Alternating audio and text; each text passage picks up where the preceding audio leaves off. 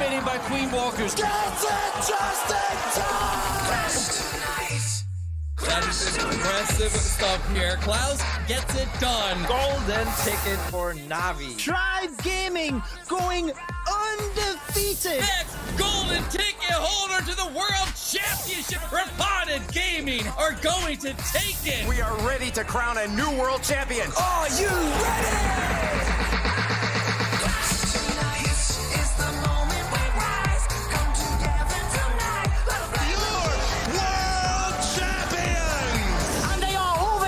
Queen Walkers, it is JX Tiger. The World Championship is claimed.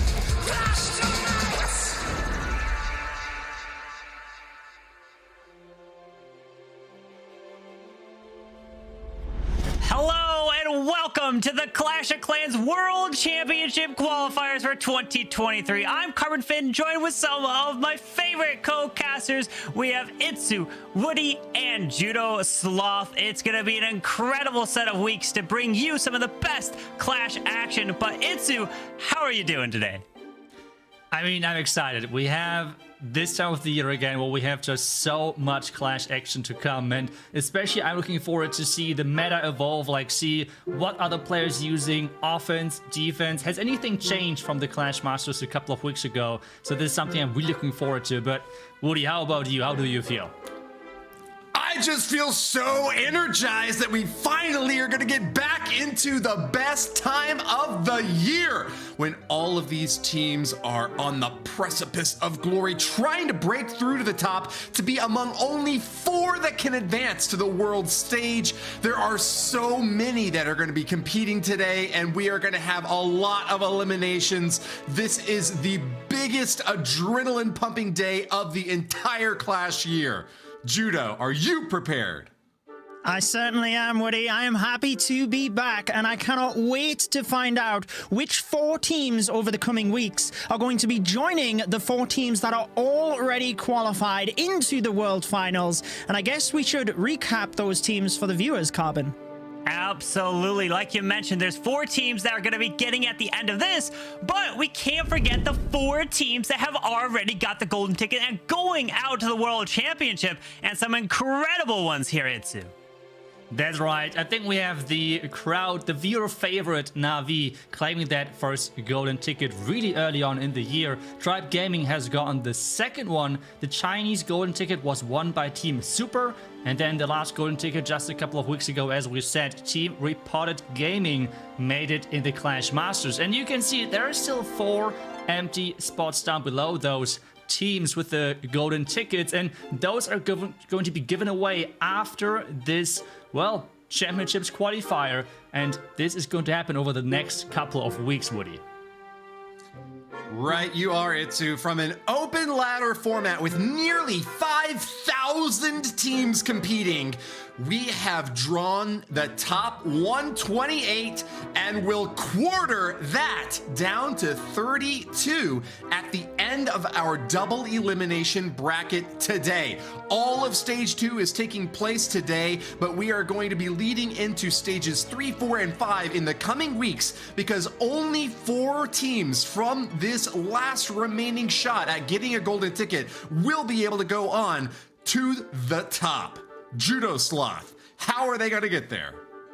Well, the qualifier format is taking place across 5 stages, which is what you just ran us through, Woody. Each of these consists of 5 versus 5 wars, where each player attacks just once. And as you mentioned, it will be only the top 4 teams who move on to face our already golden ticket teams at the championship finals, Carbon.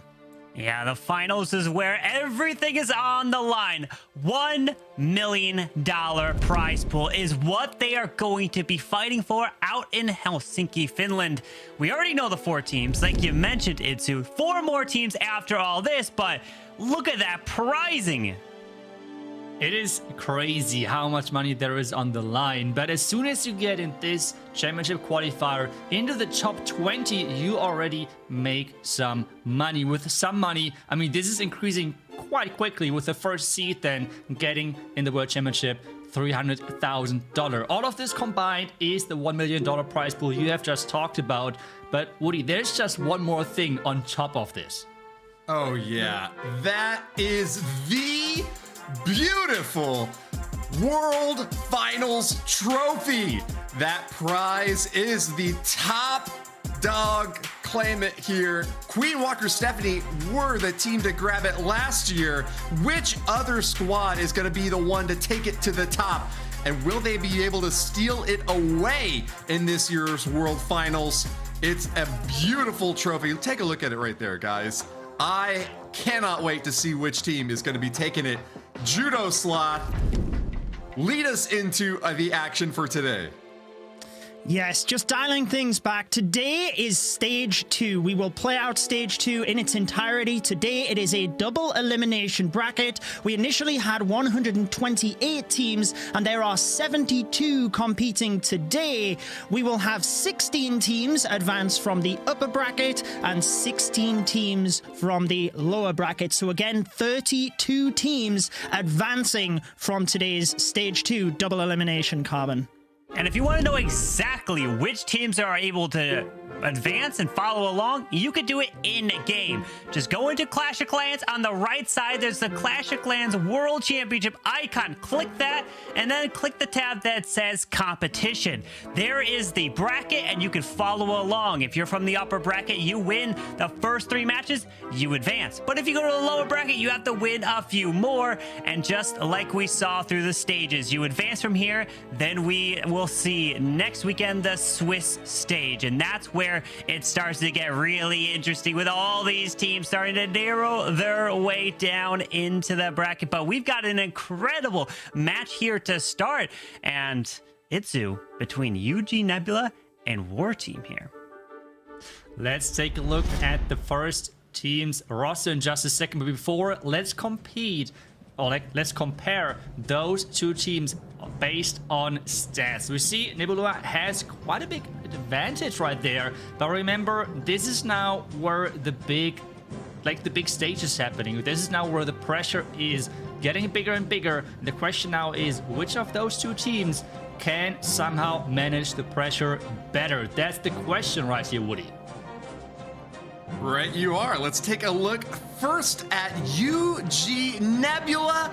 Some pretty impressive hit rates from this team's lineup. As you saw there, they've got stats that are a little bit above what we saw from War Team.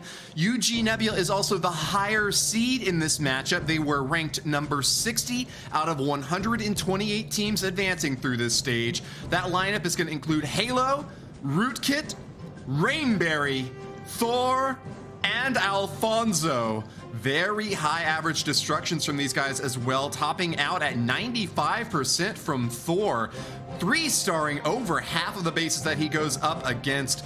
We would expect to see 13 stars at a minimum for a confident win, but will the base defenses also be able to hold up? That's another question that we're going to see very shortly as well. The meta game shifts in between the seasons, but during these high stakes competitions, that's when you really start to see a lot of innovation coming out, Judo.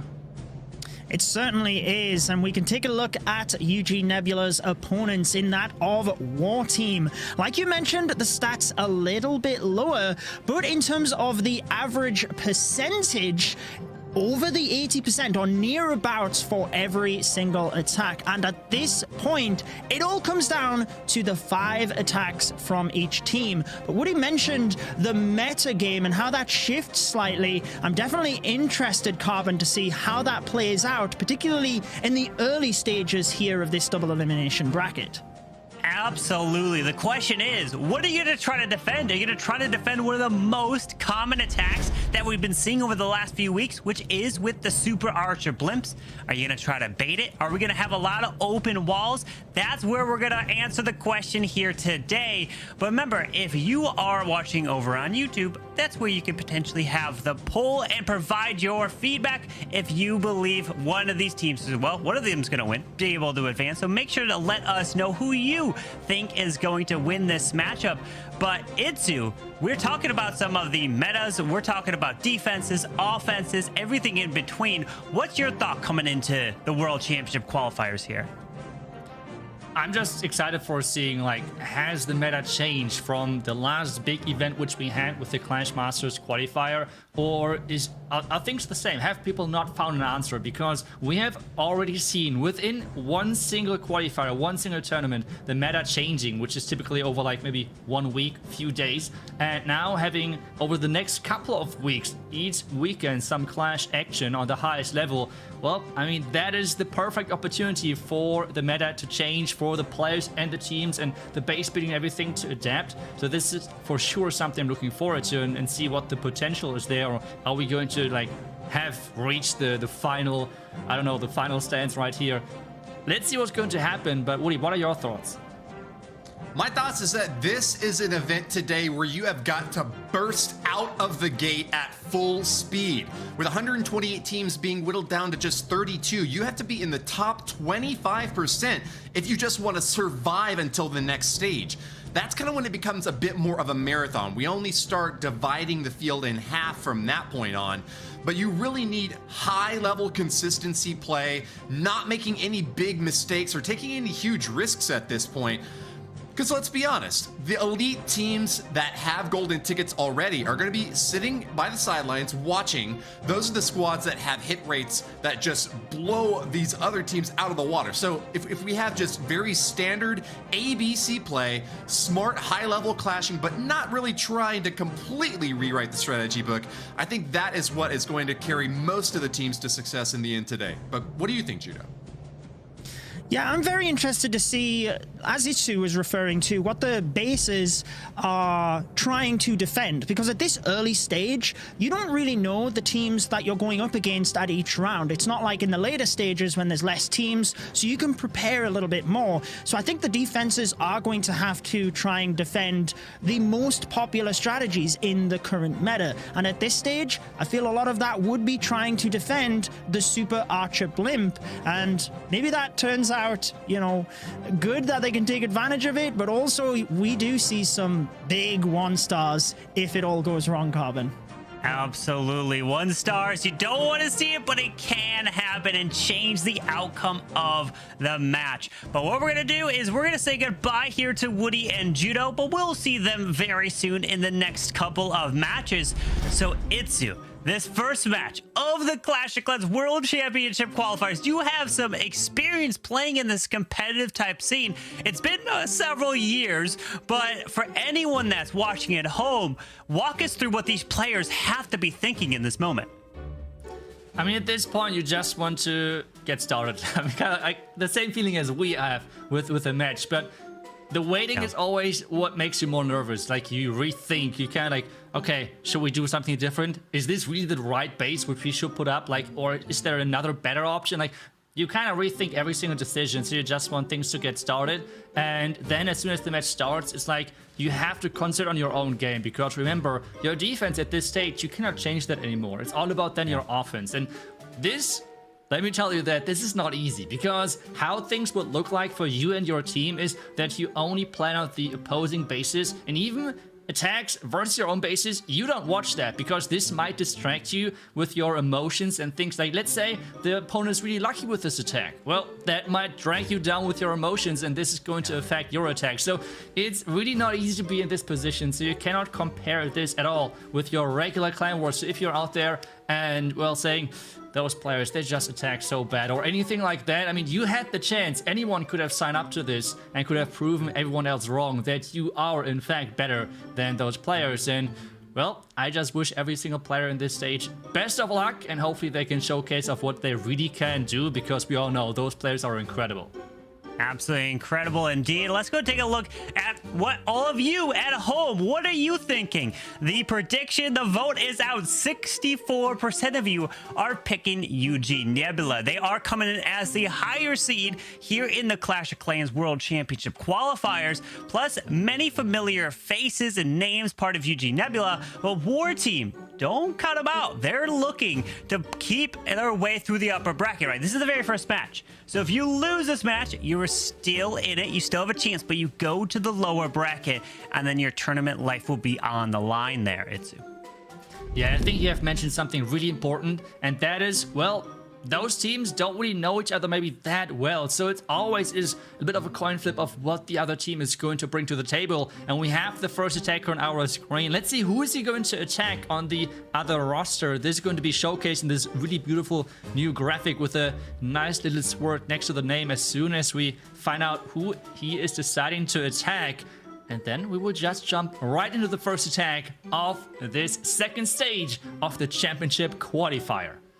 Indeed. What will the first attack will be? Will it be Super Barbarians with the Super Archer Blimp? Will it be E-Dragons? Will it be a Queen Charge? We don't know. The defenses for UG Nebula, obviously both these teams have been building their bases, making them as strong as possible, and maybe trying to have some tricks up their sleeves. I'm gonna be very, very curious, because I know sometimes in a situation like this, maybe you lay it all on the line because all the pressure. Like, for example, some secret things we've seen not too often, but was like putting bowlers in a blimp. I remember they saved that until the qualifiers, and we saw that hitting a tunnel, taking things out behind, and just mind-blowing. You don't see it all too often, but things like that your opponent may not have thought about to help take down those bases. So the first hacker is about to be underway as we get ready for this very first match. That is right indeed. We can take a look at the attack as he's going to attack Halo. And there we go. We have indeed the Super Archer Blimp as we were kind of expecting. We see the first Black Mine hitting that hound, but there seems to be no other Black Mines whatsoever. This Blimp is going to get somewhat close. There are no giant bombs. But there's an Electro Titan, but the Electro Titan is not getting close to this Carbon. There's no why this Titan can be sometimes a huge problem to those Super Archer Blimps. Absolutely, because if you use your Warden, the Warden will tend to be far away, and the Electro Titan will follow directly to the Warden, which is typically in the direct line of where those Super Archers are. But since he didn't do that, the Electro Titan didn't move. But notice, he did not grab the Monolith or that multi-target Inferno here.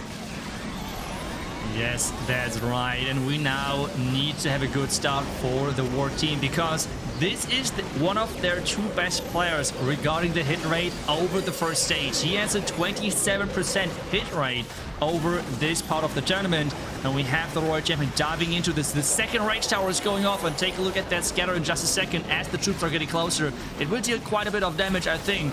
At the same time, this Ground Expo is just taking a lot of hit points off that pet, with the dragons slowly making their way against the air sweepers.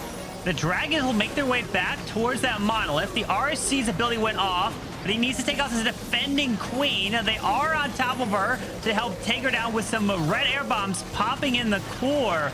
But that multi on the bottom side is still up. That queen stays up to the right side, and she will pick off the final remaining troops here for Halo's base. Yeah, and there are some more red mines. We typically always see them close to the town hall to mess up like a queen charge and things like that, to really make sure healers and other troops have no chance close by the town hall. But this one is not going to be that 3-star that we're hoping for to start things off. And we have already seen a couple of the hit rates of Nebula, and they're not too low. They're above the 50% hit rate during the first stage. So I'm expecting quite a few 3-stars from them. And having your first attacker getting only the 2-star is definitely not what they were hoping for. And, well, there's going to be 85% 2-star Carbon.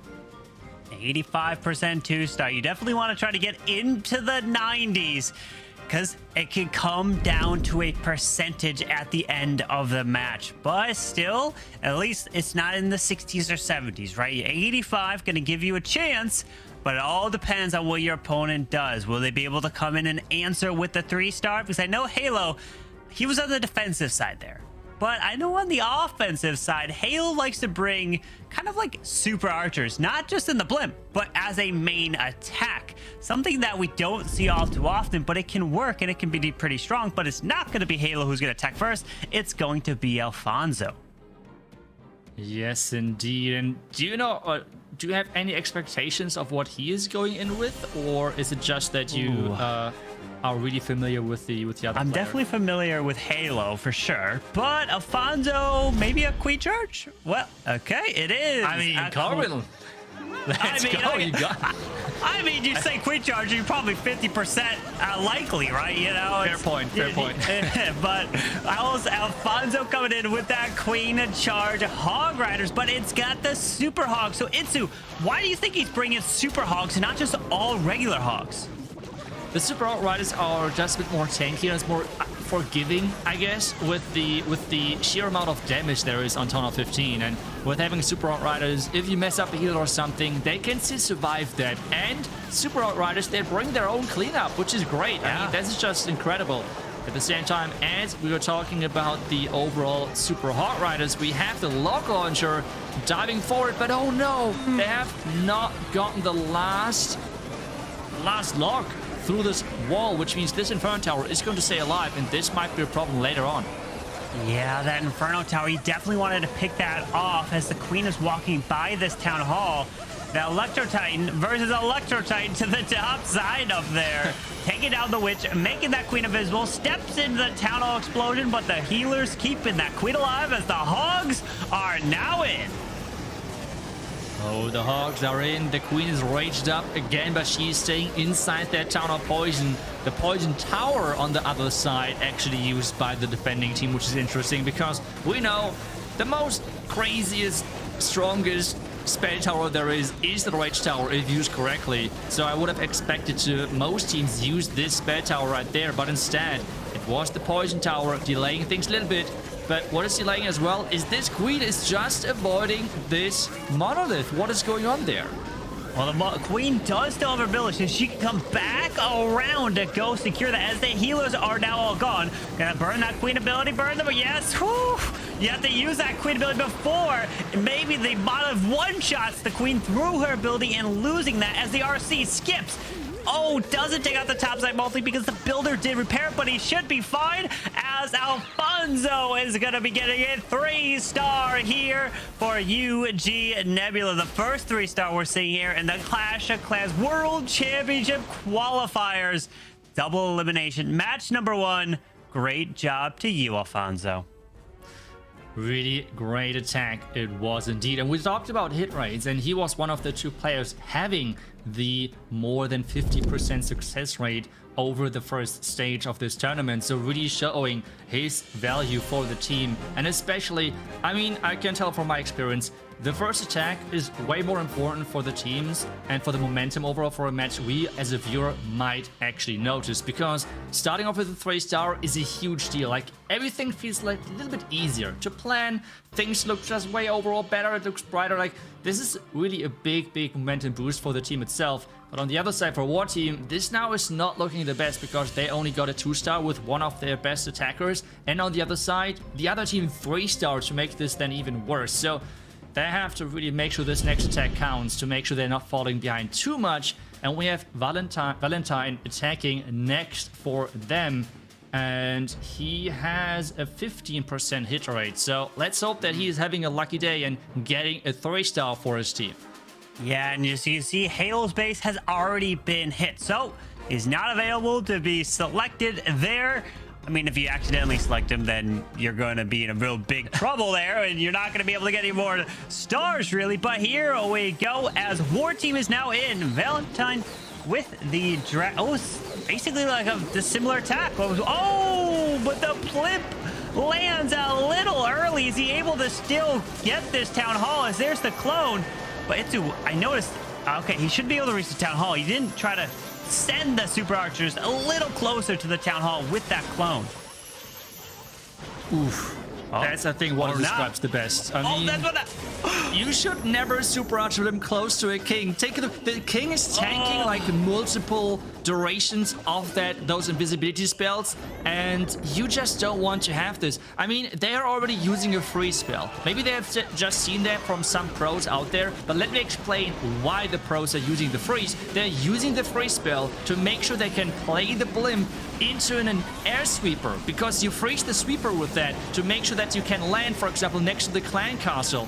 But they're just not using this as it's intended and using one of the most obvious blimps over an air defense, which is 90% of the time baited with a double black man right after.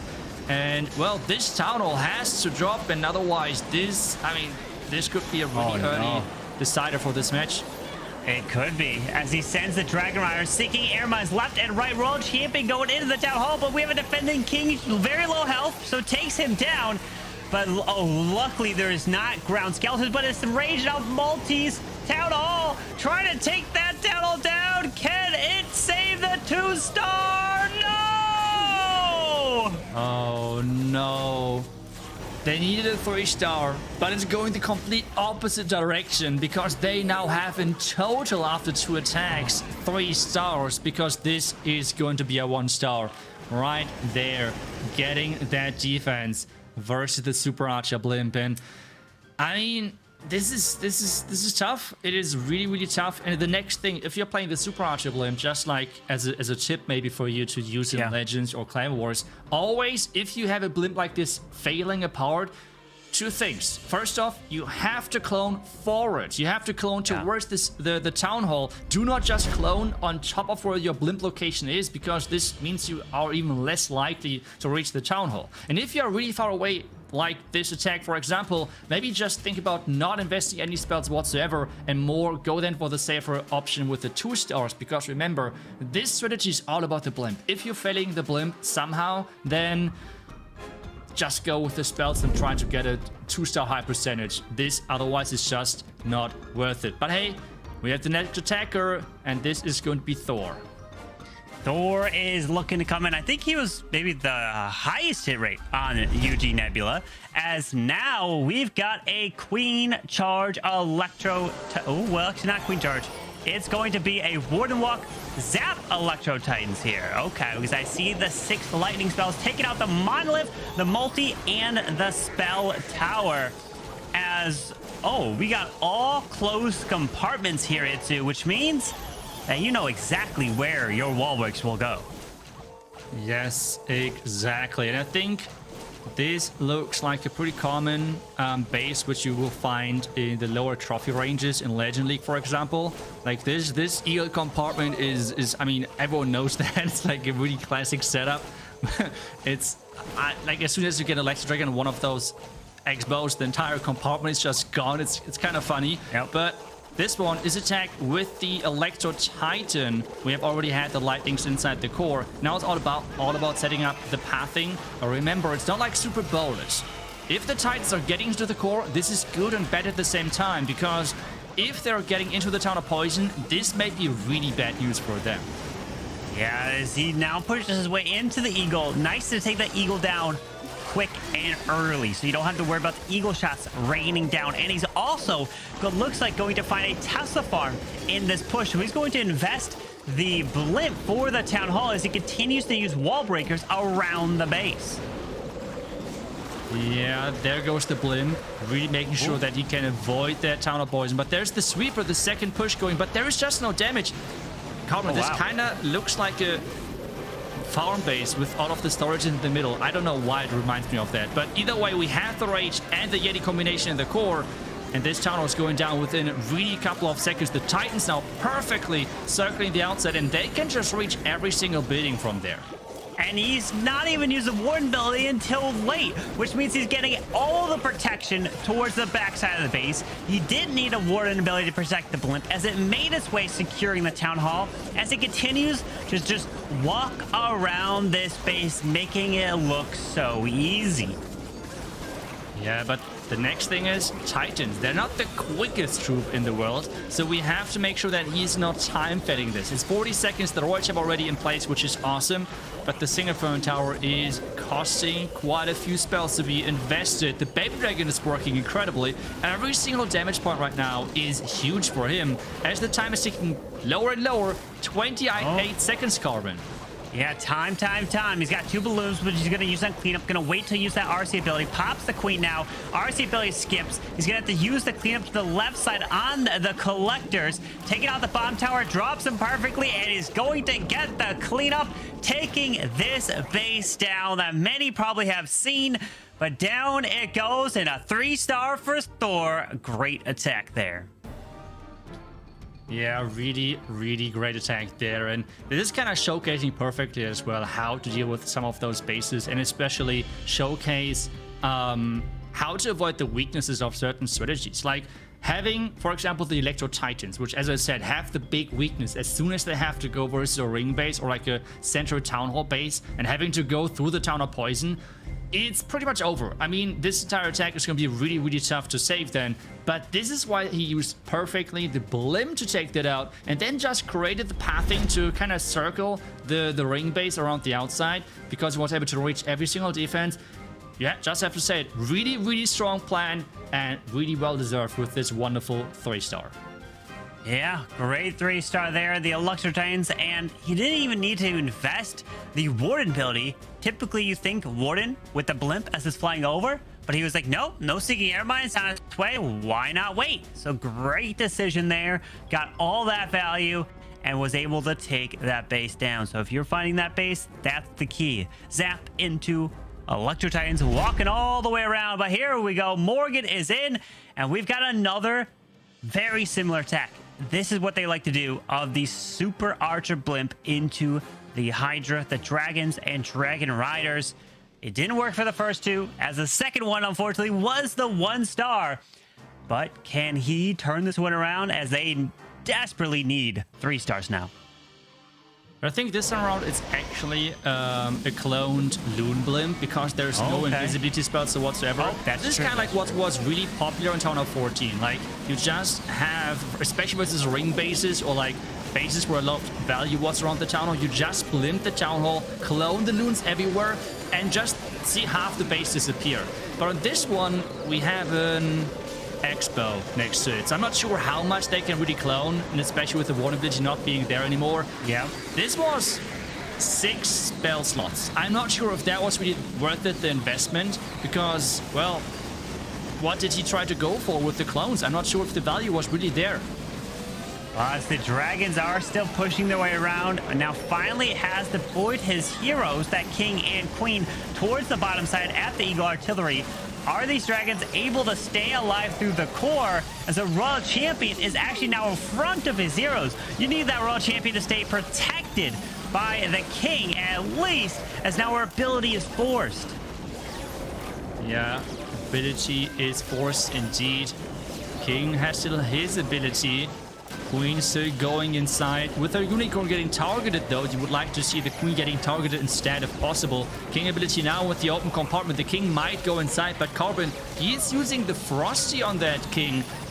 I am not sure what, like, if you're using those air attacks, what would you use on the pet combinations? Is there any preference you have?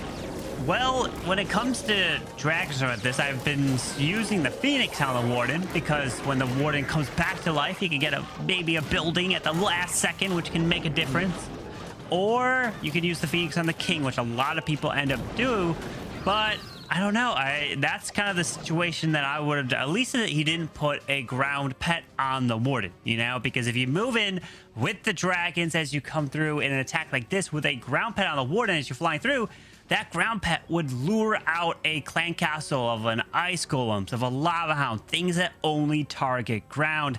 And an 80% 2-star now, unfortunately, is going to put them to 5 stars at the moment, and they are going to be down by quite a bit, especially with the back-to-back 3 stars that came in from Eugene Nebula.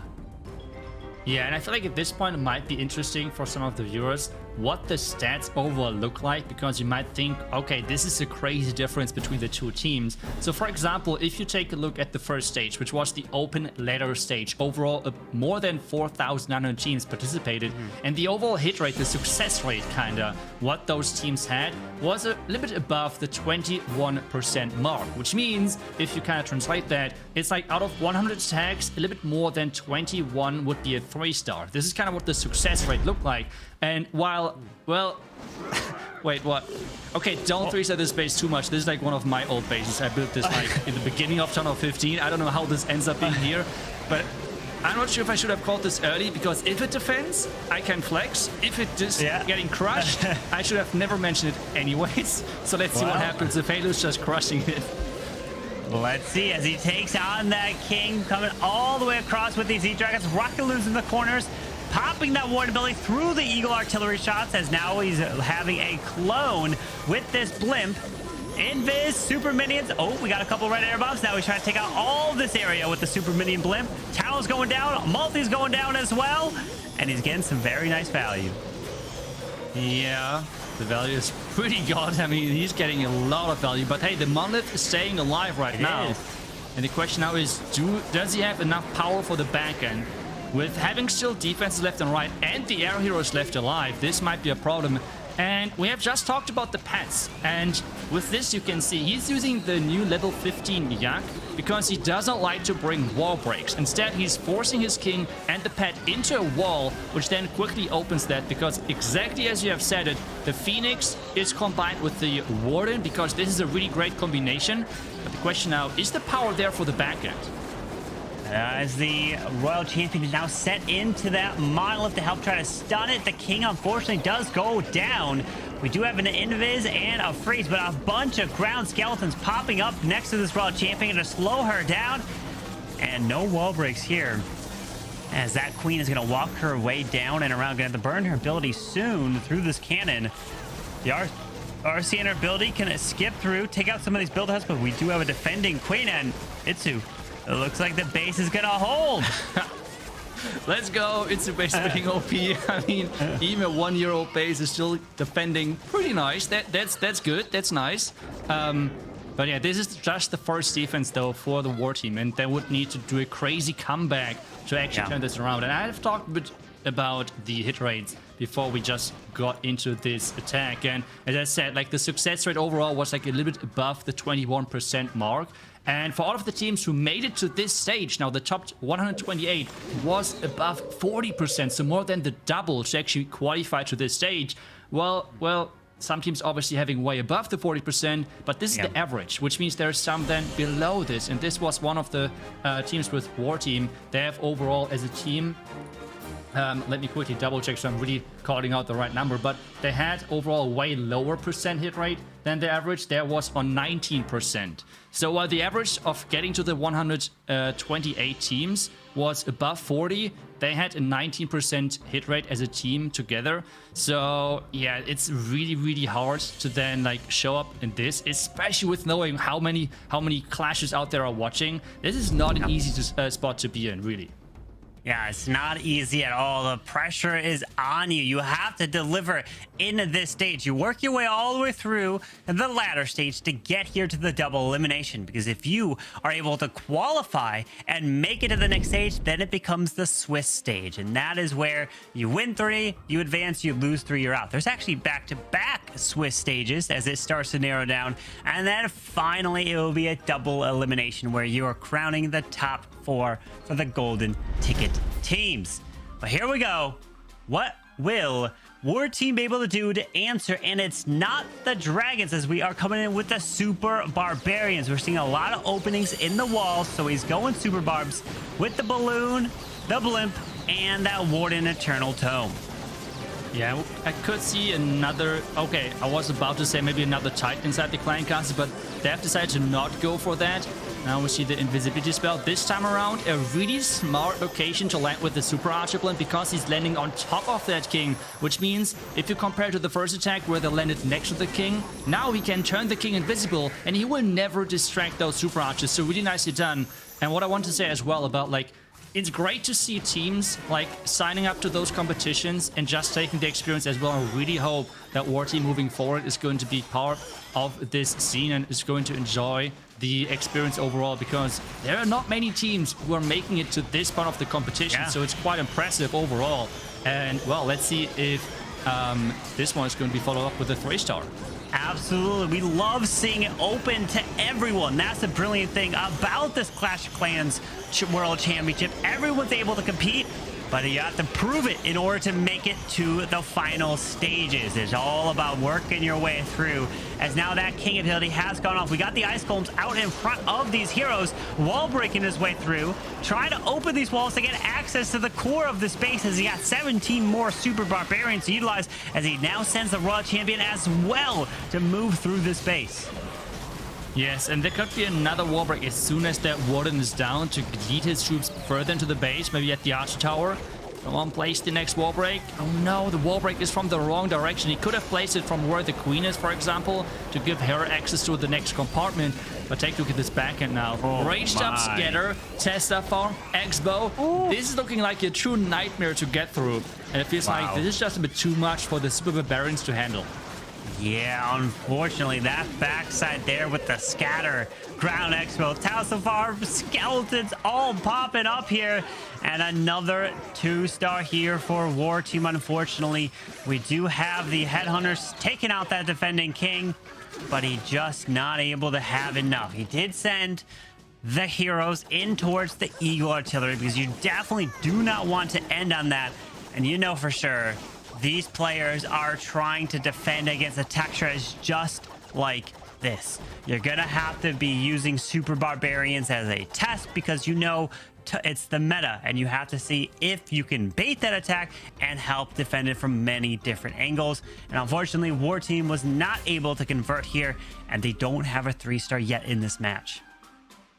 Yeah, no 3-star yet for them, but they know what the best clan castle looks like with the super archer bloom. 3 super archers, 1 super wall breaker, and 5 goblins right now is the best thing you can do if you're playing this blimp, making sure that you're getting as much value as possible. And then we have the Super Barbarians as follow-up, just as you said, which I feel like works especially versus those type of bases with those open corners, because this is how they can move into the base really freely. And, well, let's see what is now next from Eugene Nebula. Absolutely. Eugene Nebula is looking good. They're looking to just keep adding more stars, or even the 3 stars to this match to be able to try to advance in the upper bracket. If you want to see the bracket, you can at home. Just log into Clash of Clans, go to the right side of the screen. There is the Clash of Clans world icon. You click that, and then there's a tab at the top. Click the competition tab, and then right away you'll see the bracket. That's how you can stay up to date on everything that is happening. You can filter by upper bracket. You can even filter by the lower bracket, so you can see where the teams are going and know who's going to be able to advance, because there was 128 teams that need to make it, as it was lowered down to 72 that are competing here today, as those teams are narrowed down to 32, and then it's going to be starting to go in lower and lower throughout the upcoming stages. But Rootkit is coming in with a Skelly Bat Donut with the Hog Riders. I'm trying to see, did he remove the town hall? No, okay. You know, because he does it sometimes, uses bat spells to remove a town hall, then recall it. It's not a meta attack, it's a very hard attack, but he did successfully take down the defending clan castle. Yeah, already getting great value with those spells early on. The queen now has to follow this golem along to get into that base, into that town hall. And then we see on the right side with the flanger really nicely getting a ton of value already on that scatter. And take a look at that, with the splash already hitting onto the cannon and onto the arch tower. This flanger should get incredible value. And this is like the big thing, like this siege machine on its own, if you can enable that as a player in this competition, this is such a big deal, because this can just work non-stop. You don't have to concentrate on it too much, and it's just going to take down half of the base. And then we have, as the heroes have taken down the town hall, the king is up at the top. We have now the Hog Riders swarming that base, but not all of them, Corbin. Yeah, he's saving 16 for the backside of the space, sprinkling them around as the hogs are coming through, dropping a skeleton spell to distract the single target infernos and that monolith, as the royal champion is now moving with these hogs, and it's looking good as he's not invested a heal. As he's continuing his way through, he's kind of landing or leaving the Eagle Artillery for the very end, but it's looking like it's not going to matter, as the RC now peels off to the Eagle Artillery with 2 more freezes. But what I'm noticing here, iTzu, is they're not taking really heal spells for these hog attacks. Is there a reason why they're deciding not to bring a heal spell? I feel like the heal spell on Tower 15 is just not strong enough anymore a lot of times, so it's just not... It cannot keep up with how much damage there is in a base, and this is why you just instead then try to spread out your hogs, as Rootkit perfectly showcased, to avoid the splash a bit better, and then instead just rage your Hog Riders up during the Warden ability, since the Warden ability on Tower 15 just lasts forever, it feels like. And with this combination, you can just get rid of way more defenses than using a heal spell instead, and losing Hogs Rider even through the heal spell. For example, we're on other town level, like town level 10, 11 back then, you could heal troops and they are pretty much invincible. They're staying alive through whatever damage there is. This is not the case anymore on Tower 15. The damage is a little bit higher, and because of that, this is why the spell usage has changed for those ground attacks. Yeah, that defensive rage spell plays a huge impact in that decision. You rage up a scatter, you rage up an Eagle Artillery, you're almost getting one-shotted from that damage. So the Warden ability is critical. You have to time it perfectly in order to get all that value. But what a lot of people are not realizing is when they're sending in those hogs or sending in those troops, try to pair in headhunters, right? You want headhunters paired in, moving through. When you pop that Warden ability, it can go straight for those defensive heroes. As now we've got War Team trying to get at least one triple. Can they do it with Super Barbarians and is taking in the Stone Slammer, but he's getting pushed back by that sweeper. Oh no. I mean, he's cloning forward. This is something we have talked about earlier, which we have criticized, so he's nicely doing that. But still, it feels like this blimp was not meant to open right there. It does not go to plan whatsoever. And at this point, I would just say, save the spells. And that's exactly what he does. So really smart decision right there. Knowing, okay, he has tried to get as much as possible. And then now he's trying, he has to somewhat try to save this, get at least another second star on the board. But it's not going to be easy. Take a look at another Rage Tower close by to the Town Hall. It's going to rage up the Expos, the Town Hall, and the Multi-Fern Tower. This is going to be a lot of damage, but at least he has the Warden ability still left to use. Yeah, the Warden ability is going to have to be critical to help protect all these heroes as they are making their way towards this Town Hall, as the King is backtracking to that Queen, then going back now to the Town Hall compartment. No, then going back to the right side. He doesn't know where he wants to go as everything is avoiding the Town Hall compartment now. Oh no, things are going from bad to worse for them. This is really unfortunate. The Tornado Trap catching that King and the troops inside of it. Wall breaks are keep going through. Queen ability has been used. King ability now as well. Might be able to use the Warden ability to save the Barbarians. That's exactly what he did. Nice usage of that Warden ability, but with 9 Super Barbarians, I just don't... Maybe he could send all of them onto the Expo and turn the Expo and the Gold Storage invisible so they go for the Town Hall. But even then, I'm not sure if that is enough. And it feels like this is going to be another 1-star for them, unfortunately. Yeah, unfortunate 1-star here, as Rootkit's base is going to hold that Town Hall stage, but sending that Stone Slammer into where a sweeper is pointing, you have to freeze early because that sweeper can get the shot off. You don't think about the time it takes for when you actually hit that spell. It takes just a fraction of a second to move and fall down on that map, and that's all it takes from the time that spell is falling, because there's that animation, right? The spell has to fall down, then land and freeze. During that time, the sweeper can get that shot off, so you have to actually time it just a little bit earlier, and that goes for the same thing for the invis. Even though it lasts 4.5 seconds, you can't drop the invis spell at 4.5 seconds. You have to drop it earlier than that, so when the spell lands, it keeps your troops invisible, keeps them protected. It's the small details that make the difference in all these matches that you have to start to realize, which will play an impact in all your attacks. Yes, and at this point, the match obviously already being over, but remember, all of those teams have a second chance in the lower bracket, and all the best there for War Team. I think it's just great to see new teams on this scene as well, and just remember, there is a lot of pressure on the line if you have to think about that. So many people are watching, so I really want to make sure that no one is going too hard about them and absolutely like how the attacks went, because things can go just so easy the wrong way on turn 15. It's really unforgiving, and at the same time now, though, we wish Rainberry best of luck because there is only one open base left, and he's in with the last attack of the match. And let me point this out. I'm in the game right now. I'm in the tournament hub. I'm looking at the competition tab, and if you look at the bracket, who does UG Nebula play next? Well, they are going to be playing on no other than Strut. Yes, a team that played in the World Championship last year is going to be who UG Nebula takes on next in the second round. So good luck to them. That is going to be a very difficult match. But we'll see Rainberry as he's going to try to bring 33 Hog Riders as the Blizzard does successfully take that Town Hall down.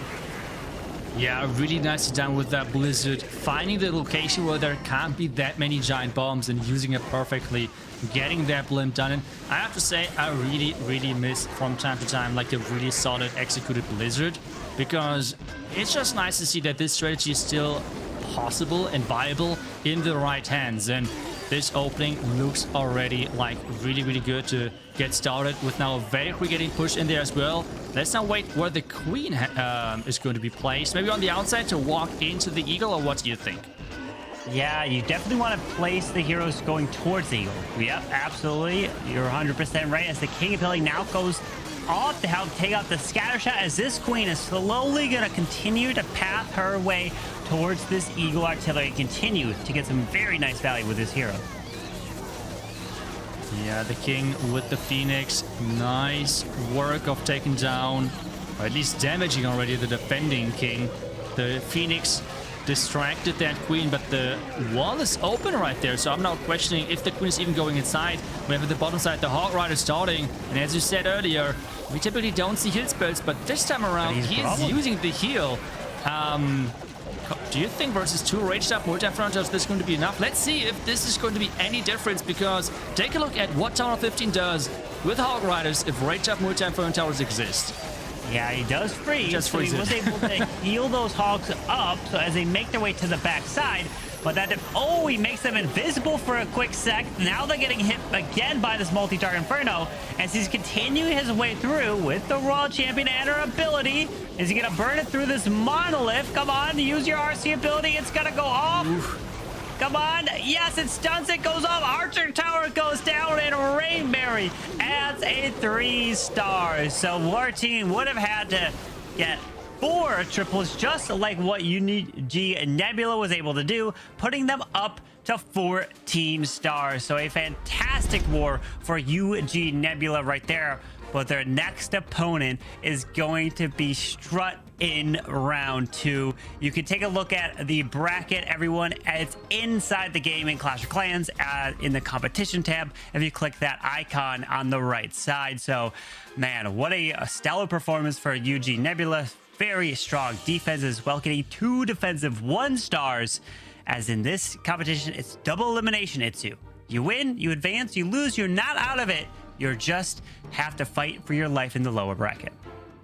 Yeah, that's right. So there is the chance of messing up once, and after that you can just try to come back from that. It's not easy, but it's for sure something those teams can try to go for. And this last attack was really nicely done, really good usage of those spells overall, and really nicely showcased of, like, first off, early warning ability into the heal, and then into, like, just non-stop freezing the back end multi-inferno tower, which was raged up. And you have seen over the short amount of time where troops were not invisible or the inferno tower was frozen, those Outriders, they went down quite quickly. But otherwise, overall, an incredible attack, really incredible performance from the entire team over this match. And, well, the next opponent, as you already said, it is not going to get any easier over the next couple of weeks, depending on how far they will get in this championship qualifier.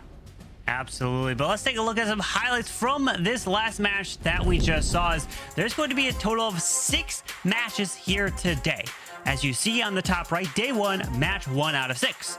We have 5 more to go, which will determine all the teams that will be advancing to the next stage, which is the Swiss bracket. Not tomorrow, but next weekend. As Alfonso coming in with a brilliant 3-star, and 3 others as well coming in with 3 stars. As the defensive side here for Alfonso stepped up, stopping that blimp very, very early. And unfortunately, like you talked about, iTzu, before, not dropping that clone spell closer to the town hall, because the clone spell, how it works is wherever you drop the clone, it will spawn the troops towards the middle of the clone. So if you barely clip your troops with a clone spell on the edge, it will throw them to wherever the center of the clone spell is. So that's why you want to try to get the clone spell as close as possible, but also clipping your super archers to get that value. And then Thor coming in with a brilliant Electro Titan attack.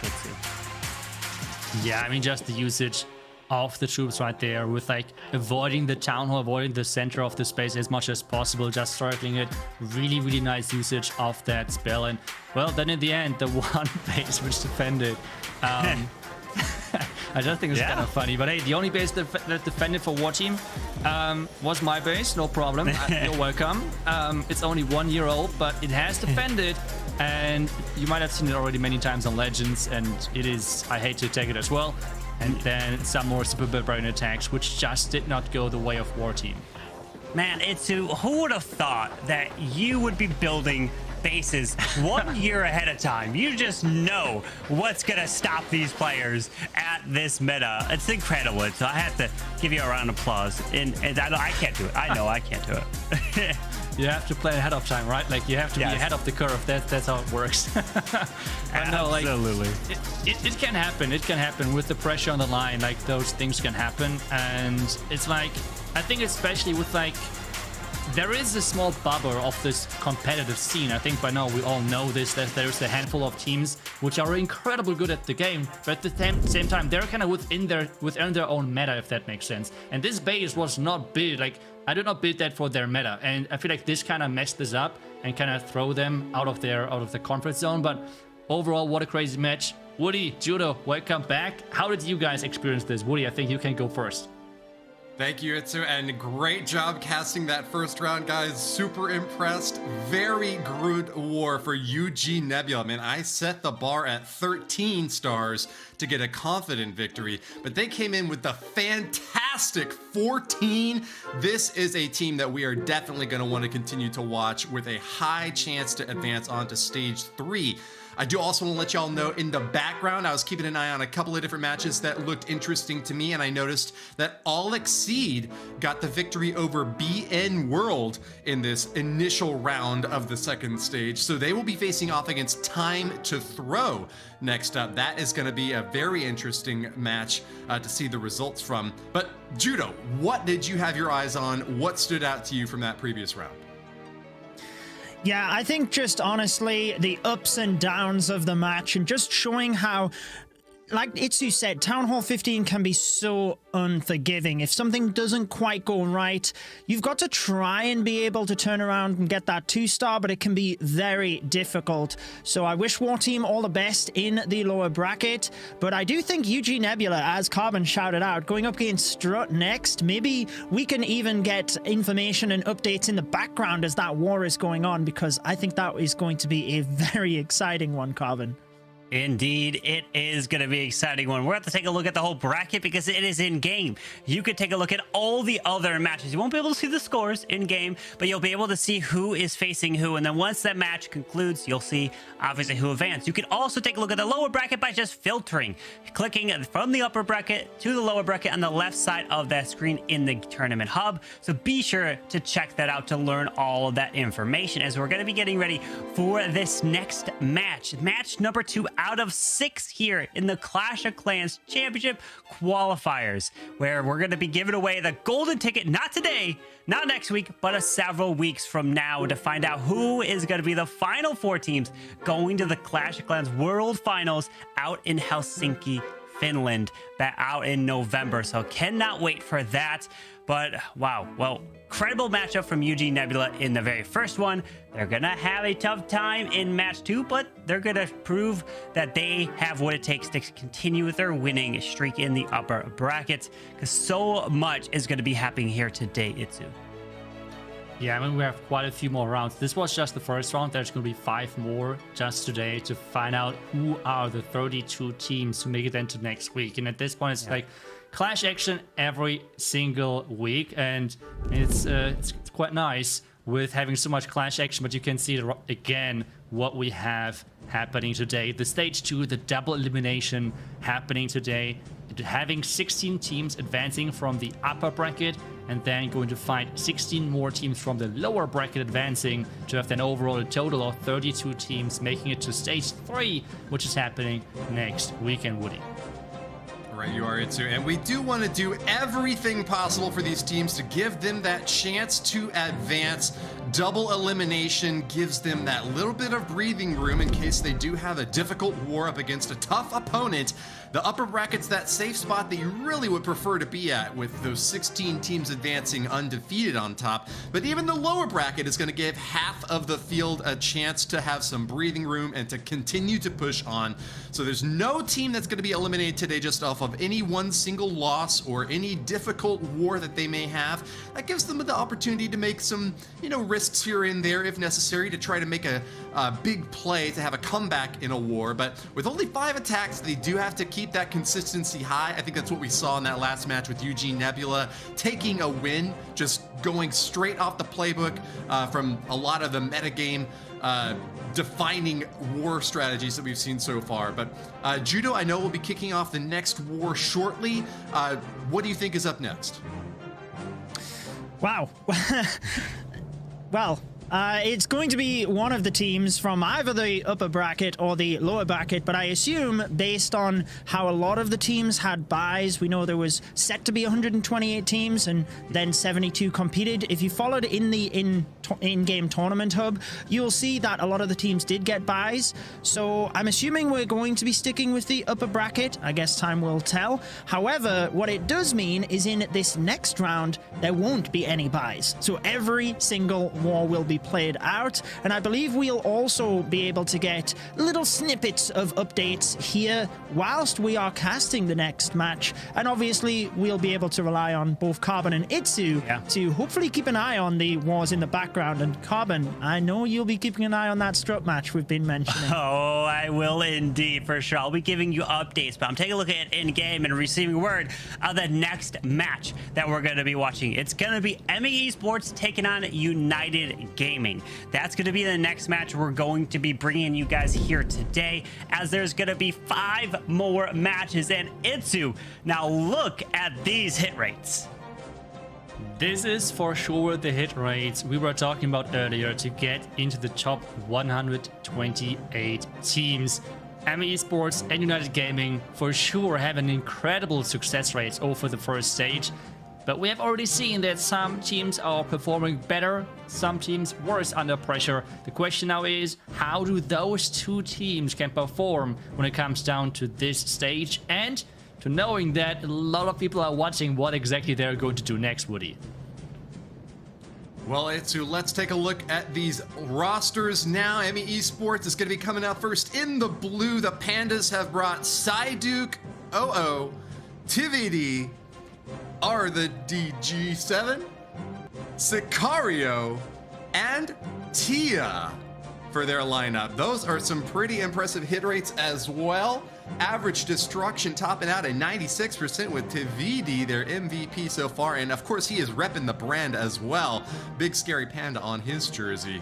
Esports is going to be facing off against another team from United Gaming. We just saw them pick up a win with their Nebula lineup, but this is the main team. What an impressive showing we have here, Judo. Absolutely, some familiar faces with Fluxy, Stana, Agent 33, Aquiles, and Banal. Look at the hit rates of many of those players. Every single one of them into the average of 90% plus. That is amazing. And Banal, even with a close to 80% 3-star hit rate within the ladder stage of the qualifiers. So they are just impressive stats, to say the least. I'm actually blown away looking at them, Carbon. I'm blown away indeed, but what we do need is your help. All of you at home, make sure to get your vote out who you think is going to win this match. Do you think it's gonna be Esports or is it gonna be United Gaming? Make sure to let us know, and we'll bring up the result in just a little bit after we tally that. But between us casters, I am curious who you guys are thinking is going to maybe win this match. We'll start with you, iTzu. What you thinking? Okay.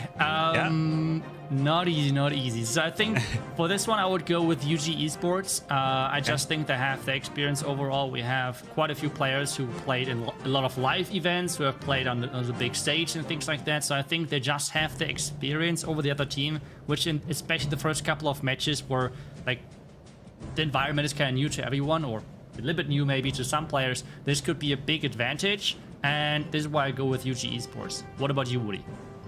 Yeah, I definitely would have to call Emmy the underdog here. I think United Gaming is going to be energized by that win from Nebula. And if you look at that roster, I mean, this is just a super team of hardcore killers.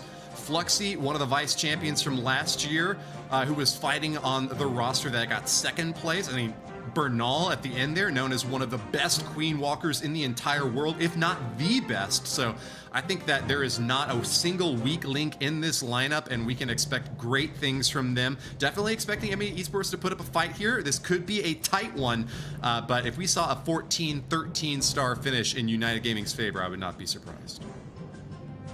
Yeah, I would have to agree. I think it will be a tight war, but I'm just personally a lot more familiar with the players on UG Esports, and I also think they have a lot more experience as well. And once you get into this stage where it's live broadcast, that really does come into play.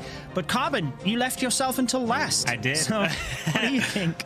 Oh, it looks like it's going to be a clean sweep from us casters, all picking United Gaming. So, what does that mean? I'm going to be curious of what all of you at home are selecting, because we have seen United Gaming, some of these players have World Championship experience. Not just playing experience in a stage like this online, maybe with a webcam, but playing in person with the lights on, having to walk out on stage, right? All that stuff is what these players are trying to compete for and play and try to earn their spot in getting a golden ticket. So all of us here, the casters, selecting United Gaming to potentially win this match, but you know, it could go either way. I'm really curious of what all of you at home are selecting.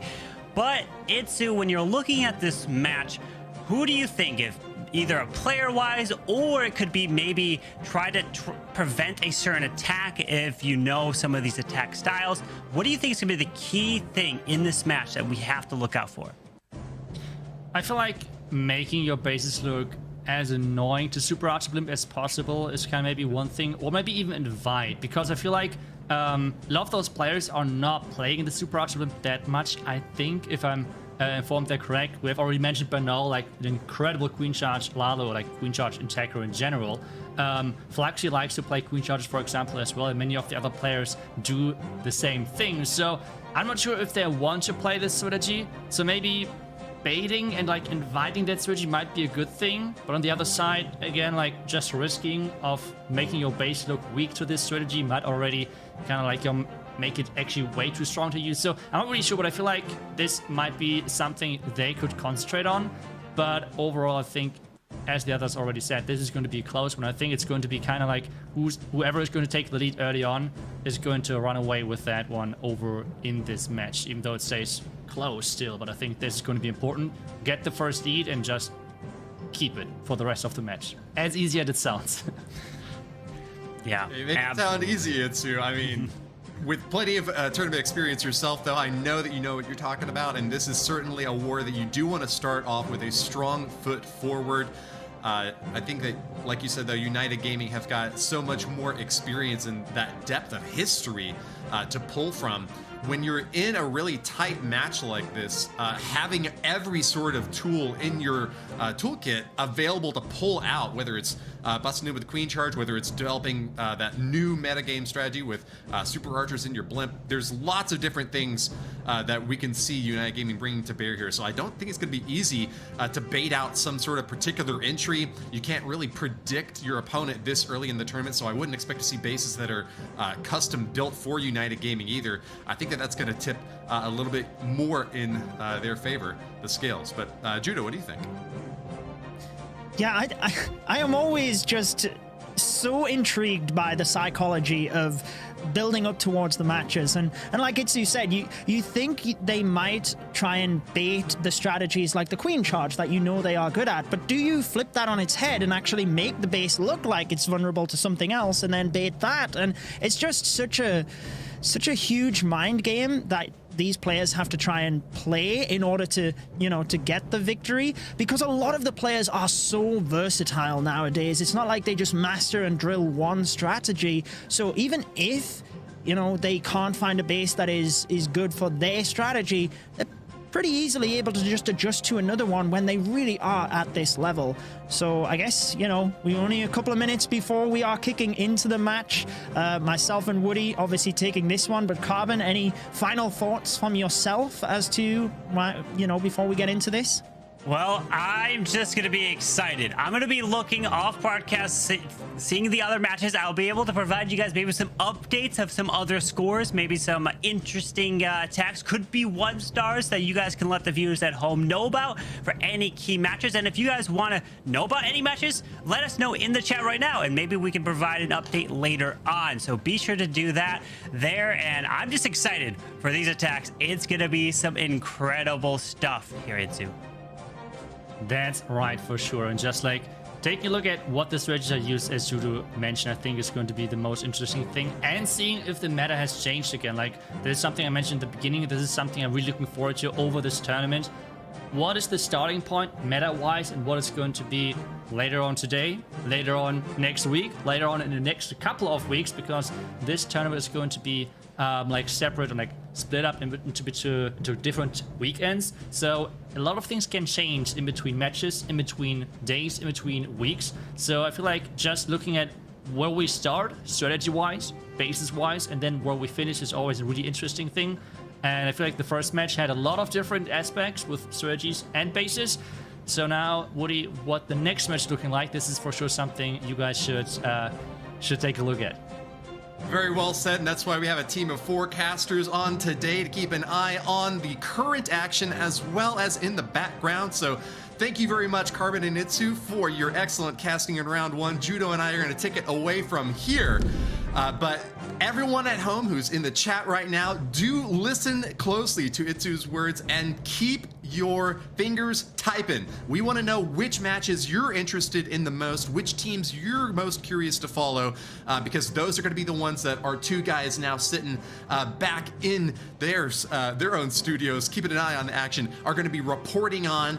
We'll also try to keep those scores running along the bottom side of the screen too. But Judo and I are going to be fully focused on this next war that is going to be starting very, very shortly with United Gaming and ME Esports. We do have the results of the chat poll to report now, and it looks like you guys are in agreement with the caster panel here. 70% of respondents tipped United Gaming in the favor of taking this upcoming match against ME Esports, which had a solid and respectable, but definitely underdog finish at 30%. Judo, what is your takeaway from that poll? I think it's probably to be expected, to be honest, based on what I said before. The players on the United Gaming squad have a lot more experience, but also they've got a lot more visibility. So the viewers have likely seen a lot more of their matches. A lot of the players, you know, as iTzu referenced, have been on that big stage in the World Finals. So it's not surprising to me that the vote would be on that side. However, what that does mean is the higher you get and the more expected you are to win, you do have more pressure on your shoulders as well, because you know that everybody expects you to win. So it's always just that case of, can they hold it together? But like I said, they have certainly had a lot of experience, and it is Agent 33 who is going to be attacking first. He's one player that I have seen using the hybrid, the miners and hog riders, still in the current meta to great success, Woody. So we'll have to see whether that is what he chooses to use in this first attack. But honestly, I'm just excited to get into this now. As am I. He'll be selecting his first defender from this lineup by Emmy. And it looks like as we jump into the action, it's going to be Tividi. Agent 33 is bringing in the Electro Titans, but it's going to be starting with a Warden walkout here on the right side corner. We're going to be going in for a big, heavy ground-based attack and setting up an initial shot. No! What the? Early pop of the Warden ability? He just took way too much damage there instantly. Wasn't expecting it. Put that rage spell in, but it was just too slow. Oh, wow. This is huge moving through. Particularly, you can see the rage tower in the center. He is using the lightning spells to take out an expo and multi. So that is going to be a little bit helpful, but certainly towards the back end of the base where that is, you know, likely he wanted to use that ability. Can he push through the town hall? Can he still make the 3-star happen? We've seen it before. Can we see it again, Woody?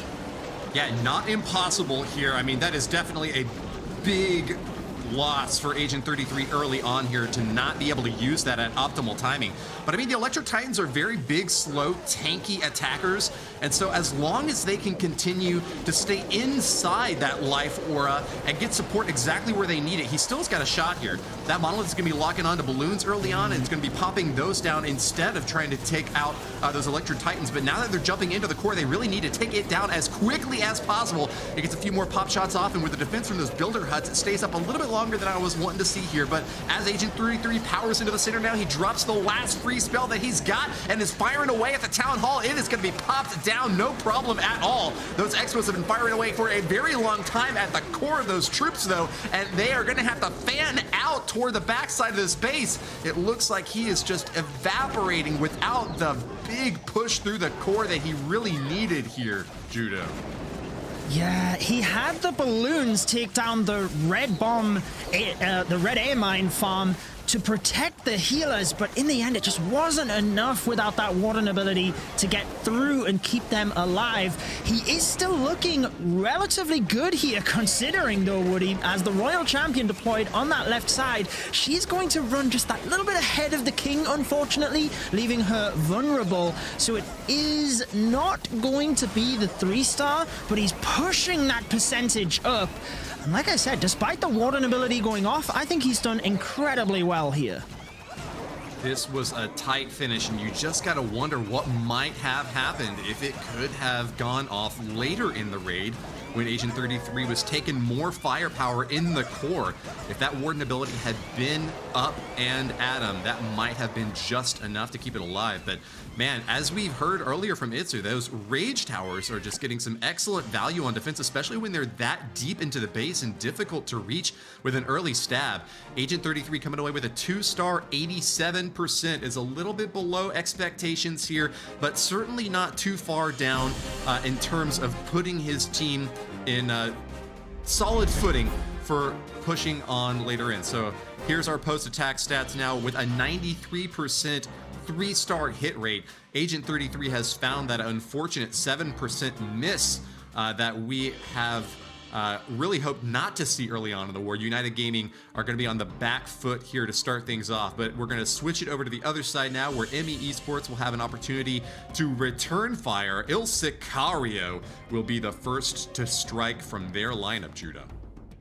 Yes, and who is he going to pick? Interesting here, knowing that that first attack was not the 3-star, but they will have just been focusing on their own attacks and prepping, right? Like the first attacker in has the least amount of time to plan, so I'm sure they weren't really watching that first matchup, and it is a very similar approach and another box style base. So the Warden ability, sorry.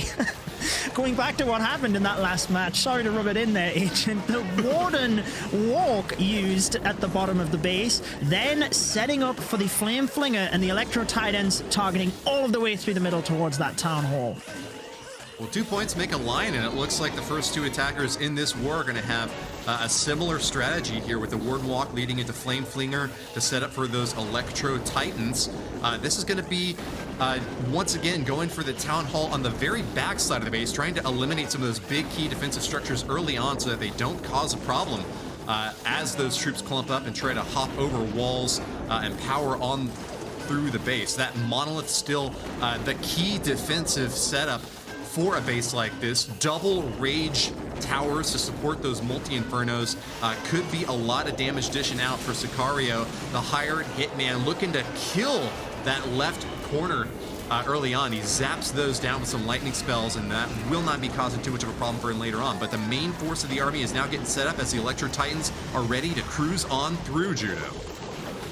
Yeah, I was just going to say it. He was obviously setting up his pathing very early on there, and with the wall breaker and the funnel set over by the 10 o'clock area, he's looking to push the Titans all of the way through the base and have the King just swipe in from that left-hand side to reinforce by the Town Hall. But so far, he's taking a lot of damage early on here, and his Electro Titans are splitting up, which means he's not getting the best healing from his healers, obviously. Also lost that Flame Flinger over on the bottom right side, a little bit earlier than I was hoping to see. Enemy Archer Queen got the defensive engagement there and will protect. It looked like that Warden ability also missed a couple of those Electro Titans. So as that big Giga Bomb goes off and the poison starts ticking away at them, that's going to be a couple of them getting lower on the hit point total. That is going to be a lot of damage being dished out from the core now as Ground Expos, a Scatter Shot, and Multi-Target Inferno are all firing away on all cylinders. Il Sicario has just now run out of steam again as he tries to make it to the backside of this phase. With 2 stars to his name, he needs to push above that 87% if he wants to keep ME Esports ahead of the competition. I'm surprised he's holding on to that Royal Champion so long. I guess he's just waiting for the Rage Tower to expire. You've seen the damage as soon as it popped. The multi-target Inferno wiping out all of those Electro Titans and healers. But now with the Royal Champion, there is just so much on the back end of the base in order to try and take down. Pushing close towards the percentage of Agent, but it's not going to reach there. So a slight lead to United Gaming after the first attack. All's fair so far in the first opening round. 2 stars apiece, but a 6% damage advantage now for United Gaming. And Agent 33's attack is looking to hold up in the first round of play.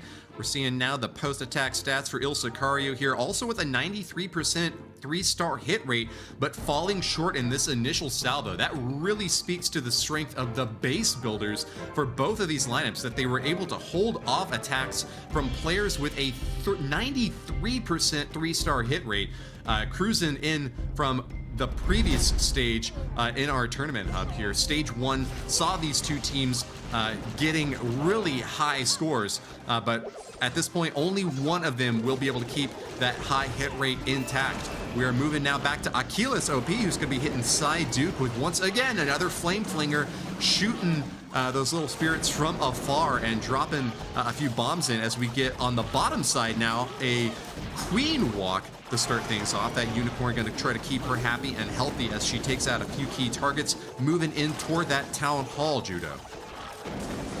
Yes, trying to get the maximum Flame Flinger value. You can see the Queen using the invisibility spell to assure she goes to the left. Sending that Wall Breaker early on, it got a little bit further than he anticipated, so the corner wall hadn't quite broken up, but a nice use of the invisibility to redirect her to the right place. She's taking a lot of damage there with the Rage Tower.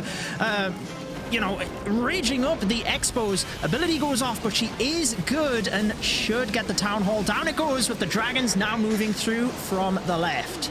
Looked like a little bit of a misplacement for me by that freeze spell Achilles dropped. It looked like he was trying to grab those CC troops, but still had that ability forced because he, I think, missed most of them and wound up taking a lot of damage on the Queen. The Master Axe are going to be starting off now, though. They do not like to have to face off against those raged up Inferno Towers, but it looks like with the Rage Towers down, it's just going to be regular Inferno damage against them. Boom. One more big Rage Tower does get activated on the other end, though, and he needs to focus down that multi-target Inferno as quick as possible. Eternal Tome does get a little bit of protection in here, but it is now worn off, and with the Rocket Loons popping out of the CC, now they're going to be taking a stab up toward the top as well, trying their best to support. But wow, Judo, this core is just red hot and has just melted all of these dragons. Yeah, he really just wants the Eagle and the multi there from the Dragons. Down it goes. Then he has the King and RC on the back end of the base, but with the Expos as well, and the Queen now going down, she's going to be a little bit too far as you see the Clan Castle, unfortunately not going down from the Dragons. That's why he was holding on to the Barbarian King and Royal Champion, so as not to lure that defending Lava Hound as it is.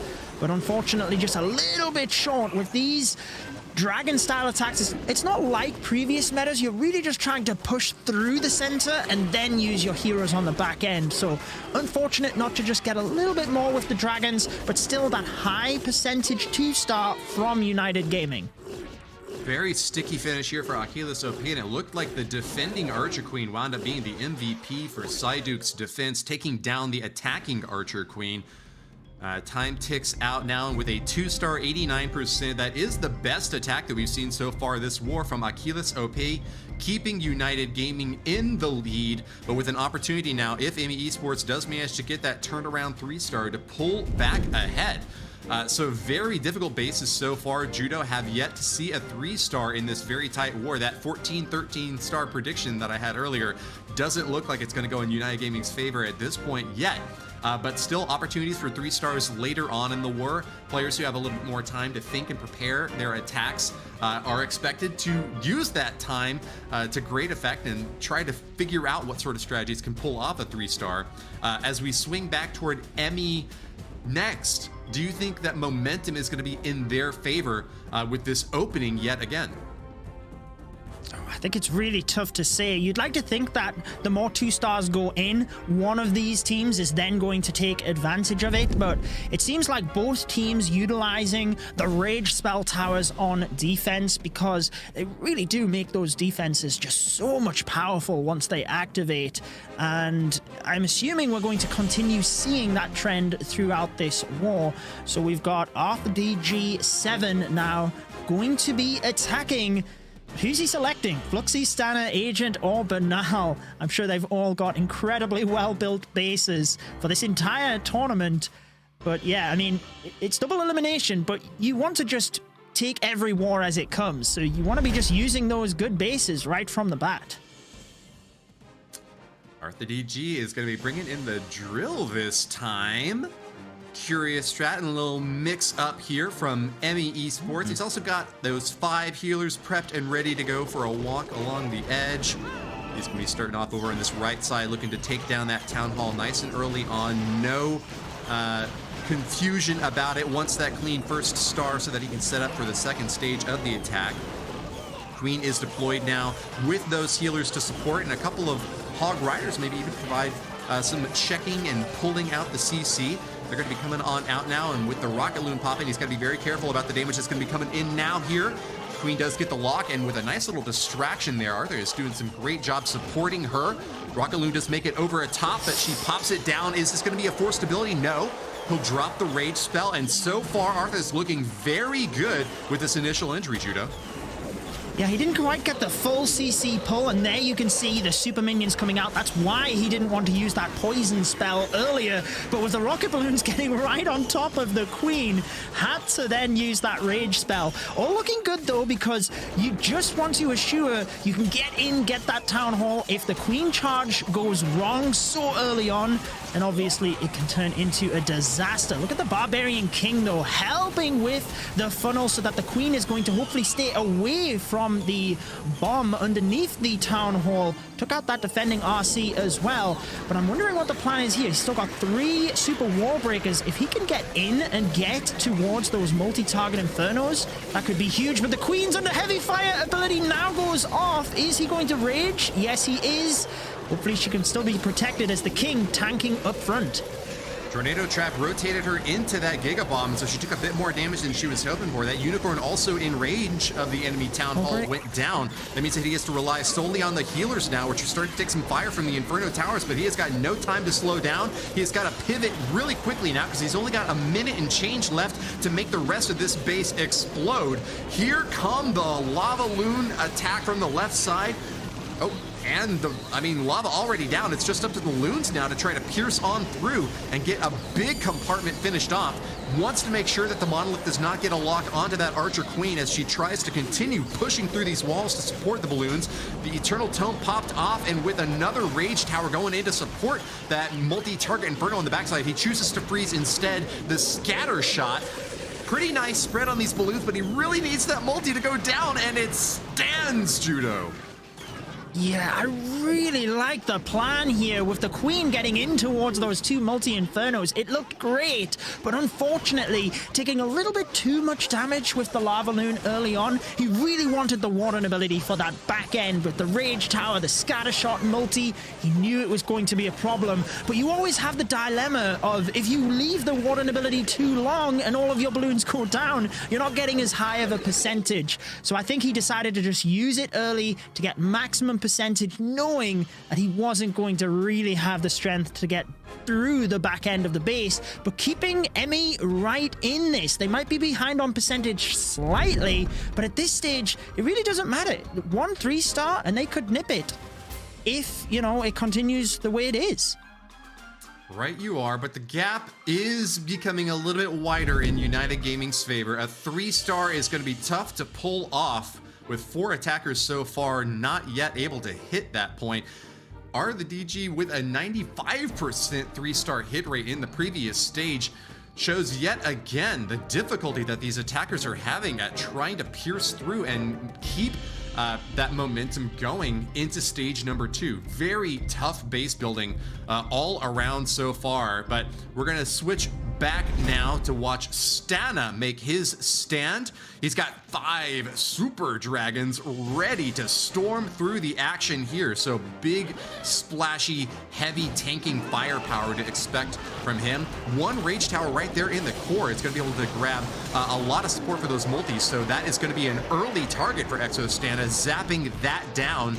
And with the early trigger, it will not be causing any problems for him later on in the raid. Big spell investment early on, but I think that that is probably going to be some good value for him. He's going to now recall the queen after getting that air defense out on the left side, and we'll send her in with the rest of the attack later on. Rocket Loons grab another air defense up on the top side corner, and you can see Stana's strategy here. He's just sniping air defenses all around and setting up for the funnel in this top left lane. Yes, I really like this approach, and it's something that, you know, you at home, if you see these bases, it can be a relatively set strategy to use. Using the queen on one side for an air defense, recalling her rocket balloons for another. You can then send the queen, which I'm assuming he's going to do, from one of these sides as well to move down to a far air defense, choosing to come in from the far side of the town hall with the battle blimp. Sometimes you can even fly direct into it, but the balloons have popped early here, Woody, and they are all down with the red air bombs. Dragons fanning either side. This is not going to be easy to get in towards that town hall because we have the defending king and the monolith and no pathing in towards it so far. Red bombs just obliterated all the balloons in that blimp, which did not get close enough to the town hall for Stana's early stab. He's now lost those dragons, which did not have the spell support that they needed to continue pushing on into the core, which just had a massive amount of burst damage just obliterate them. From the right side corner now, though, all the heroes are going to be stacked on up and facing off against the town hall as best they can. The funnel's a little bit awkward, though, with an enemy Barbarian King on the edge going to be pulling them toward the outside. That's the opposite of what Stana wants, as he needs to get deep into that core if he wants to take that town hall down and ensure that UG have a clean opportunity to get the 2-star confirmed and to continue pushing on through. 53 seconds left, so time's not too much of an issue at this point, and he should be able to push through with this Royal Champion Judo. Oh, I don't know if she's going to take a lot of damage here. Is it going to be enough? It is a race to get that town hall. It is not a spell. She doesn't get it. And with the queen ability going off, she is also going to try and take everything else out. The town hall would be the last building here, Woody. It's going to be a 1-star going from the opposite side of the base, the blimp, not getting all of the way through. How does this happen, Judo? The highest percentage destruction attack is now the worst strike that we've seen out of 5 hits so far in this war. Just the 1-star. A crucial fail for United Gaming in the mid-game here, and the biggest opportunity that Emmy Esports has had so far. With an epic defense, Il Sicario is going to be the MVP of the day so far, holding off against Exo Stana, an incredible striker with a really clearly thought out good strategy that just did not see the execution needed to get that last 6%. Left a little on the table, but it means a lot in terms of the standings, with Emmy Esports getting effectively another star picked up on defense, Judo. Yeah, just so... I would say unlucky, but coming from that side of the base, you always know the risk you're taking. I thought he was just going to, use the queen on one side, recall her, put her to the other, send the dragons from the near side to the town hall.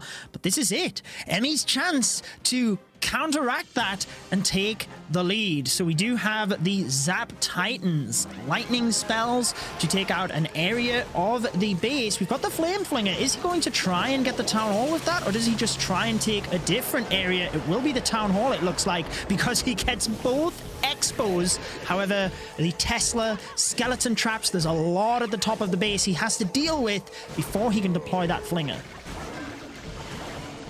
Emmy Esports now have the opportunity to play it cool, play it safe, and go for those reliable strikes. Just even a 2-star at this point will keep them in the star lead. It's going to be difficult for them to get a percentage advantage over United Gaming, though, with that big 94% hit that they just saw. So Emmy Esports have got to be playing for stars at this point. Safe and reliable strikes are the name of the game here. A 3-star in the mid-war here would indeed be very helpful at ensuring their victory, but even a 2-star here could be a comfortable spot for Tvidi of Emmy Esports. He's going to be moving in over in this left side corner now, letting that Flame Flinger get the lock over now toward the Town Hall, as the main bulk of this army is going to be raged up and pushing into the core with a chance to jump over these walls. He's going to be popping that Eternal Tome just to try to prevent maximum damage, holding on to it for a very long time. Won't fire until he sees the whites of their eyes, Judo. Yeah, look at the pathing they have. They have access to everything. Pops the Warden ability just before that Rage Tower multi-inferno goes off. Notice he's saved the Royal Champion until he pretty much knows that Town Hall is about to go down. This looks incredibly good. As long as he can get the Royal Champion to flush down the bottom part of this base, I think he's got more than enough to finish this off. With the Queen ability left so far, he's still got a couple of other troops he can try and surround with as well. Can he do it? Royal Champion ability set to go off any moment, but he's crushed the middle of this base. Super well thought out attack. I wish that Royal Champion could have gotten in a little bit earlier and used the cover that she had from those Electro Titans to take out that mid-section. With the Grand Warden and the multi-target Inferno still standing, it's going to be a bit of a sticky spot to pierce through. Yeah, where can he use this wall breaker? Maybe to hit where the wizard tower is? Would it target that deep in the base? Maybe. It's really tricky unless he waits until the queen walks all of the way around. He's got the ability.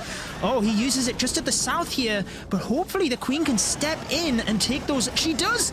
Wow, she actually goes for the eagle and the expo. I thought she was going to be drawn down south first. So she uses that ability, gets to the expo. She won't be able to reach Eagle Artillery, unfortunately. Not the Eagle Artillery, the Warden statue, unfortunately. So he's going to fall just short here, using the sneaky to try and distract. It's not going to be enough. Super, super close. Well, right after the weakest attack we have seen in this war, with a 1-star from United Gaming, we now have the strongest attack that we have seen so far this war. Momentum has just completely shifted from United Gaming in Emmy's favor with a 2-star 98%. Tvidi, with a 96% hit rate in the previous stage, has come in over the top of that last round, just barely missing the 3-star with only 2 structures still standing in the core. A little bit different of a deploy there with the Royal Champion. Might have been able to pull it off, but let's not take away any credit from him for what is due. That was a very impressive attack and puts Emmy Esports in a strong position now as we move toward the late war. Fluxy is in a very difficult spot now where he needs a 3-star in order to get United Gaming back into it. A 3-star from him and then a 2-star follow-up from Emmy would put them back on even footing and send this into a tight finish. But if Fluxy comes up short and misses that triple, it is going to be a very difficult final round for United Gaming. It certainly is, and like mentioned earlier on in the stream, Fluxy, part of Tribe Gaming last year, got right of the way to the final. So Vice World Champion here, a lot of experience. My eyes are instantly drawn to that invisibility spell tower by the Town Hall. Let's see if that would or wouldn't be costly. Queen charge in towards that multi, using the rage and another wall breaker to get just a little bit further, but I don't think the queen is going to step that way. She is going to be drawn across to the right. Oh no, she actually does step around. So she will get the eagle, and then he's got just brilliant pathing here to move in, and the battle blimp straight towards the Town Hall. Yeah, and that invisibility spell tower on defense is sort of like a mind game that the VG is playing against Fluxy right now. Usually almost always see those rage towers get more value, more damage dished out against attackers. But this can really be annoying for attackers to have to deal with. The timing on these invisibility spells popping right in the core of the base to protect key structures like the monolith and the town hall can make for a very frustrating attack. We'll see if Fluxy can keep his cool during all of that and try to continue this queen charge from the top side, now deeper into the base, finding a scatter shot and the enemy queen, as well as the CC popping out against those troops now. He gets the engage with the enemy queen. The rage is a little bit late though, and those healers have got to catch up to keep the queen alive with the ability forced out now, Judo. Yeah, very tricky, especially with the CC splitting. So now he's having to deal with the defending headhunter over there using the poison, but you can see the Lalo moving in from the southeast with that battle blimp across. Town Hall goes down before that invisibility spell tower can even activate, but the balloons pretty much instantly down due to the Town Hall and the raged multi at the bottom. There's so much splitting around the base here. He's got a lot of spells left over, but just not really enough to use them on. He had this versatile kit ready to deploy, but just didn't find the optimal usage for those spells. And even though kind of from every single angle he had a nice setup, it looks like things are just not panning out in his favor. Fluxy now trying his best to continue stabbing into the core there, but yeah, as you mentioned, Judo, this is going to be a tough finish for him. Another 2-star for United Gaming leaves them without any chance of pulling back ahead until maybe their final strike. Yeah, I wondered why he was trying to save the spells a little bit, maybe for percentage, but then he did use them on the Royal Champion, turned the monolith invisible as it happened, so the percentage not quite as high as he arguably could have got, but as soon as things start going south, it's really hard to adapt, especially, you know, some strategies lend themselves to be able to adapt better than others, and with a queen charge, it's not always the easiest. So the percentage still lower at this stage, and as we progress through the war, pressure starts mounting on United Gaming, and I wonder how that is impacting other matches, the other teams that are going through the exact same process. We are obviously just watching one match of this second round. We did see a couple of stats flash up earlier on in the war. Many of the teams actually even had perfect attacks up until that stage. I hope iTzu and Carbon have been able to manage throughout all of them, but focusing back onto this one, it is Emmy back ready to attack. We have 6 bat spells alongside the Super Dragons for this one, Woody. Well, not only do they have the star advantage, with a 90% destruction in this attack, Hayes could actually tie United Gaming on average destruction. So that is not out of the realm of possibility at all. He is going to be striking hard and fast with an Eternal Tome popped right at the entry point here for these Super Dragons. This is going to be a very powerful entry that guarantees the 2-star. And depending upon how the spells get deployed on the back end, lots of bats ready to support these Super Dragons to try to push even further in. I think he panicked a little bit there on the Town Hall with the freeze spells. Obviously, maybe not expecting the tornado trap to cause as much aggro for him, but you can see the bats dropped in at the bottom area, wiping out some of the splash, but the multi-target Inferno is right there. He's only got 1 freeze spell, so as soon as that freeze expires, these bats are going to be history, unfortunately. Now, the Super Dragons have actually done a really good job towards the left side of the base. His Archer Queen getting good value, and his Royal Champion, if he can get this monolith, there's not a lot left in the base, Woody. This is looking relatively good. Oh, the monolith stays alive, though. No. It did take a lot of damage early on, and that shield toss from the Royal Champion nearly finished it off. Still get it. It's standing still in the core. These Super Dragons are not going to have much of a chance at all. Look, that one's going to go down to 1 single hit. Boom! It is knocked out of the sky. With CC troops coming out to distract as well, that queen is going to be, boom, 1 shot again. That monolith is a monster. But with Hayes surpassing the 90% threshold, not only does Emmy Esports have the star lead, they also have the percentage lead in this attack. That means that United Gaming, even with a 3-star to finish, cannot guarantee victory. They would need both a 3-star and a very impressive defense on the final 2 strikes. This is Emmy Esports' war to lose, and thanks to Tia's very strong attack there, we have yet another big upset leading into the final round of attacks, Judo. Absolutely. Quickly screenshot of the army there, because that was literally half of the attack time, 1 minute and 30 seconds to almost get the base. Like, the Monolith had a tiny bit of health left. If the Royal Champion had have got that, it was a 3-star. Really like the unique approach, but United Gaming, they definitely need strong attacks here at the end. And Banal, their highest hit rate player through the ladder stage, is up now. They need a lifeline here. 3 stars from Banal, and they could be right back in this. Anytime you need a big pitch hitter to finish off strong, you gotta put Bernal at the number 5 spot in your roster.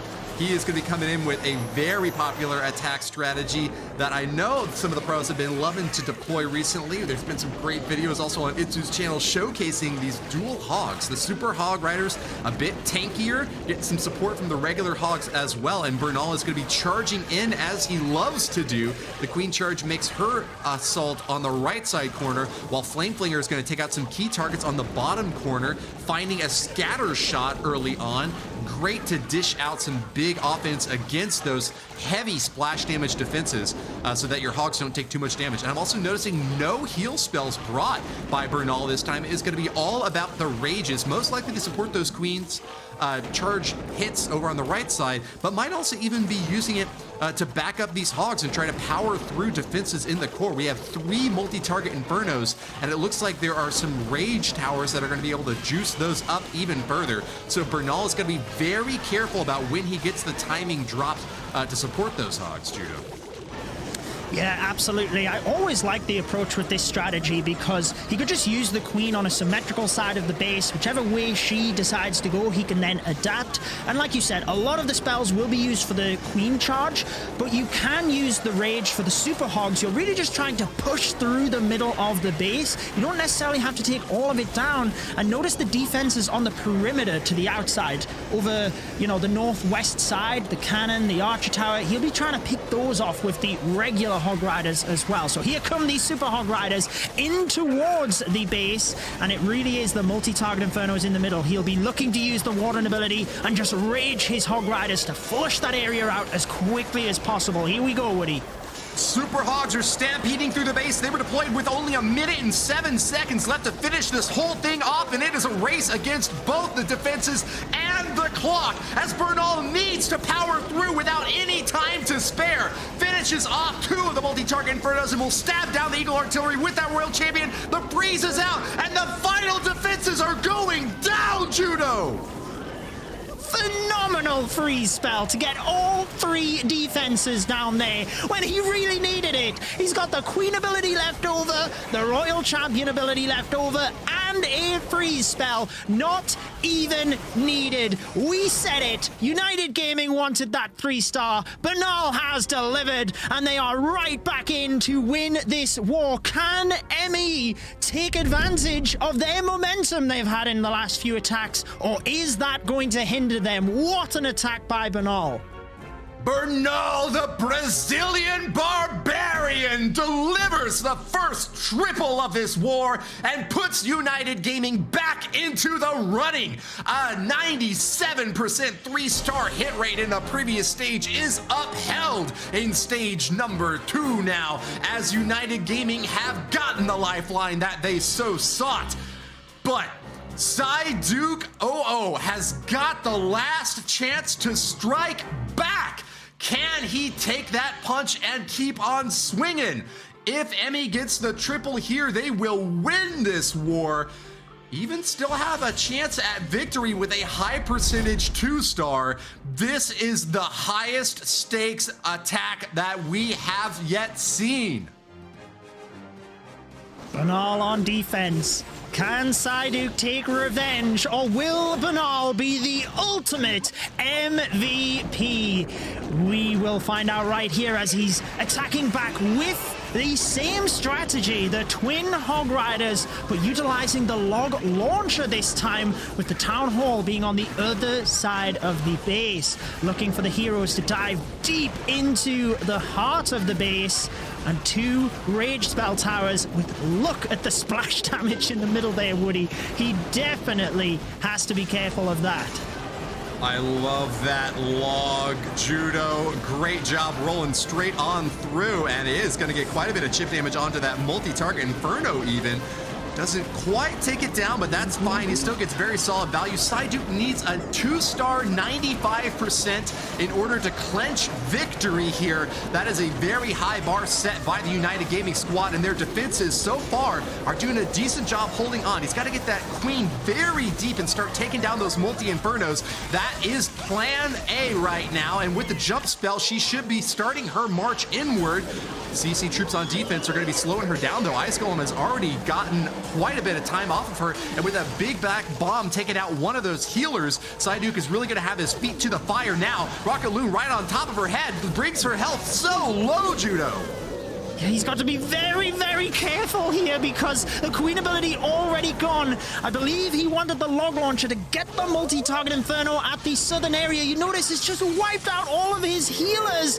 Invisibility spell ended up being swagged. Didn't realize there was an expo on his log launcher earlier on. Is the major damage here. So he's basically sending his hogs into the town hall, trying to use the warden ability, but now he doesn't have a rage to power them out of the Giga Bomb afterwards. So it is going to be a lower percentage here, and percentage is going to be what matters. They have to get very close to the 3-star in order to win this. 95% 2-star needed by Psyduke here in order to get the victory. He's passing the 60% mark now, and with the Eternal Tome pop, those hogs are going to be storming in as quickly as they possibly can. But take note of the splash damage still left in the space. A scatter shot on the far end is going to be the final nail in the coffin for this attack. If they can't get down these multi-target Infernos quick enough, they are just going to be slowly cut to death like a frog in a pot. They are turning up the temperature, and it is hard to stay alive through all of that heat. Psyduke sees all his hogs going down now, and with a mortar taking out those wizards for cleanup on the edge, he is going to be left just short. Bernal NTC, the MVP of this war, not only gets the only 3-star, but also holds on to the defense. United Gaming move on victorious, Judo. What an end to the war. We couldn't have asked for anything better. Bernal pulling it out of the bag for his team. I'm sure they are all giving him a pat on the back. Commiserations to Esports. You've got to say they really put up a great fight there. Despite us casters, the community, you know, thinking they were the underdogs, they nearly took it. And I will be very intrigued to see how they do in the lower bracket. Such an incredible war. Love casting that one with you, by the way, Woody. And I can't wait to hear what's been happening in the background either. But first, we need to recap this war and just take it all back in. This was such a drama-filled competition. I am so glad we got a chance to watch this one, Judo. It was also a pleasure casting with you, with Esports falling just 8% on a single attack short of the standard set by United Gaming. This was really an incredible war to watch, with momentum swinging initially in United Gaming's favor, then far back toward Esports, as we saw that 1-star strike from Stana nearly throw the entire war into Esports' column. Still, though, he kept that percentage really high, and this was a very crucial attack to maintain composure on. Stana is not at all going to give away any percentage at all, and I mean, that was completely necessary. If Stana had just given up or had lost his composure and come away with an 82%, that would have been low enough to give Esports the win. The fact that Stana kept on going and got that percentage up to 94 is what helped to ensure that later on Bernal would be able to clinch the win. Indeed. What a roller coaster. Even just watching these replays, it's just bringing it all back. That 1 star, the 3 stars, it's just such up and down. And I think the defenses, or the defense layout, should I say, is really what was impressive in this war. You've seen the Rage Spell towers and just how powerful they are. It is something that the teams are definitely going to have to be refocusing on. Not that they wouldn't have been prior to this. The Super Dragon attack, this one by Hayes, I'm going to be looking at this one again. I am going to be going back to the stream afterwards because that was super quick, super impressive, and it looks like the type of strategy that I might be able to do as well. Yeah, this whole war is just a gold mine for epic clips and excellent attacks. Lots of strategies to break down here. And I mean, I'm giving so much credit to United Gaming for their victory, but if Tvidi had gotten 2% more on his strike, that would have been a 3-star sufficient to deliver ME Esports the victory as well. Every single attack was decisive possibility for victory here, and it just ultimately in the end wound up being Bernal NTC coming in over the top for that 3-star strike of his to bring that win for United Gaming.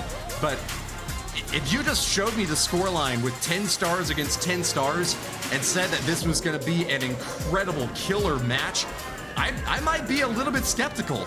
I'm so glad that we got a chance to watch it though, and to see how that really difficult base building turned out to be the deciding factor here. I mean, it was super tough to crack any single one of these bases, and with only Bernal able to find a way to get to 3 stars, I think that there's a lot to be said about his skill and composure in that final attack, Judo.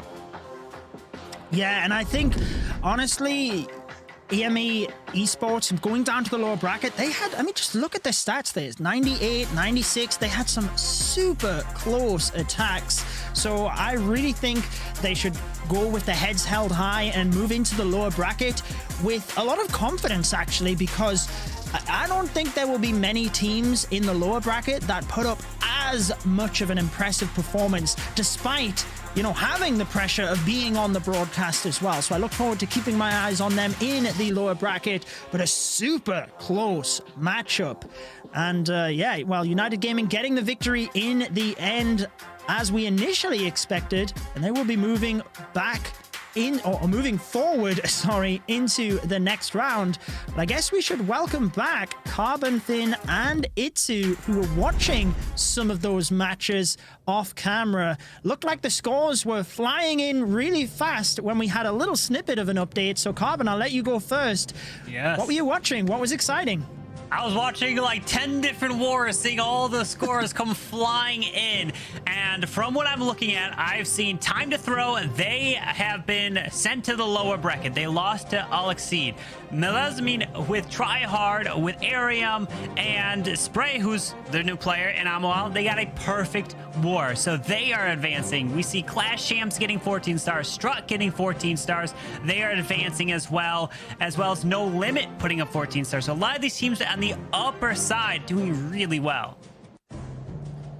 Yeah, I think overall, to me, what was surprising is that we have seen quite a few teams with like 10 stars, like our match over here. I think if you would have like just guessed the result based on what the stats of stage 1 would have told us, I don't think a lot of us would have predicted 10 stars, to be honest. Like this match finishing 10 to 10 is a really big surprise to me. It's just showing how much you can have an impact on as the base build, because remember, we see the 5 players, but there's a huge team typically behind those players, like building the bases, testing the bases. So there's a complete different team behind them doing a lot of the work as well. And they have to be like given praises for this last match. 10 stars, holding those teams back to 10 stars, that is not an easy job. So that was quite impressive to watch, Woody. Certainly right you are, and especially when we compare the results from that last war against what Carbon's reporting here. Now many teams coming up with 14 stars to take their wins. That really says that if you're looking to build a base, that last war was the one to rewatch and to study how they were able to define those entry points to prevent the attackers from getting the value that they needed. It was often like 1 or 2 key structures that were just right there in the core of the base, whether it was a monolith, a raged up multi-inferno, that were keeping the attackers at bay, just denying that final strike to finish things off. But Judo, what stood out to you about base design in that last war that you think that players at home could learn from? Yeah, well, I think exactly as you were just alluding to there, Woody, the rage spell towers are definitely the most popular if you can have an effective base with the correct defenses around it. And even though there was only a couple of defenses left in the middle, they were there with the rage tower, and they were left there for a reason, because they were so devastating as the troops were moving through. And then depending on the wall setup around it, should you not have the wall breakers to give your heroes access, if it's a monolith left over, it's good night. You're not able to get through and get that done. So a lot of the time, that is what we're seeing, is just a couple of defenses in the middle, but it's those raged up defenses, the most important. So it might look close, but it's also so far away often. So yeah, just really interesting stuff. And I think it's always tricky when you copy base links as well. A lot of the pros end up sharing base links, and you know, I'm sure you guys know yourselves how difficult it can be going up against those rage spell towers. I'm sure you've had your fair share of it as well, Carbon. Absolutely. Those defensive rages, especially if a Tesla farm comes out of nowhere in a defensive rage spell area. Oh man, that is a nightmare to have to try to push through, especially with a Tesla farm. Means giant bombs and ground skeletons that tend to come in those areas. But we're seeing some high scores from the teams that performed the highest, getting the best finishes in the ladder stage, as they'll start to approach each other here in the double elimination. Remember, all you have to do in the double elimination is, well, if you won the first one, win the second and third, you advance to the next weekend. But if you lose, you go to the lower bracket, and you still have a chance. You just can't lose again. And if you do, you would be eliminated. Remember, there is a $1 million prize pool that they're fighting for. If they're able to get a golden ticket, make it to Worlds with $300,000 first place prize, these teams are fierce, trying to get their fair share of that. And from that last match, we saw Bernal keeping their hopes alive in the upper bracket. What an amazing match that we saw. But iTzu, in this next match, which will have confirmed soon, but in terms of any teams that you're expecting maybe to get a golden ticket, is there any that come to mind? I would say a couple. Strut, for example, Clash Gems, or Milliseam. I think all three, which you have mentioned as well, like getting the high scores. Yeah. I think those would be the three what comes to mind to me right away, Carbon. Okay. Well, I'm receiving word that the next match that we are going to be streaming here is going to be Clash Gems versus Dark Looters. You got a little experience with that, iTzu. Dark Looters. Does that ring a bell? Oh boy, they're seeing the name. I mean, this is I have some friends in that team, but they're already saying like, why do we get streamed? We're not that good. Like, it's kind of funny. It's like, you picked the name. I mean, having the name Dark Looters in the Clash scene is like pretty much like, why would you pick that otherwise if you don't want to get streamed? So yeah, overall, that name is pretty much standing for success within the Clash scene, and it's one of the most iconic teams I think still out there from back in the days. But yeah, this is going to be an exciting match, seeing Clash Gems in action as well. Yeah, I remember one of the very first tournaments that I broadcast from Estonia back in, I want to say, like 2017, was the Dark Looters taking a victory in the CWL back when that was the main event in Clash Esports. As it turns out now, the World Championship now is in Stage 2, and as Carbon has previously alluded, we have multiple more weeks of competition stacked up for all of you. So this is a good opportunity to remind you to subscribe and follow here to stay apprised of all the action that's going to be going on, as well as on all of our social media channels. But just right in the app, you can follow along in all the action by checking out the Tournament Hub. It's highlighted right there on your screen, so keep an eye on the action there. But Judo's showing it exactly right where it's easy to find. we're going to be watching this next match with very close eyes. CarbonFin and I will be casting it. You know, iTzu already mentioned a few teams that he's got an eye on to advance, and I just want to give a shout out to Badzinger as well, which I saw was in the upper bracket. And still looking for a chance to move on. But with that, it looks like we are going to be teeing off the next round with the Clash champs first off, and in a higher position with that 13-star average and a 95.1% average destruction against the Dark Looters, one of the most fearsome names in Clash Esports, bringing back a new roster to compete again this year.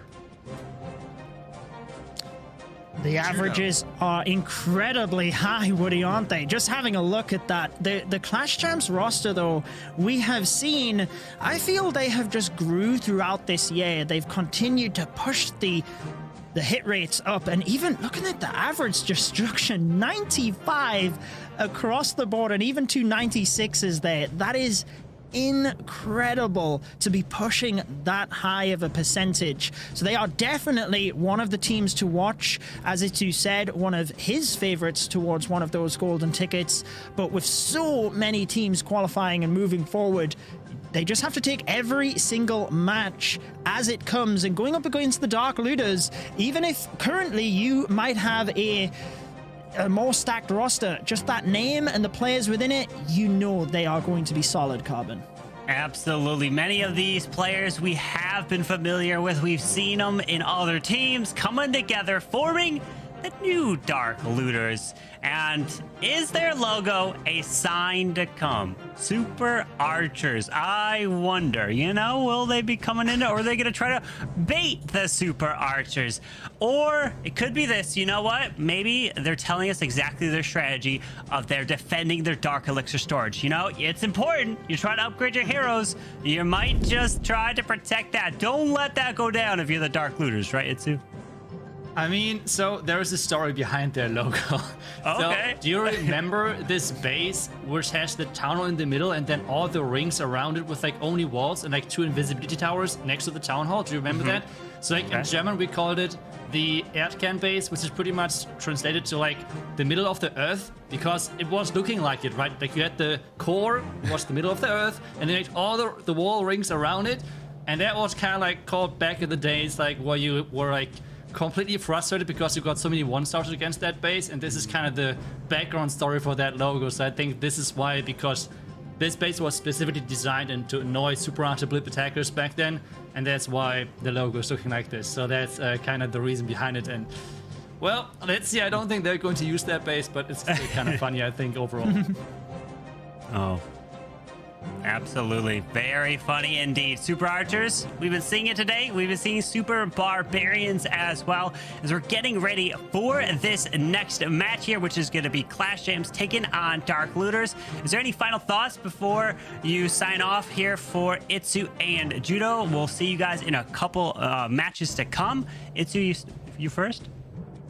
I mean, I just look forward to see what the Dark Looters can do. I'm pretty much already expecting Clash Champs to perform, so let's hope for a close match, and let's hope for a really intense match, as we have just watched earlier with like 10-10. Even though the score wasn't the highest, it was an intense match, not gonna lie, either way. So this is something I'm hoping for the next match as well, and that they can put up a fight and challenge Clash Champs in this really intense looking match. That's all what I'm hoping for, Judo.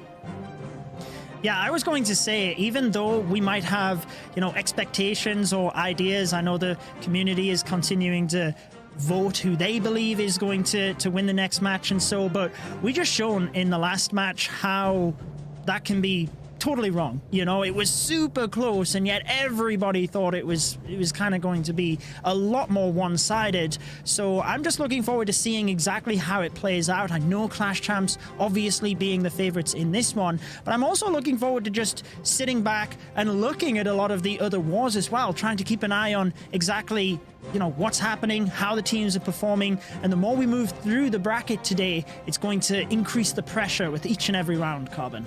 It is indeed. The pressure is mounting. They're looking to keep their victories alive in the upper bracket, which is where these teams are. If you want to see the upper bracket or the lower bracket, you can do it in the game by clicking the tournament hump icon on the right side of the screen, and then just click the competition tab. It's all there for you to see. You won't be able to see the scores live, but you'll be able to see after the war result is over who advances. So, but on the screen here at the bottom, during the war, we'll have a ticker, we'll have things coming up updating you guys on scores of other matches. So make sure to leave in the chat down below of who you want to see. Any matches in particular that you want us to keep an eye on to let you know, make sure to let us know, and we'll try to do our best to keep you guys up to date. But this match is going to be a great one, even though we saw Dark Looters. Well, we didn't see Dark Looters. We saw in terms of the updates where it was a 10-10 war for theirs. Clash Champs got 14 stars. So is that going to be a sign to come? I don't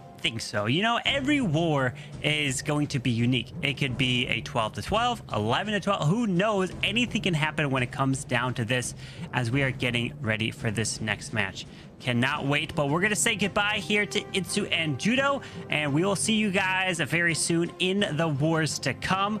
But Woody, what a match we have on our hands. You talked about your experience before with Dark Looters in Estonia, but oh man, I can't wait to see what's going to happen. Oh yeah, the team on the other side is an absolute crushing group of guys. If you really loved watching Bernal's final performance in the previous war, just take a look at his compatriots, his former teammates on the other side with the Clash Champs. This is a killer lineup of really strong players as well. They've all studied this game so deeply and intensely, and I have great expectations from them as well. As you were mentioning, lots of teams pulling off those 14-star strikes. This definitely seems like the sort of lineup that is tilted toward very heavy offense with those 3 stars coming in and not stopping from the start. But is that your take? Do you think we're going to see that offense, or are you expecting, Carbon? I think so. I think at least minimum from Clash Champs is 13. If they get anything other than 13 is like a huge, wait, what?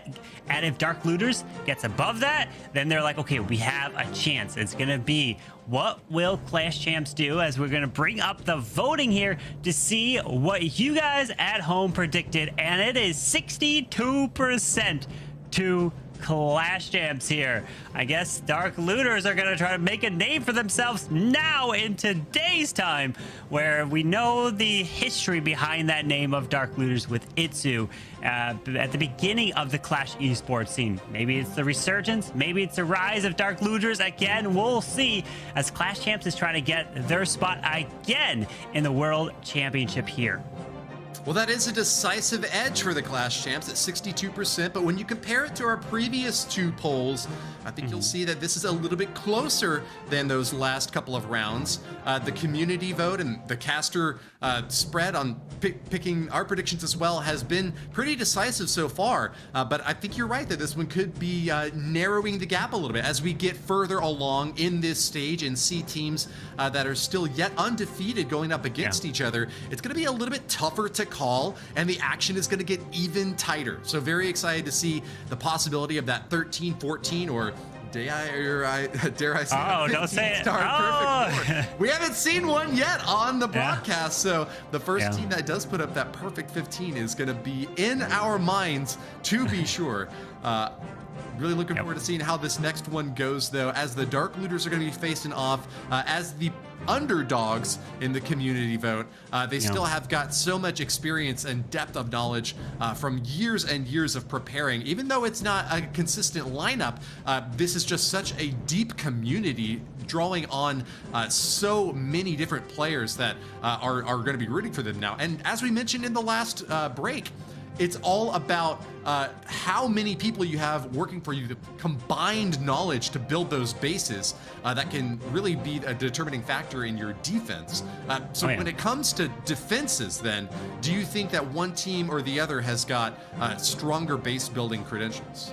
I would say Clash Champs are known for the defensive side as well. If anything, like they do put up really high scores, but their defenses is a signature of Clash Champs. That is where they are going to be able to hold their opponents to very low scores. So Dark Looters know this. They need to triple them and maybe take the risk, right? They maybe go with a blimp using some like super archers like they could, or super minis, or some sort of blimp without the warden investment, right? It's very risky, but if you're able to save a warden and not use the ability for the blimp and use it later on the raid, that is huge. So those are the types of risks maybe you take in a situation like this. If you're a big underdog, you're like, you know what?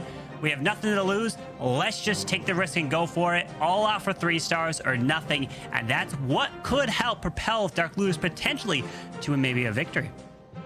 I like it. I like it. Put it all on the line. Roll the dice and see how they turn up. Well, the first attacker is getting ready right now. Dawe from Clash Champs will be moving in first, picking his opponent and trying to start things off with a decisive 3-star. Excuse me. He's from Dark Looters, going up against the Clash Champs, looking for that first strike.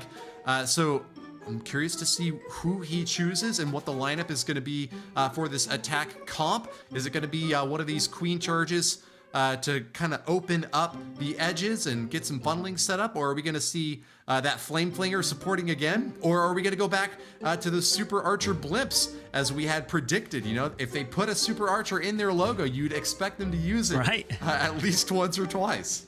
Absolutely. I'm expecting to see it somewhere, but we don't know. We'll have to keep our eye on that. My question is Clash Champs going to be coming in with bases of open wall designs, or are they going to close some compartments off so that you can really run around with super barbarians like we were seeing in the previous golden ticket tournament, which was Repotted Gaming's turn? As now, here we go, as Dark Looters Dave is up, coming in with a Hog Rider tech. It's not a queen charge, but we've got the king, 12 super hogs, 5 regular hogs, the apprentice warden moving in, and we're gonna see an apprentice warden not with the regular warden king, but it's gonna move in with a log launcher all the way through this Eagle Artillery at the top side of the space. Yeah, correct me if I'm wrong, but I think that this might be the first time that we've seen the newest troop in Clash of Clans introduced to the battlefield, the Apprentice Warden, given a little bit of a bonus life aura to this attacking force up top. He gets some additional blocking support from an Ice Golem, which is making its way pretty deep into the base and might be able to get a little bit of a freeze value off here. But as Dawe moves in even deeper, the log launcher is going to be rolling straight through to the core, taking down the clan castle and getting that town hall activated as well for quite a bit of damage to splash in on it. Look at him push all the way to this town hall. The queen, is she able to take the town hall down? No, but the Yetis are working onto it. Town hall with the Yeti bites? No, it stays up just barely as he needs to continue his way around. Does have the War Internal Tome, which now has to be used for the town hall explosion. And it's going to be a lot of Inferno fire heating up these hogs that they're going to have to soak through, and that's going to require that heal spell and now a rage as well to keep them on target. The Eternal Tome is popped, and that'll protect them from the Giga Bomb. It is going to be a dicey exit, though, as it looks like maybe a tornado trap, yes, has sprung, and it's going to be keeping those troops in a very dangerous, precarious spot here, CarbonFin. They're hammering away with as much efficiency as they've got, but they are not making it through there very quickly. Hogs and archers along the bottom side are trying to path all the way through, but this multi-target Inferno has just been cooking them once again. Yeah, that tornado trap spinning them up, and that queen and Yetis were supposed to take that town hall down so that the town hall poison was not hitting the hog riders. But unfortunately, it did, and it was looking really good from the start with the log launcher across, taking out the value. But unfortunately, it died off so quick when the town hall did not go down. I love the little death sound there from the hog. Hog rider! Well, he's going to be picking off a few more buildings along the edges, but you see there as he kept a couple of headhunters and even an invisibility spell. He didn't get maximum value out of those, deploying internal to support the main strike of this assault. So as you mentioned there, Clash Champs with very strong base building skills are going to bring them to bear in the first hit here as a 2-star 71%. is a very strong defense. Maybe not the best defense we've seen so far today, since we have seen a 1-star defense, but with 2 stars and 71%, Clash Champs are going to be patting themselves on the back with that first attack held at bay. It is going to be not too difficult for them to come in over the top and take an early lead. And so often that momentum has carried our teams onto victory, just getting that early strike right off the top.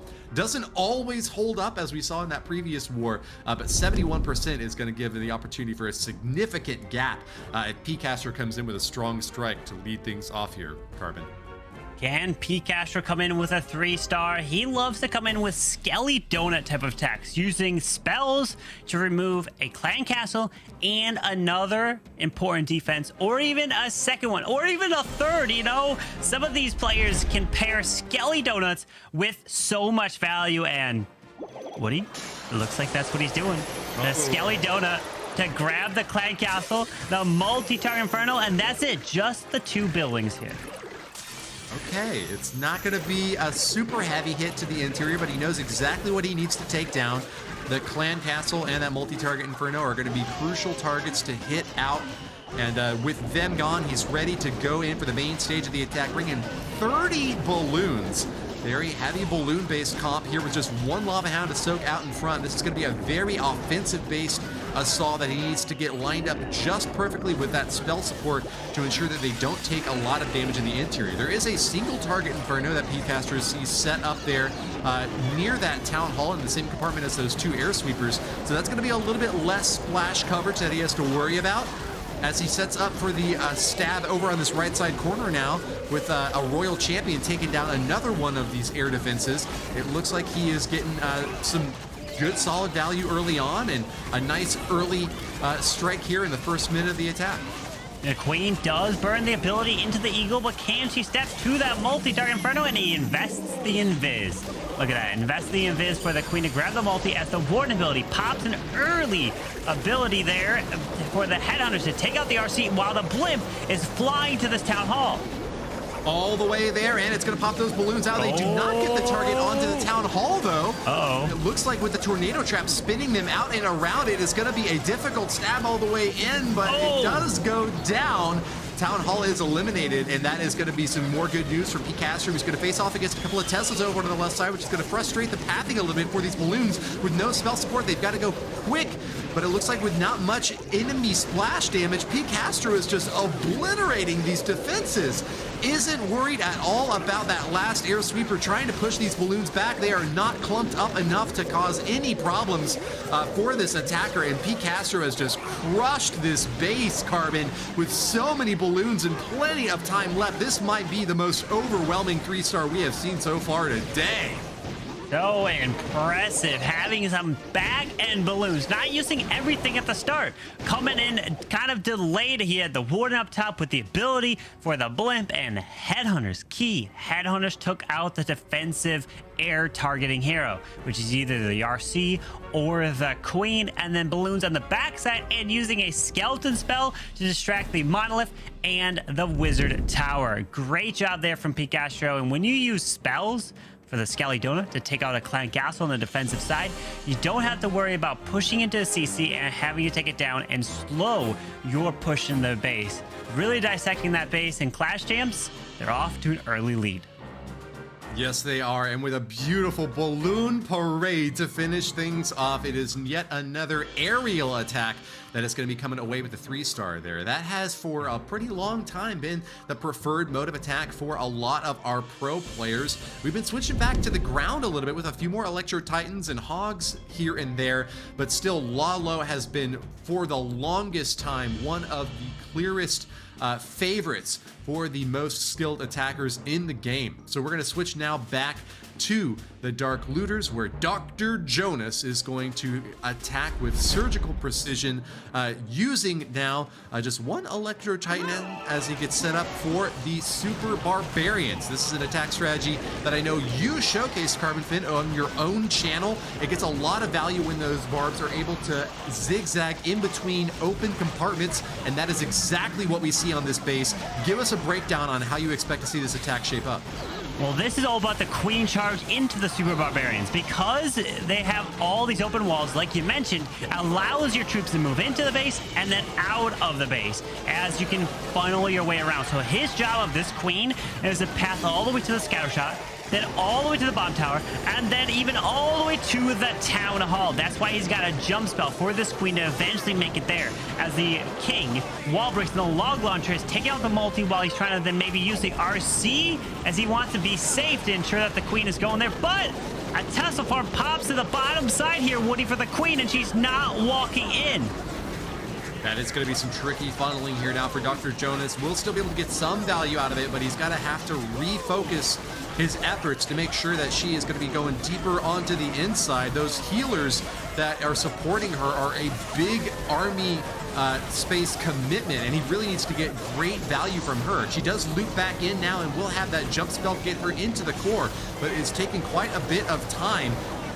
Those Barbarians up on the top side are going to start to trickle on in now, facing off against that enemy royal champion. They've pulled her to the outside of the walls and will be able to take her down.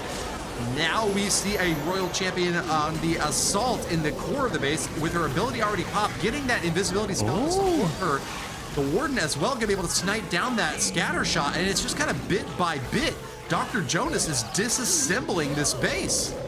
Yeah, look at this. He's still moving through. So it's all up to his queen, continuing into this multi with one Super Barbarian left, two more archers. He's got to use these archers at Headhunter as the cleanup now. Still has the queen ability, one freeze to utilize. So where's the queen gonna go? She gonna walk up? So then we got to use Headhunter Super Barb to the bottom side cannon, because time as the Warden's gonna stop hitting his own targets, gonna follow the queen because he's close enough to her. So 45 seconds. This is a race against the clock here, Woody. And he unfortunately just triggered that tornado trap in a race against the clock. You do not want to be wasting any seconds at all. He's definitely going to have enough firepower to make it through. It's not going to be stopped on that. It would just be the clock that could cause a little bit of problems, but it seems that he is going to have no difficulty after all, even though there were still quite a few buildings that were still up in the core of the base. With these open compartments, he was able to find his way around and finish them all off. The 3-star from Dr. Jonas brings the Dark Looters back into it with an impressive follow-up in their second strike. Well, Don, what an attack, and it was the openings in the wall that allowed him to get that cleanup. The queen walked in, walked out. What a great job there, getting a 3-star, and absolutely the right thing you need against Clash Champs. You need to bring more of it. You need to bring probably 3 more 3-stars to begin having a chance against a team like Clash Champs. They know it. 13 stars is at least like the minimum mark you have to be putting up at this type of competition against a team like this who has World Championship experience here, as Leo is going to be up next. Beautiful jerseys from the Clash Champs, guys. Very excited to see if they can keep the style points high as they move into their second strike. Now we saw a 3-star to start things off for the Clash Champs, and they will be moving in again with more low action. Their favorite attack strat, and it is going to be a consistent strike once again with another log launcher to roll on through.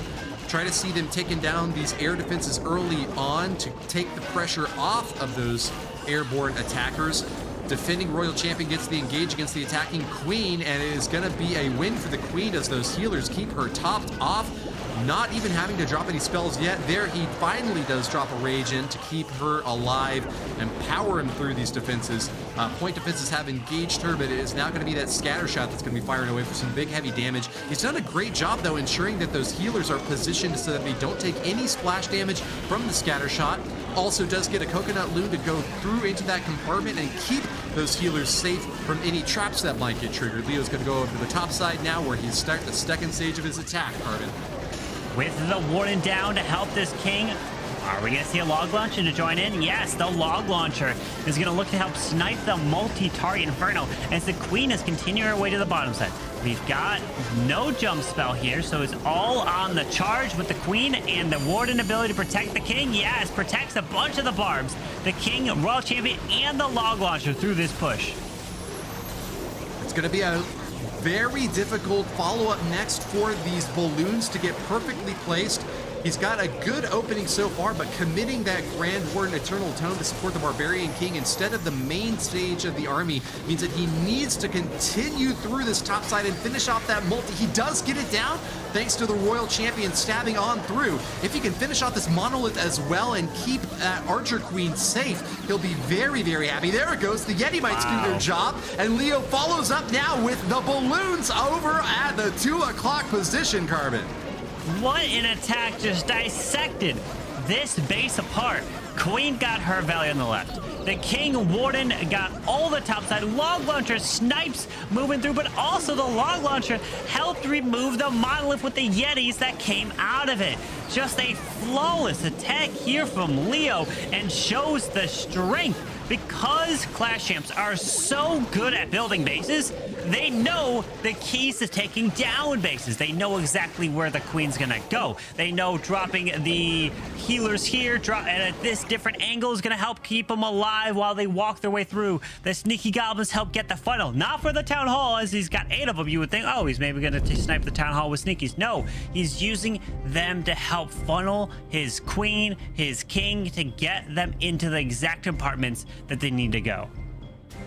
I love it when a plan comes together, and Leo the Lion roars on to victory with another 3-star strike for the Clash Champs. Any one little part of that plan that had gone wrong, if a trap was misplaced or if he didn't get the value he needed from either of those heroes, or any of those heroes really, it could have turned sour. But Leo was not going to let that happen. With everything just going picture perfect, he cleans up and finishes off with the triple. Back now to the Dark Looters, who have faced off against 2 losses on defense with only 1 3-star strike of their own. They need to keep this pressure going in as hard as they can, because without a 3-star to follow up, they are going to quickly fall behind.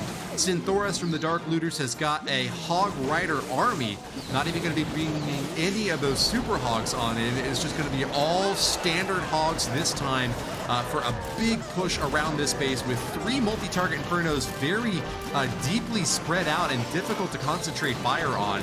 He's going to have to make sure that the freezes are used perfectly to shut those down and ensure that the heroes can continue to get value trying to push on through. Anytime you commit healers to this Archer Queen, you almost always need to see her continue all the way to the very end of the raid if you want to have any chance at a triple, Carbon.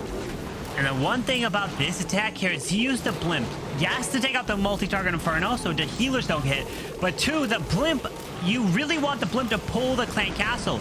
And notice on Celino's base how the Clan Castle is far into the core, so it's very difficult to do that. And now the Queen, unfortunately, is walking around, so as this Clan Castle is getting lured out, the Queen, the King, they're all now getting distracted on it and not going exactly where he wants. So the King is coming back around. He's running into the scatter, but the Queen, she may continue to the left unless he uses an invis to continue and push this Queen back to the scatter. This is just such a mess for Synthoras, who's trying his best to take down this CC, but the scatter shot is just getting so much incredible value, splattering every little support troop that has been coming in along the backside. It has locked on now to the Phoenix. It's going to be getting several pop shots up against that with splash damage onto the healers as well. They are now in a lot of danger. Synthoras is getting hammered by an Eagle Artillery and is finally able to start the main phase of his attack now. Hogs coming in over at the 8 o'clock position, supported by the Grand Warden. But man, Synthoras has lost a lot of his push early on here, Carbon. But he does have this Warden's ability to protect over the Town Hall once it activates. Remember, 51% or damage on the Town Hall, it will be able to be targeted by defense targeting troops like the Hog Riders. As he's continuing to pass by the Town Hall, finally it activates. The Warden Tome just now clips a few Hogs, so they can grab the Town Hall while the main push with the RC is nowhere near this Town Hall, so they can keep moving up and around the base. This is just gruesome, and he's not getting very much support from the Queen, who's going to have to get through walls before she can help out. Very nice placement on that freeze there, and he does have a couple more pre-spells to commit, as well as that invisibility. Tesla Farm has been popped up over on the right side now, and that is going to be the last line of defense. Looks like the offense will be able to survive. as you're noting right now, though, it's going to be all about time. We need to see that Royal Champion ability popped and get maximum value against those last remaining defenses to ensure that as much firepower can stay up. He's got another balloon to deploy. There he goes. But with only 8 seconds left, Carbon, he is running out of time. 3, 2, 1, and no! A 98% 2-star for Centaurus. Unfortunately, he was able to get that queen to come back in towards that eagle. The lava pup helped loop the queen there, but unfortunately, this is a 2-star, and the difference of not getting a 3-star is huge because Clash Champs are going to be looking to add 3 stars after 3 stars. So this is just a gut punch here, falling so close. But hey, anything can happen. There's still plenty of attacks to go. We did just see in the previous war, Carbon, when a 2-star 98%, if it had converted into a 3-star, would have switched the outcome of the war.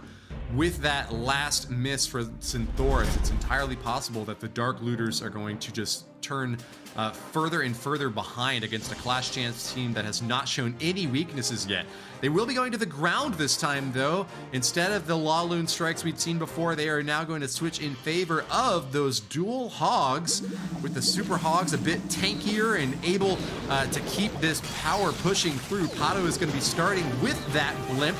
Freezes some defenses right there in the core, and with the Invis now will be sending in a lot of firepower on into the interior now, with those Super Wizards shocking the competition. Yeah, getting those chains, finding a spring trap, but notice he did not invest. Ooh, dive up. He didn't invest that Warden ability, which means that the blimp was able to move in, get. Oh man, I don't think he got all the value on it. I think he wanted to grab maybe that multi by the queen, maybe even take the queen down if it pulled the Super Wizards towards it, and or take out the clan castle. Like, there's a lot of important defenses that are still up in this base. So this could be a huge defense for Dark Looters if Pato cannot get it.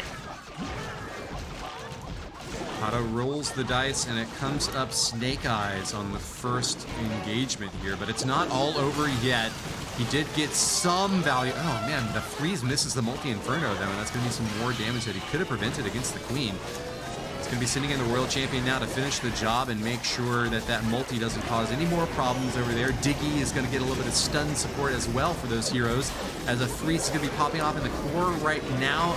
Ice Golem going down to give a little bit more cover for the troops pushing on, and he still holds on to most of his Hog Riders, although he's dropped a few Super Hogs to start things off now. Royal Champion getting some great value into the core. If she can take down that multi, Pato might be able to salvage this and get the triple that he's looking for. The Town Hall does go down, and with these Hogs now deployed, the main phase of the attack has begun, holding onto a Rage and a heal spell as well to try to get through these last 2 multis, Carbon. The unfortunate part is we have a defensive Rage now getting both these multis, the Scatter Shot, and Woody, the Eagle Artillery is still up. At this point, he knows it's not going to get a 3-star, so he's trying to get as much percentage as possible. But this is what Dark Looters were hoping for, to get that defense. But not only just the defense, but it's looking like the lowest percentage in this match so far. It's so tough, though, because even with a low percentage defense here for the Dark Looters, they've been tripled twice. And so on top of the fact that those are additional stars against them, as we all know, every single 3-star is also going to be a 100% destruction. So it looks like the Clash Champs will maintain their overall destruction advantage, even though they're coming with just a high 70% destruction in this 3rd strike from Pato. Showing a little bit of weakness in the mid-war here. The Dark Looters are still going to be behind against the Clash Champs, who just started off so strong. You see that average destruction now at 55.4% against their opponents, still maintaining the lead. But Carbon, what do you make of the switch back to the ground for the Clash Champs? Were the Hogs a mistake with that base, or is that just the best that they could put up anyways? I feel like the attack could have worked if the Blizzard got all the value he was hoping for. It was the Blizzard not getting like the multi, the queen, the clan castle, the eagle, all that stuff. Like, even if he got a little bit more, it could have been a way better attack in terms of percentage. But because he almost got like none of it, and all of the important defenses and buildings stayed up, that really hurt. So now it's Alex's turn to answer the call with a zap lightning. Okay, taking out the expo, the Grand Warden, the multi right there.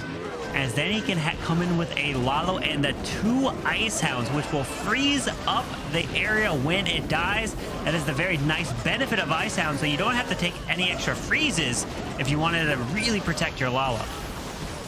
This is certainly a varsity move from VG Alex. You need to get good placement on those Ice Hounds to pop at the right spot to deny the exact perfect defenses, though.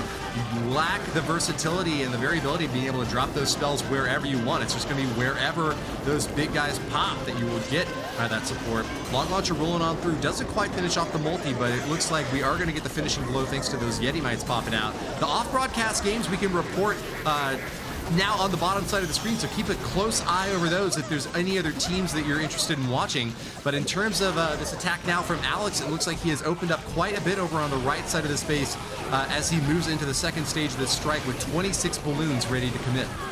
Yeah, with that king continuing his way down south, he's investing all of it for the 3 star because that town hall is still up. He wasn't planning to take out the town hall with either the lightning, the heroes, or that log launcher. The town hall is planned to go down with the Lalo and the Warden ability. So here we go. As the Ice Hound is down, taking the scatter, the defensive rage is down, pushing these hasted balloons into the scatter shot to try to help remove it, as the Warden looks to be coming in towards the multi to the left side, as they got a path to the multi, the Milo, and the town hall. Freezing up some more defenses on the interior. That Barbarian King is not going to be able to do very much against these flying troops, as Alex's Ice Hound's looking to be pathing toward the top side of the space, trying to provide a little bit more cover for the last few balloons that are getting deployed now. That Town Hall in the core is going to take some balloon fire now. No, hold on. That Tornado Trap spins them around. Still, the Royal Champion with that spear is going to be able to stab it down for the second star claimed as we pass the 89-91% mark. It looks like the cleanup is going to be easy pickings for VG Alex, as the Dark Looters are going to find a triple for their 4th hit. An incredible attack. His lightning spells, heroes, log launcher, everything had a specific use in this attack. What a flawless plan, and execution was brilliant to now give them their opportunity against a team like Clash Champs. Oh, the pressure is on now in this match.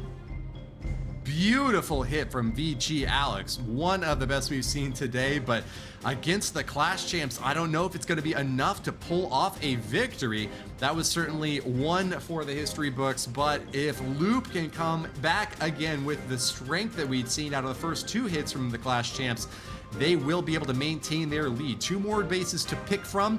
Camille and Synthora still yet on defense. Looks like Camille is going to be going up against Loop next, as we see another Laloon strike back to the skies.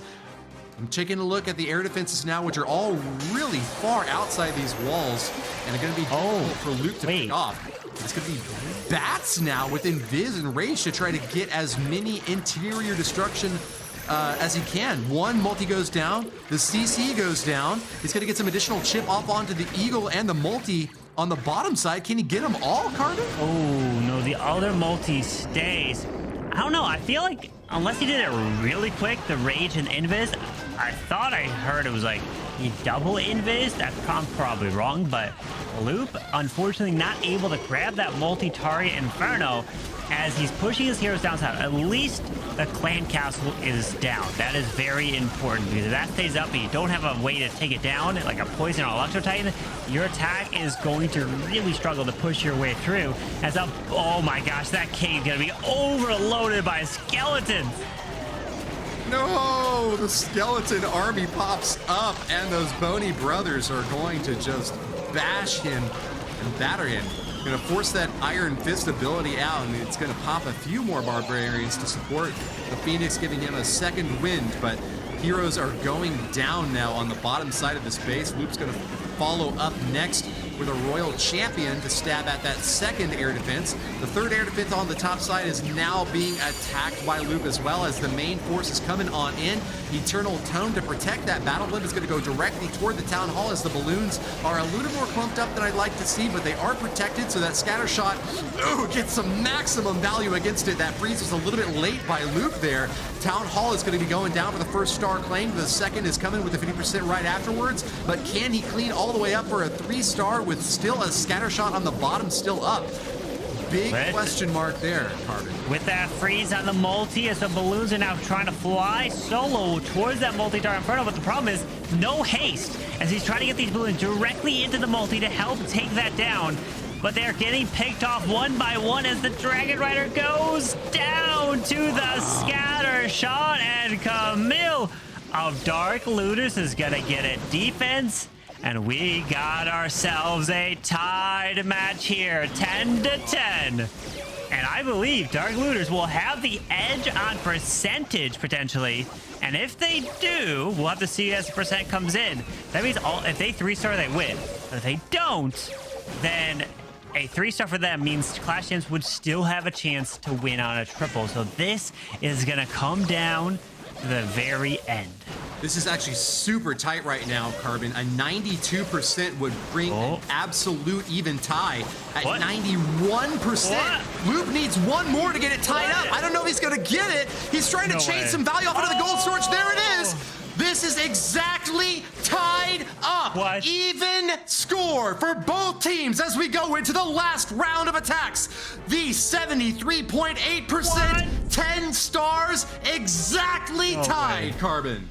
You have to be kidding me. It's exactly tied. It's literally down to the last attack. Whoever does better. If you get an 85%, I just need an 86. If you get a 99, I gotta get a 3-star. That's what it's coming down in this match between Dark Looters and Clash Champs. We've got ourselves an epic end here.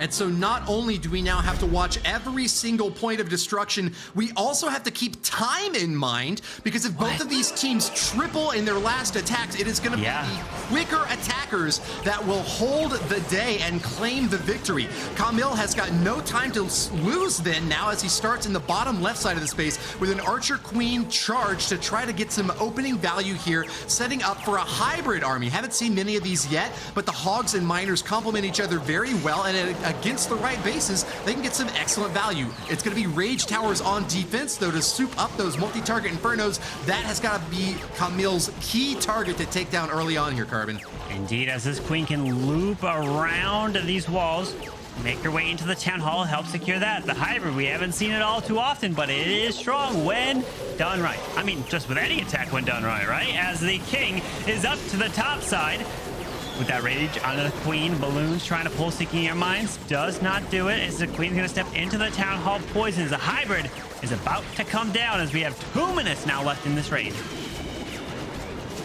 Miners making their way up the top side with the Grand Warden now dropped. He's going to be sitting in the Hog Riders as well to support, and it's going to be a double rage multi-Inferno Tower supported with a defending Archer Queen to start firing away. The heal spell is out, and Camille is doing everything he can to support these troops, moving through as fast and furiously as he possibly can, but with so much splash damage raining down like hellfire. The Eagle Artillery, a scatter shot, raged up multi-Infernos. He has got to commit everything he has got, and he has still held on to the Grand Warden ability this late in the raid, Carbon. But the queen is going down, does grab the Expo as their last shot there. World Champions moving around with only 2 freezes left. That last heal is down, and the battle drill is now opened up with more Super Hogs coming out of the defensive range, but he misses the multi. He only grabs the Expo, and the scatter shot is going to be doing so much damage with the defensive RSC on the bottom side. He was hoping that his queen would continue her way down there, and now we have a 68, trying to get as much percentage as possible. If this is in the 70s, Clash Champs, all they have to do is 1% better to win this match.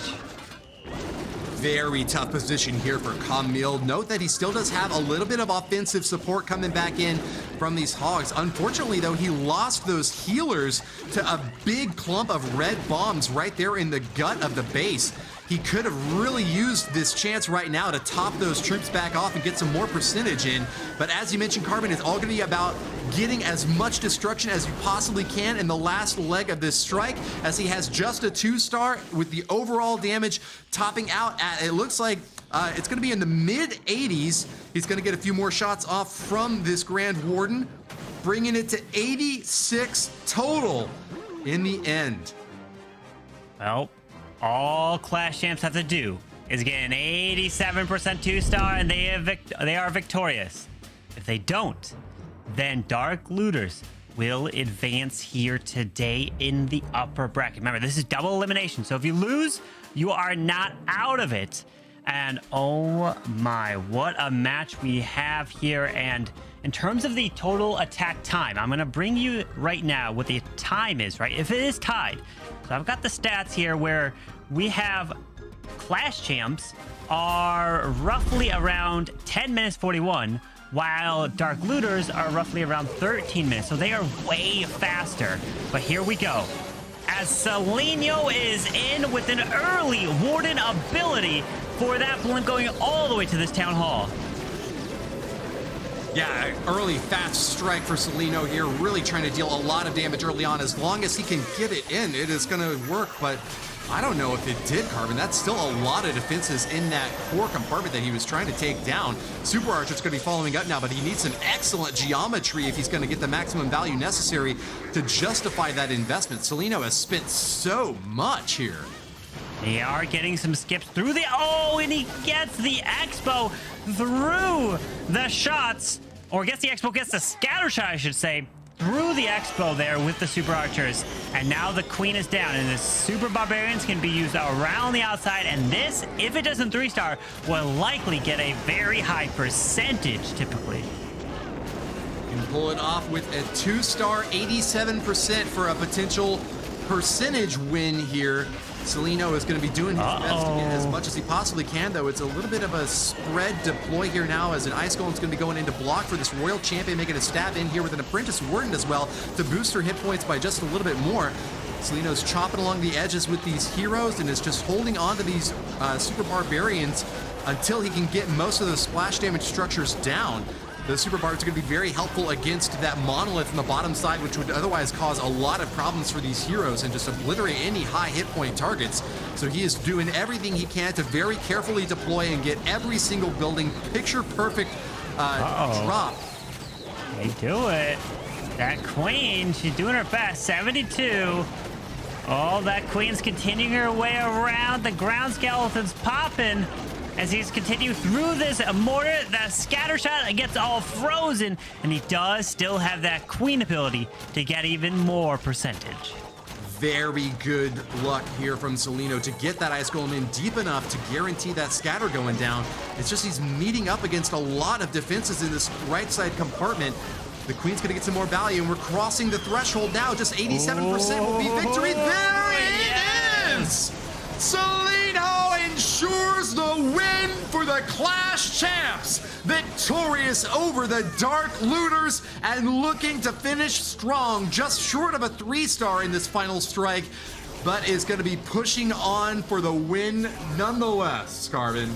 The Super Barbarians getting it done with the percentage. Really, the only thing left is that multi-target Inferno. They should probably be able to grab the Wizard Tower nonetheless, unless there's some giant bombs and things here. 97, 98, and imagine if Dark Looters got a 99 or a 3-star. This close is how it could have been, but well done to Clash Champs. They are victorious on percentage and win this one, and they will be advancing here in the upper bracket.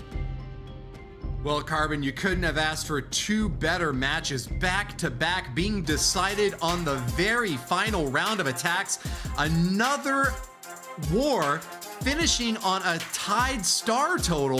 Wow. That just tips in the favor this time of the Clash Champs, thanks to the percentage edge that they got early on and were able to keep going through to the end with. You also see here on time that they were a little bit better on time, a 1 second advantage for P. Castro over Alex, and then a few seconds in Leo's favor over Dr. Jonas. So just edging out the Dark Looters, a team that had quite a bit of support from the community, expecting a very close match. You and I were both expecting more 3 stars out of this one, but with a 12-12 finish, I think that we've got a lot to break down from this last round. And I know we'll be bringing back another couple guys as well. But what stood out to you as most surprising about that last war? Well, to me, it was definitely how close those fails were. 98. We had so close to getting a 3-star. And it just didn't convert. We saw in the previous war before this one that if you don't get that 3-star, it could cost you. But man, what a match we saw. iTzu and Judo, you guys were behind the scenes, taking a look at other matches, keeping up to date on those. How were those matches? Where's the rest of the team standing? We'll start with you, iTzu. Well, I was trying to just make sure that all of the post stats had the correct icons. So I think we should ask Judo for how the other matches went. So I think, Judo, you can go ahead with that one. Sure. I mean, the final attacks are just coming in with a lot of the wars, so there's been some interesting ones, though. United Gaming started out 3 stars, then unfortunately had a 1-star, and Inquisition gradually got things back, getting a 3-star in their final attack to take the victory.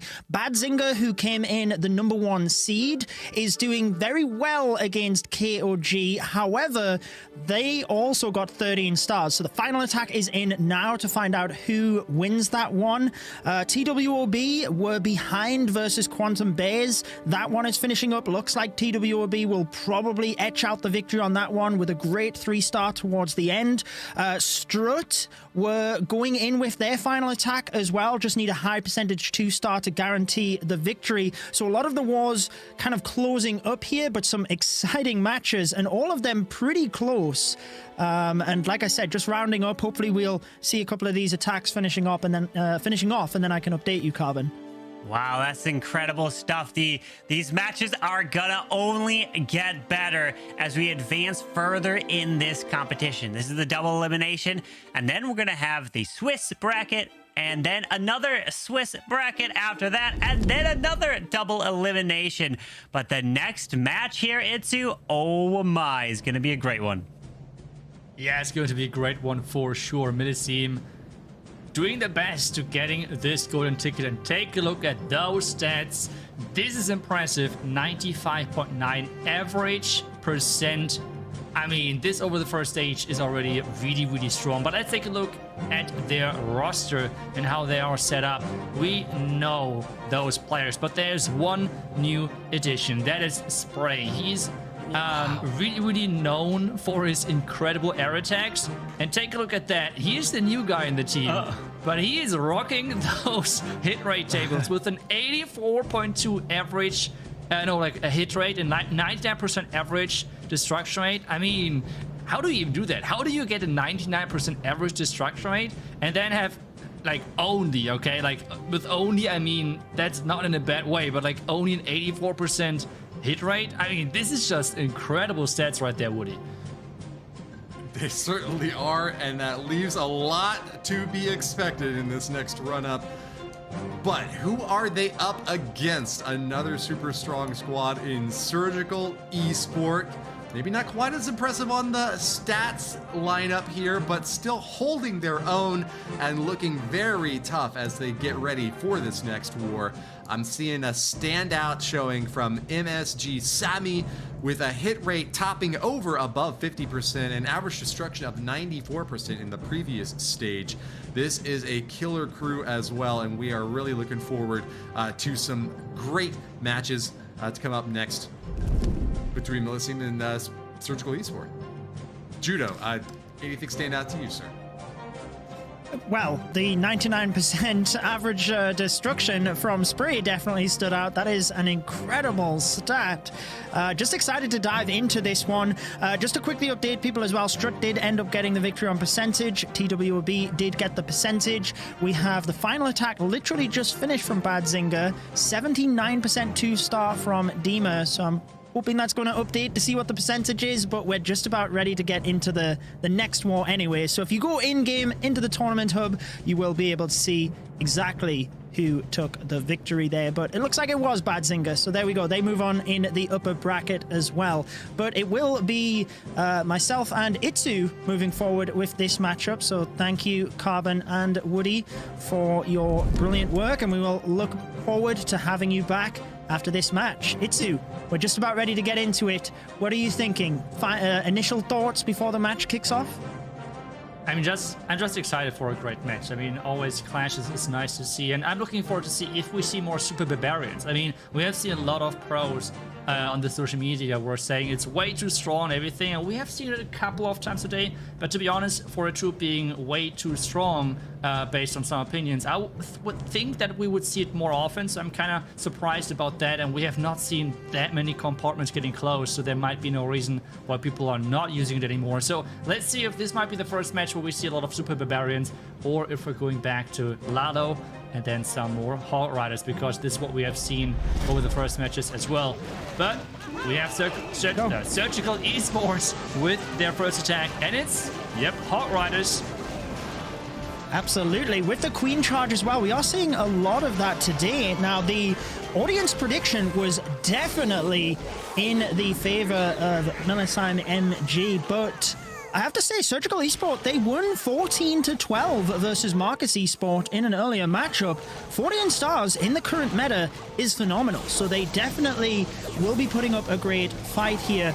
Monolith instantly on the Queen. She's going to have to go through the Ice Golems, gets the Rage down. Ooh, just about in time there, iTzu. That was a really, really late one, but this has to be like so close of being in range for the Queen. Maybe her, I don't know, like left toe is in there, but like it was really, really close for sure. With now the Yetis and Helsinki Goblins funneling, the wall break is happening as well. And if you're wondering why is this wall break going there, wall breaks are always going for closed compartments, and if there are no closed compartments whatsoever, well, then it's just going for the next wall, and that was exactly that wall piece right there. Fantastic. The Kokoloon even getting 2 seeking air mines, so you can notice he's sending a couple more in, expecting that potentially there are more, but they peer off towards the Wizard Tower. Queen will easily get that Town Hall, and once that's secured, he can start focusing on the next phase of the attack. Battle Drill selected on this one, iTzu, so presumably just going to send that in alongside the Hog Riders. Yes, that might be a good thing to do. That Queen is under a lot of fire, nearly going down versus that Scatter in her ability. Remember, even if the Queen is in her ability, she can still take damage, so the splash damage of a Scatter shot is always a big threat. But we have now those Hog Riders with the Battle Drill going in from the bottom side, but there is still a lot of base left. But the Warden ability is keeping everything safe, at least for now. Yeah, great Warden ability, and I also want to call out, he was busy deploying the Hog Riders at the bottom when he realized the Queen was taking a lot of damage and froze the Scatter Shot and Expo. So brilliant ability to be able to see so many different aspects of the base, having to freeze that left side as the Hog Riders are dying out. The Eagle surviving, but the Battle Drill has not popped yet. 37 seconds, time is ticking, and he's also running out of troops here. Time could be a determining factor, even if he can get through these defenses. Yeah, he's trying his best to get through those defenses, but that Battle Drill is not hitting the most damage. He has to open now manually to get those Super Hogs releasing, because time is ticking and Super Hog Riders deal more damage to those defenses than the Battle Drill itself. And now with the Warden together, he's picking up a couple of more buildings, but 3-star seems to be completely out of reach for this one. But it's a high percentage attack. I think this is the good news in this one.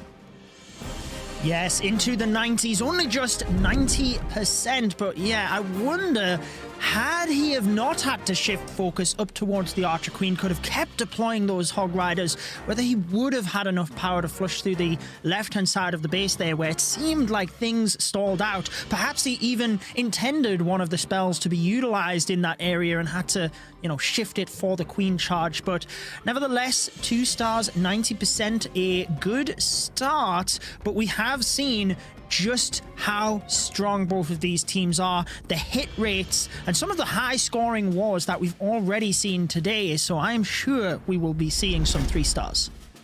Yes, and Spray is the new player in Milliceme, and the good news about him is like he's one of those players who's always attacking first. He's like one of the best in the entire world with those. It's always like a negative thing when you call it with like spam, but this is kind of like how it feels to a lot of players. So with the air spam, but what he does looks like magic. I mean, this guy is just insanely consistent with this type of troops, and it really showcases how many more things you have to consider when using those troops. He likes to use the super dragons. I know a lot of people say like they're completely like not usable anymore, whatever. Watch this guy, he will show you they are completely usable because he is just smashing bases with them left and right. What he's doing right now, he's trying to set up a pathing to make sure that he can enter from the top left with the super dragons into that base, with then trying to go for the town hall and just power through. That would be my guess. Maybe he's just going to go into the town directly. We will see in just a second as he's deciding what the next step looks like.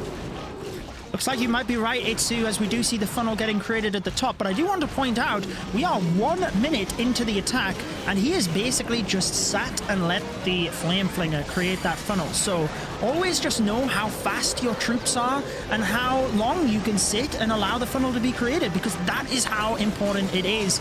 Look at those Super Dragons flying through the base so quickly. Even had some in the Flame Flinger as well. Good spread on the Super Dragons as well. So they are getting that increased damage across the entirety of the base, and honestly it looks like they're going through this like nothing. They're barely even taking any damage. I'm not gonna lie, those attacks to me look like Lado. Like, if I do those, my Super Dragons go like, I don't know, they'll leave the base before they even take down defenses because they just do not what I was thinking they would do. Like, it's just incredible to me how much control you can have over those dragons. And the Royal Champion, it feels like she's somewhat swagged at the bottom side. He says the freeze, and this is exactly what I mean. Watching this player play this air attack is like magic. I don't know how he does it. I don't know what he does, but he's just so consistent with them. And as I said, he is for sure an incredible addition to the Milliceme roster. Always attacking first, having one of the highest hit rates. This to me is just an incredible player, an incredible attack to watch as well. Amazing. I know what it is. He took the Super Dragons from the clan capital. That's what happened. Wow, I mean, I am so impressed by that attack. The patience to start off, just knowing exactly what he needed to set up the Super Dragons to allow their focus through the base. And I love the spread he had on them as well. It wasn't just to drop them all in a line in one spot. He knew exactly where he needed how many of them. So, wow, what a great attack and an early start, but we still have 4 attacks to go, and you very well know yourself, iTzu. We've seen it time and time again. Teams can fall behind. They can easily flip it around. Yes, that's right. Anything can happen, and especially with this next attack, as we have a Super Archer Blimp. It can really easily get baited, but it can succeed as easily as well. So let's take a look at what is happening with this one. He's going to go into the sweeper with the freeze spell. Make sure that he's freezing it nice and early. Right now, the freeze. There you go. Nicely timed. And landing right on top of the sweeper. Are there any traps, a giant bomb, or anything else? It looks like no. And he should be safe to go to clone and rage up those super archers. Yep, using that first invisibility spell, letting his test troops go down before using the clones and getting those super archers. Town Hall going down, Monolith about to follow. Even had that wall breaker to give his super archers a little bit more flexibility in the base here. And that is what value you can get when you make it work. But like you said, it is just about the timing. The freeze there, really important if you are flying into a sweeper. You've got to get that timing down. Now he's got great pathing for his heroes down in towards the eagle. I think if I see this correctly, there were even some super archers on the top left who survived. We're already starting the cleanup. I mean, I want to have those super archers as well, like staying alive as soon as they reach the core. I mean, what is going on there? But we have the heroes now diving through from the bottom side. Remember though, there is no warden ability left anymore for this hero push. So he's relying completely on the king, queen, and royal champion with the support of more like 18 or 16 super barbarians left to play.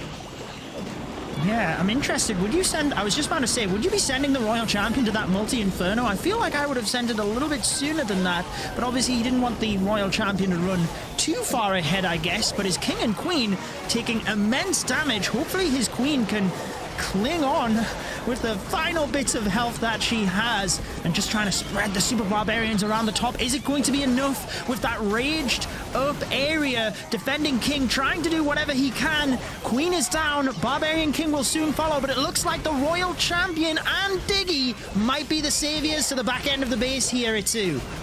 Yeah, and the Phoenix Egg was just so important, keeping that King alive, and was able to provide the tanking with that Phoenix ability. All of the... You can buff defenses as much as you want. The King and the Phoenix, it does not matter. It does not matter. He does not take any damage. So he's just tanking all of those raged up defense on the backhand, the Scatter, the Expo, even the raged up defending Queen. All of those attacked the King during his Phoenix ability. And... well, really nice backhand and how he covered all of that. So nicely done. And now it's back to mid-scene. Kingsman is up next. Can he follow up with a 3-star to make sure that they're keeping their lead? Indeed. I always used to remember Kingsman's hybrid attacks. He was always so good at that strategy. Have you seen him using that very much in the current meta, or... It's not something I've seen him do myself, but I know you have, covered a lot more of the esports matches. Seems like he's going with a similar approach in that of the Twin Hogs, but have you seen him use the hybrid at all? Not really that much. I know that he's right now playing Legend League with Queen Charge Super Barbarians. So I guess something similar to what he's doing right now with the Twin Hogs. I guess Twin Hogs are just more consistent a lot of times.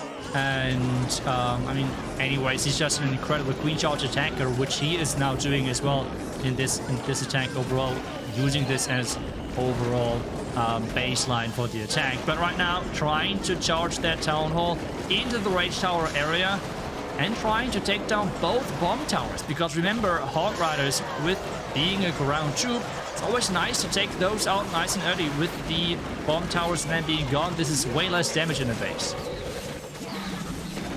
Wow, talking about damage, he is going into a very heavy area at the top there. Obviously, he knows his flinger is safe across to the right side. There is a red air bomb farm as well in the center. So good job he triggered that before his Queen walks in. But he can allow the Queen to walk around here. Is he going to use any more loons? Because one healer down so far. I'm assuming all of the traps are up the top here. Once his Queen to walk around and to that Town Hall, he's still got her ability trying to wait until she gets to that Town Hall.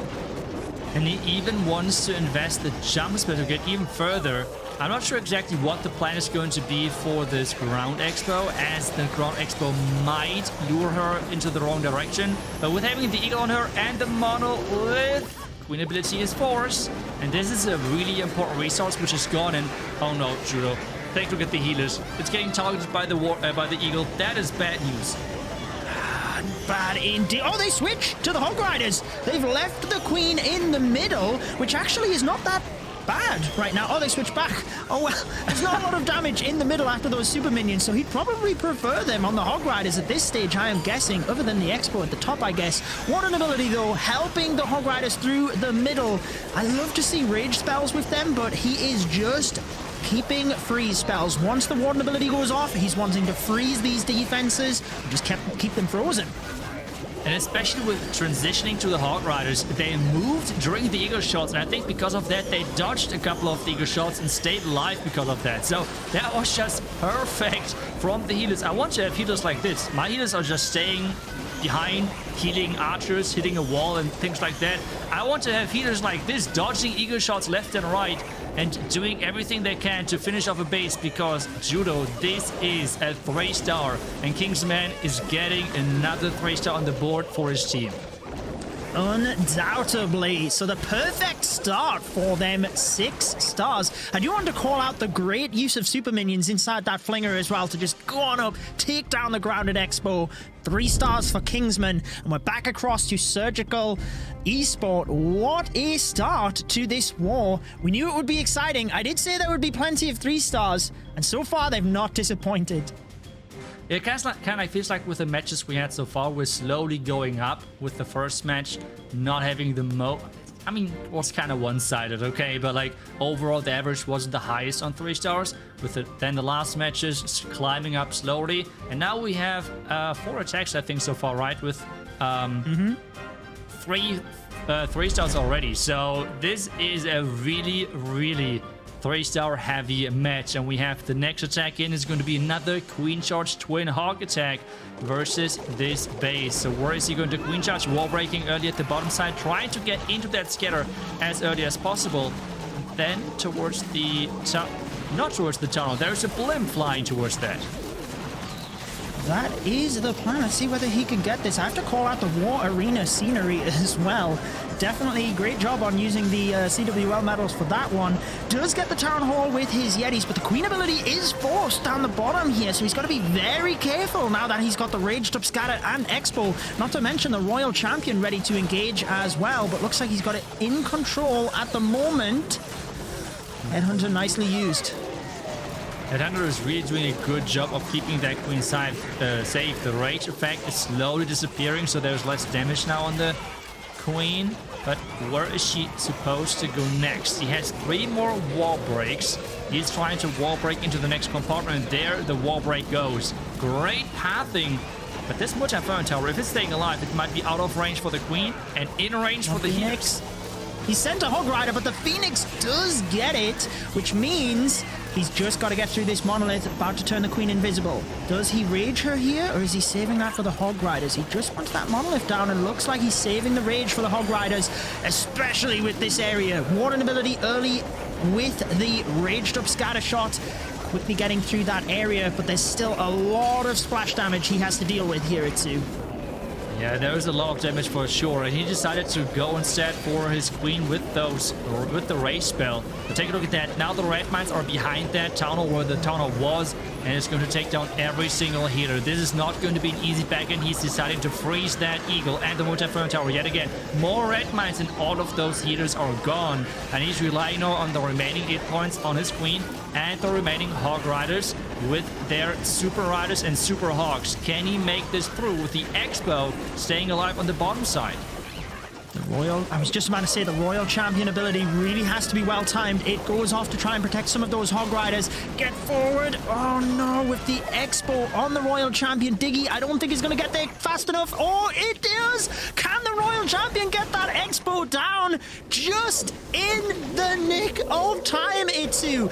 Everything is incredibly low health, but if Diggy can help here, it does not matter. It can be low health all at once. 3 stars are 3 stars. Surgical Esport just about nipping this one, but keeping this war exciting.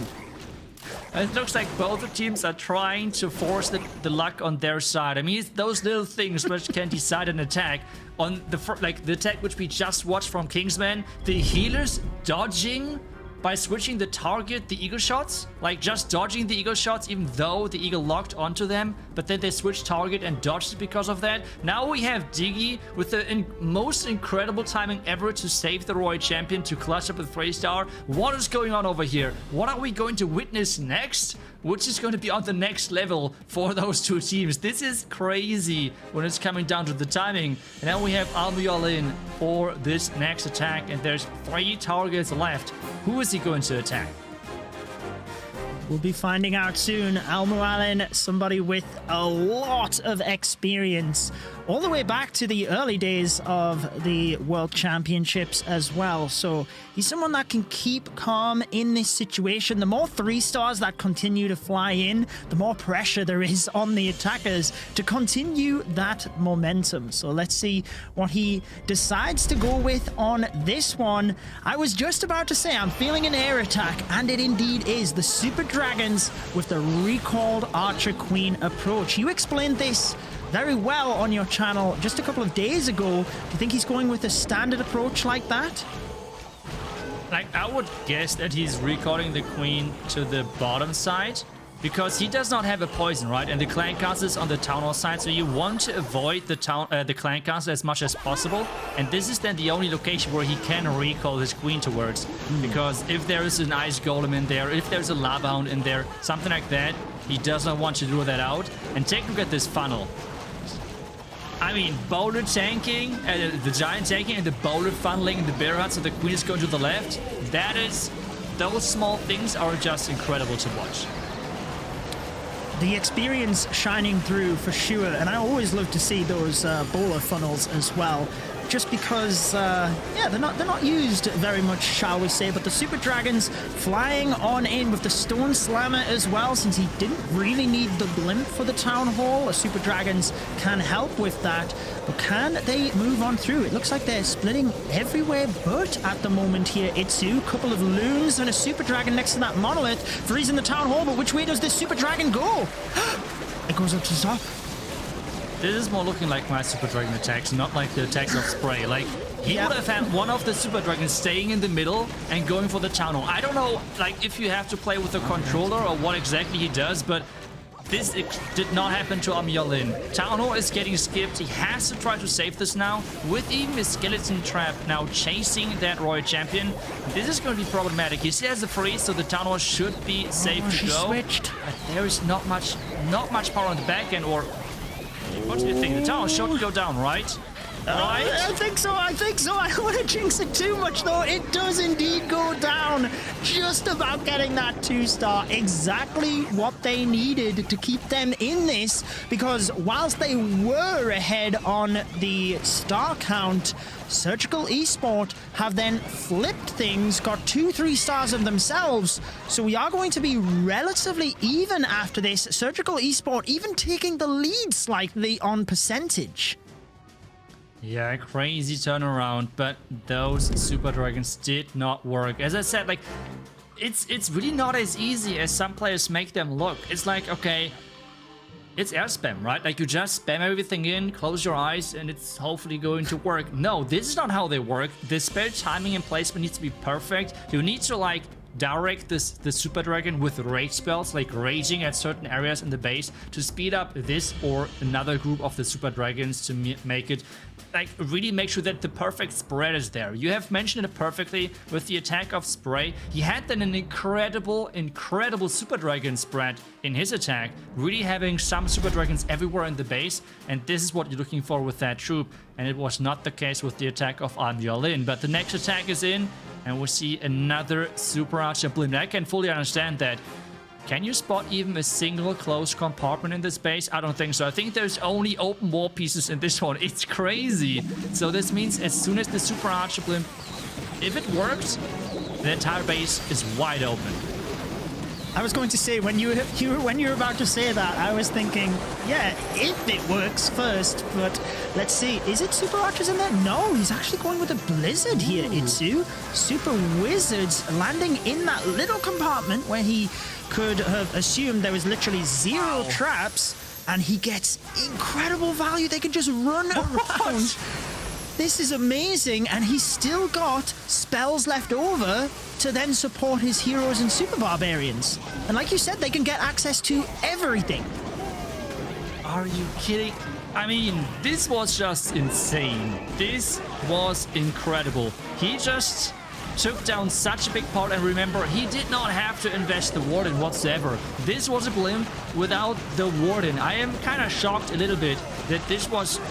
I mean, there was the Tornado Trap, but maybe they expected a different angle. I'm not really sure. But he's sending in the Royal Champ as well really early on. He's having the Titan in the mix, so the Clan Caster should not do anything.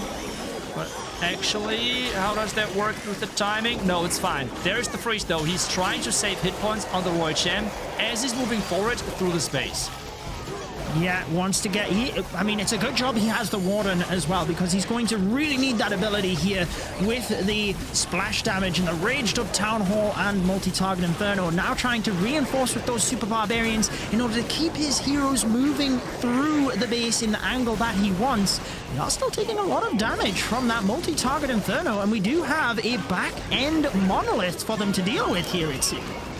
Yeah, it feels like he just invested too much to get into the Town Hall, because you have seen the Town Hall was a huge overkill. But if you have that, if you have too many troops engaging versus their Town Hall, then you have the problem that the Town Hall poison is dealing too much damage, and this seemed to be the problem for him, as, well, a lot of troops left their hit points inside that poison, and now the power on the back end is really struggling. So incredible plan, but the execution did not really go in his favor.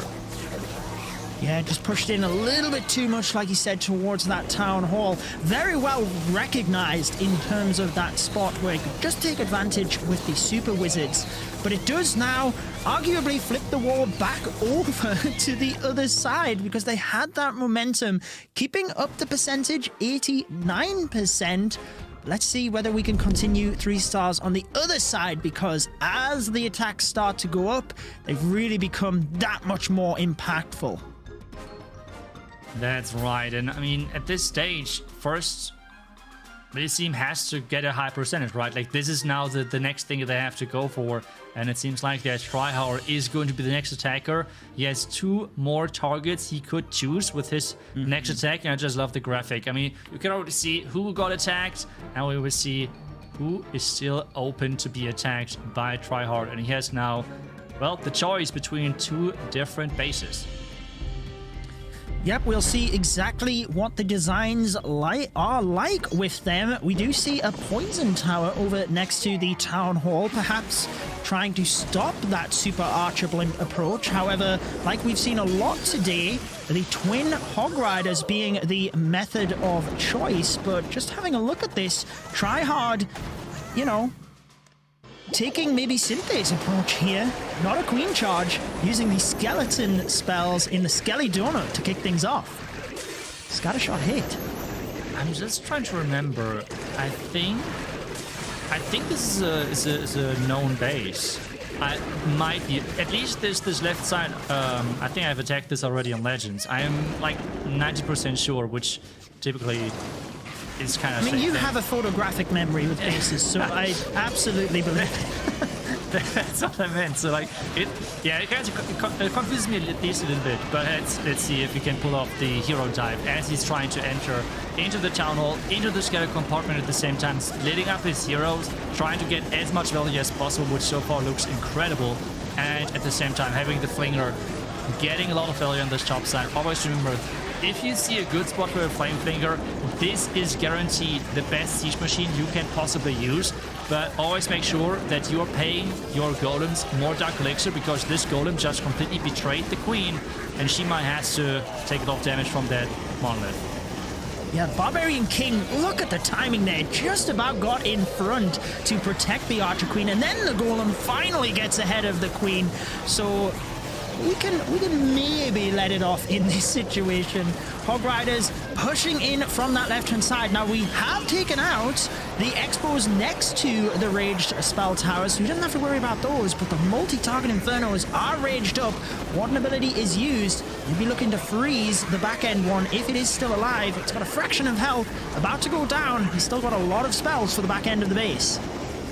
Yeah, and if the Titan and the Yeti would get in front of his hogs, that would be incredible, because they would tank. No, why would you freeze? The Titan and the Yeti would tank the scatter, so I'm not sure if that freeze was actually needed. But I mean, he still has spells left in 40 seconds as well. I think this attack is looking beautiful for a Tryhard. That plan was incredible, not gonna lie. Absolutely amazing. Still has the Royal Champion ability and the invisibility. So Millicent will be taking the lead here, moving into the final attacks. Surgical Esports still absolutely in this, but an incredible show from Tryhard on that attack. Just really well executed. And exactly what they needed at this stage in the war. They lead by a star. So let's see if they can hold on defense with this last one. Yes, indeed. Really good showing by them. And I mean, at this stage, everything is in their own hands. If they're 3-star, they win. As easy as that. It always sounds more easy than it actually is, because you have to 3-star first on turn of 15, which is not a given thing. But first, we have the attacker Sammy, and he has to attack Almiolin as he's the last target left he could attack. And if he 3-stars, that would put a lot of pressure then on the Millicent attacker. And it's going to be a Super Barbarian attack. I said it before the match, we have not seen those Super Barbarians too much. And it feels like those attackers have hurt me, because we're seeing a lot of them in this one. And the blimp is falling short just a little bit, it seems like. Yeah, really interesting there. Wallbreaker is moving forward now. Finally gets the Super Archer clone could still reach the Town Hall, still get a lot of value from this, I guess. So maybe that is kind of where he wanted to land. I would have thought the other side of the wall, but as we were discussing before, depending on your clone placement, you can clone the troops to the other side of the wall anyway, which is exactly what he did with the super archers. Yeah, I think he did not really expect this amount of damage with the Rage Tower and was kind of hoping to get on the other side. Because I think if he would have been on the other side, he could have gotten the Monolith as well with the Super Archer chain. I think this is what he was kind of expecting. So this Monolith might be a big problem later on as he's moving through. But right now, first, he has to make sure that this Expo is going away because this one is dealing a lot of damage right now. Certainly is. He's still got a lot of super barbarians that he can be trying to reinforce with. Here they come from the outside, but the Warden ability is needed at this stage to try and push through this area of the base. A couple of super barbarians getting onto that monolith, that would be very helpful to get down, because if it locks onto the queen, which it does, that queen ability will very easily be forced, decides to freeze it, and then sending in the royal champion. Yeah, Royal Champ to save the day. I think he could have added a couple of more super wall breakers to get even further into the base, but those 2 wall breaks giving him access to most of the stuff except the multi-inferno tower, and that one is being raged up, and that is never good news to you as an attacker if you see a raged up multi-inferno tower. Yeah, and he's got no way to get that now. Sending in the super barbarians from the top to try and increase the percentage if he can get those defenses, which he does. So it goes up into the 90s. But what it means is if Millicent is able to get a 2-star in the next attack, they will then solidify the victory in this matchup. I know a lot of the other wars are going on, but I believe they're a bit earlier in the war than this one. So that's perhaps where we will get to see some updates, you know, as we continue on into perhaps this next attack. But pretty close, however, similar to what we were talking about in between the matches. It's a high percentage, but it's still quite far away with the powerful defenses and the Rage Tower that were left up.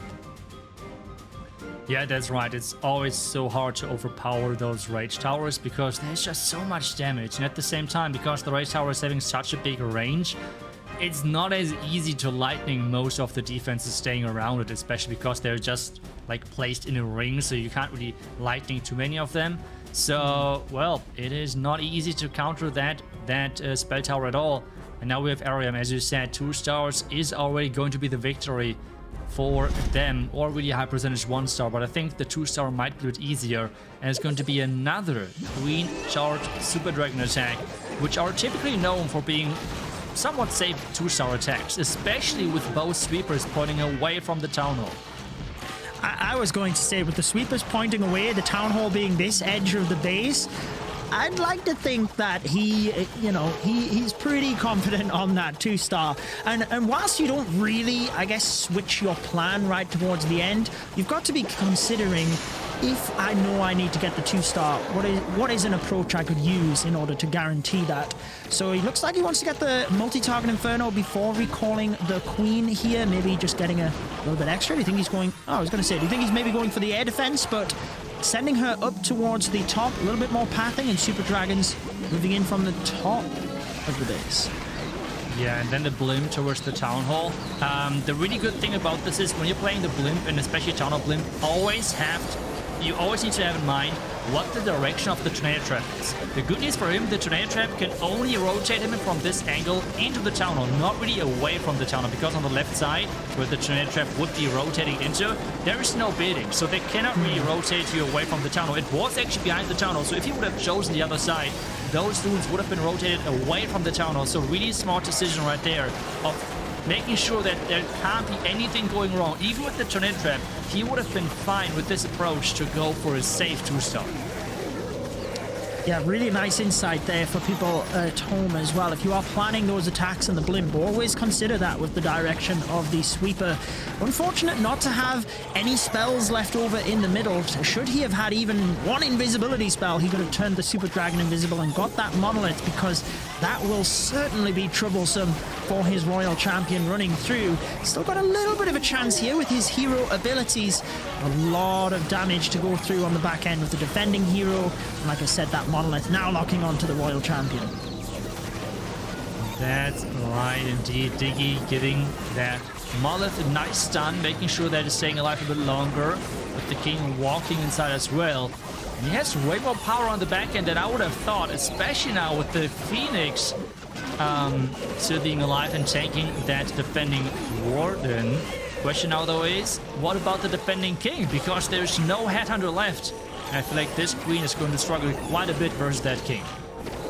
Especially with the healers on Frosty. Get yourselves across onto that Archer Queen. When she starts taking damage, they should switch across. There we go. He only needed the 2 stars. He's guaranteed it. They have won the war. But can he finish off in style? Looks like those storages just to the other side of the wall will be one step too far for this Archer Queen. But Arium doing what he needed to do, getting that 2-star and locking up the victory. What a war this one was, iTzu. Really up and down, and incredible attacks from both teams. What an incredible attack indeed. Really nicely done. But in the end, Miniseam getting one step closer to the golden ticket. To a lot of teams, they are one of the favorites. I mean, they're one of the favorites of getting this golden ticket, or like one of the 4 golden tickets. And I feel like, especially with the new addition of Spray, this is for sure something which they are capable of, and I'm looking forward to see how they're going to evolve over this tournament. Absolutely. I mean, he, like you said, he is certainly one of the top attackers in the game right now. Just to be able to attack out of the gates and get the 3 stars like that is really impressive. But I know a couple of the other wars, like I had mentioned, are still in the early stages, but I'm intrigued to hear how they are going. Miniseam obviously progressing on this one, but let's welcome back Carbon and Woody so we can get a little bit of insight as to how those other wars are going. Obviously, you can follow along in the tournament hub, which is in game, should you wish to see the results as they come in. But Carbon, we'll start with yourself. How are those other wars looking at the moment? Well, right now, there's a match that's going on between Time to Throw and Vincere Naturalis. They both have 3 stars that have come in from their sides. We have Valor Gaming taking on Jelly Bean Dream, and that one right now is all 2 stars in that match. And it looks like a lot of these matches that are happening in the lower bracket are really close. But they're also very early in their wars, so a lot of them only have 2 attacks. Some maybe have 1 team has 3, so it's very early and there's plenty of more stuff to come.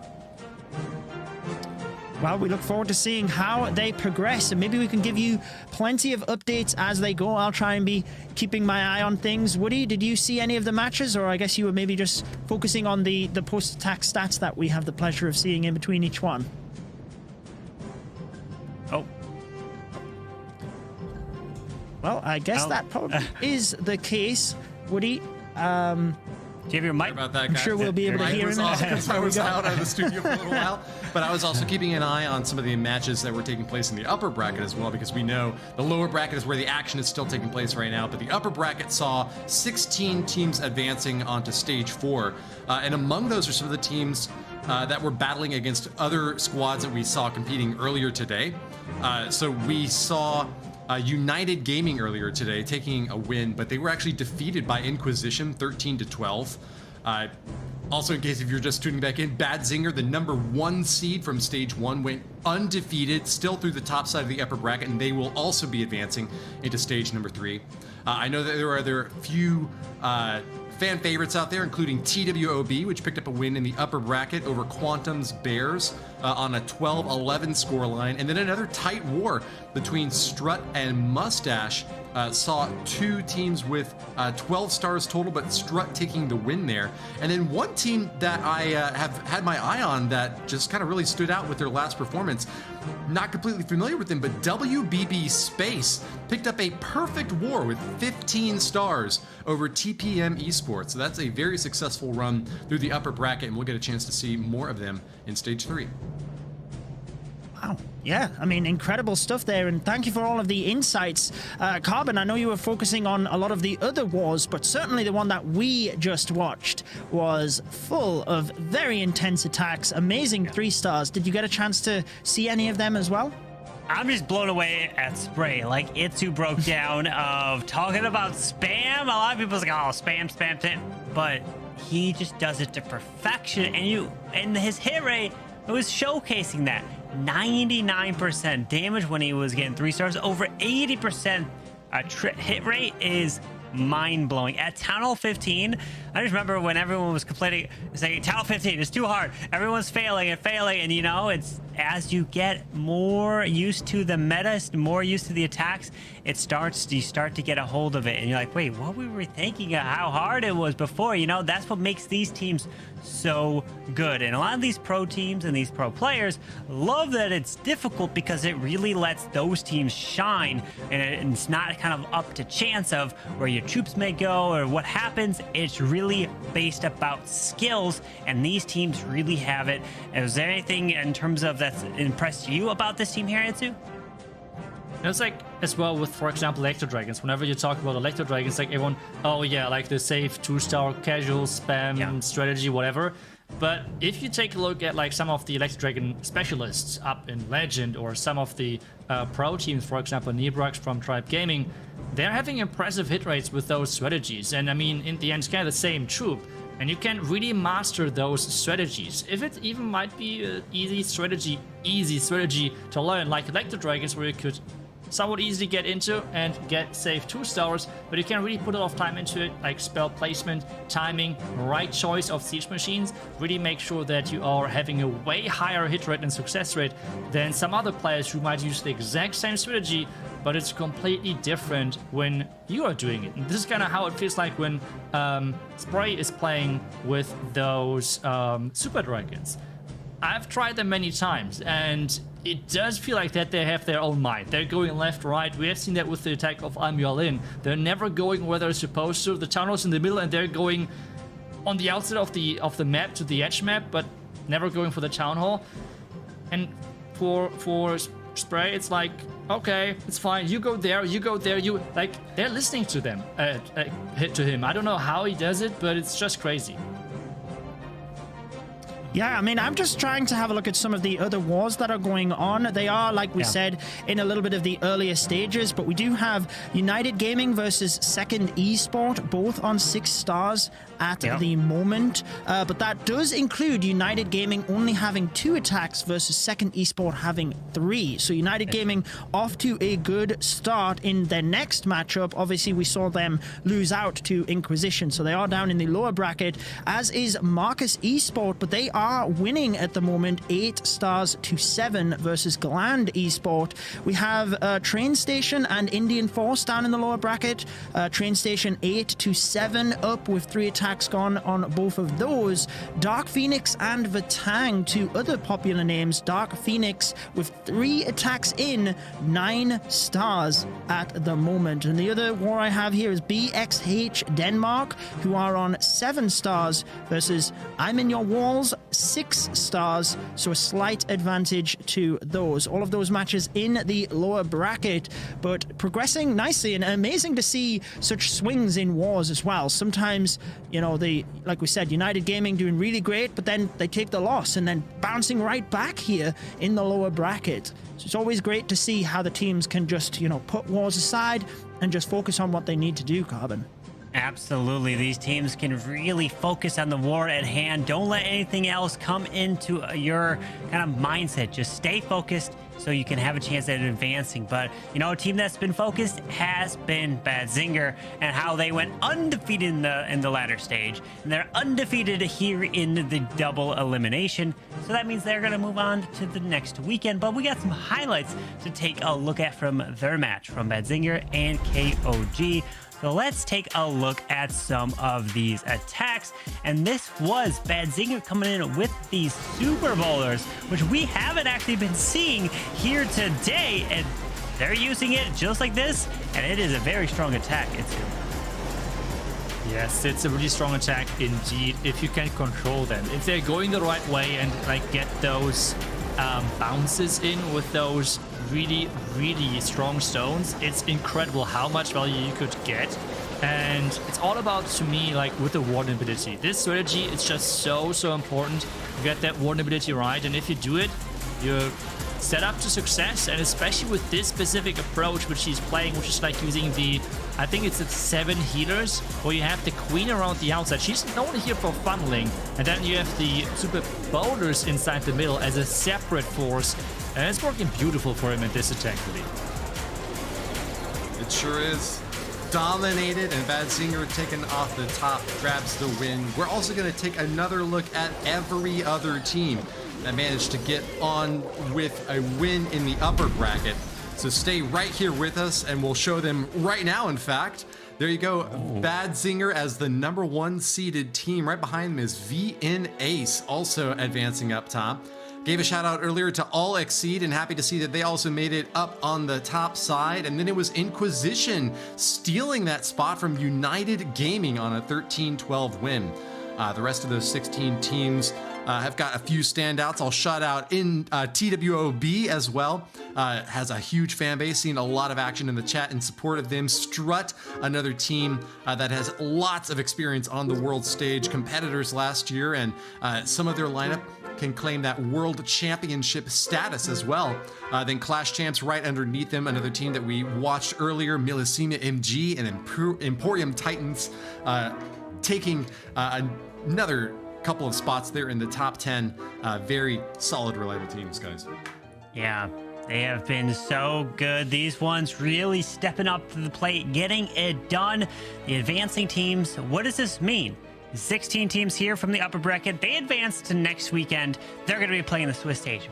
But there are 16 more teams that are waiting to advance coming from the lower bracket here today, because we have 2 more matches that we are going to be covering today to then find out the final remaining 16 teams that advance to next weekend in the Swiss bracket. Because we'll have the Swiss bracket, that's going to be a Swiss stage next weekend, and then we'll have another Swiss bracket that is going to get even further down, and then finally the top 8 teams compete in a double elimination for the golden ticket, and 8 teams will compete in a double elimination, but 4 of them will get golden tickets. So if you get to that final stage of a double elimination, you have a 50% chance of getting a golden ticket, which is incredible, and you really have to earn your spot to get there. So much to come in the upcoming weeks, iTzu. That's right, it's going to be Clash action on the highest level every single weekend. But let's quickly take a look at the stage 3 format, the Swiss bracket, and actually how it works. We have 32 teams starting, and then we're going to play a lot of different rounds. Always those teams are then after that going to be put into different groups with having the same score. For example, after round 1, we have 16 teams with a score of 1 win and 0 losses, and then we have 16 teams of having the score of 0 wins and 1 loss. We're going to play this bracket as long as we have overall teams with 3 wins, and the teams with 3 losses, they are out of this bracket, out of this championship qualifiers, and they have no chance of getting a golden ticket in this year. And after that, those 32 teams were reduced to only 16 teams, which then gives us the opportunity to move on to stage 4 of the tournament, Woody. Right, you are, iTzu, and stage 4 is where every team is in the money. We've got 4 teams with golden tickets already that will be at World Finals, but that requires another 16 teams to be chosen, selected for their performance in order to get the rest of that prize pool. We're getting prizes out to 20 teams in this year's Clash of Clans World Championship with over $1 million in that prize pool. There has been a lot to compete for so far, and wow, I gotta say, those Swiss format tournaments are very favorable to teams with consistent performance. If you thought a double elimination tournament was generous enough, the Swiss format is basically triple elimination. So lots of chances to prove yourselves and ensure that the best team may indeed win out in the end. Very excited to see, as we narrow the field even further, which one team is going to eventually claim that big trophy in the very end and get that $300,000 prize, Judo.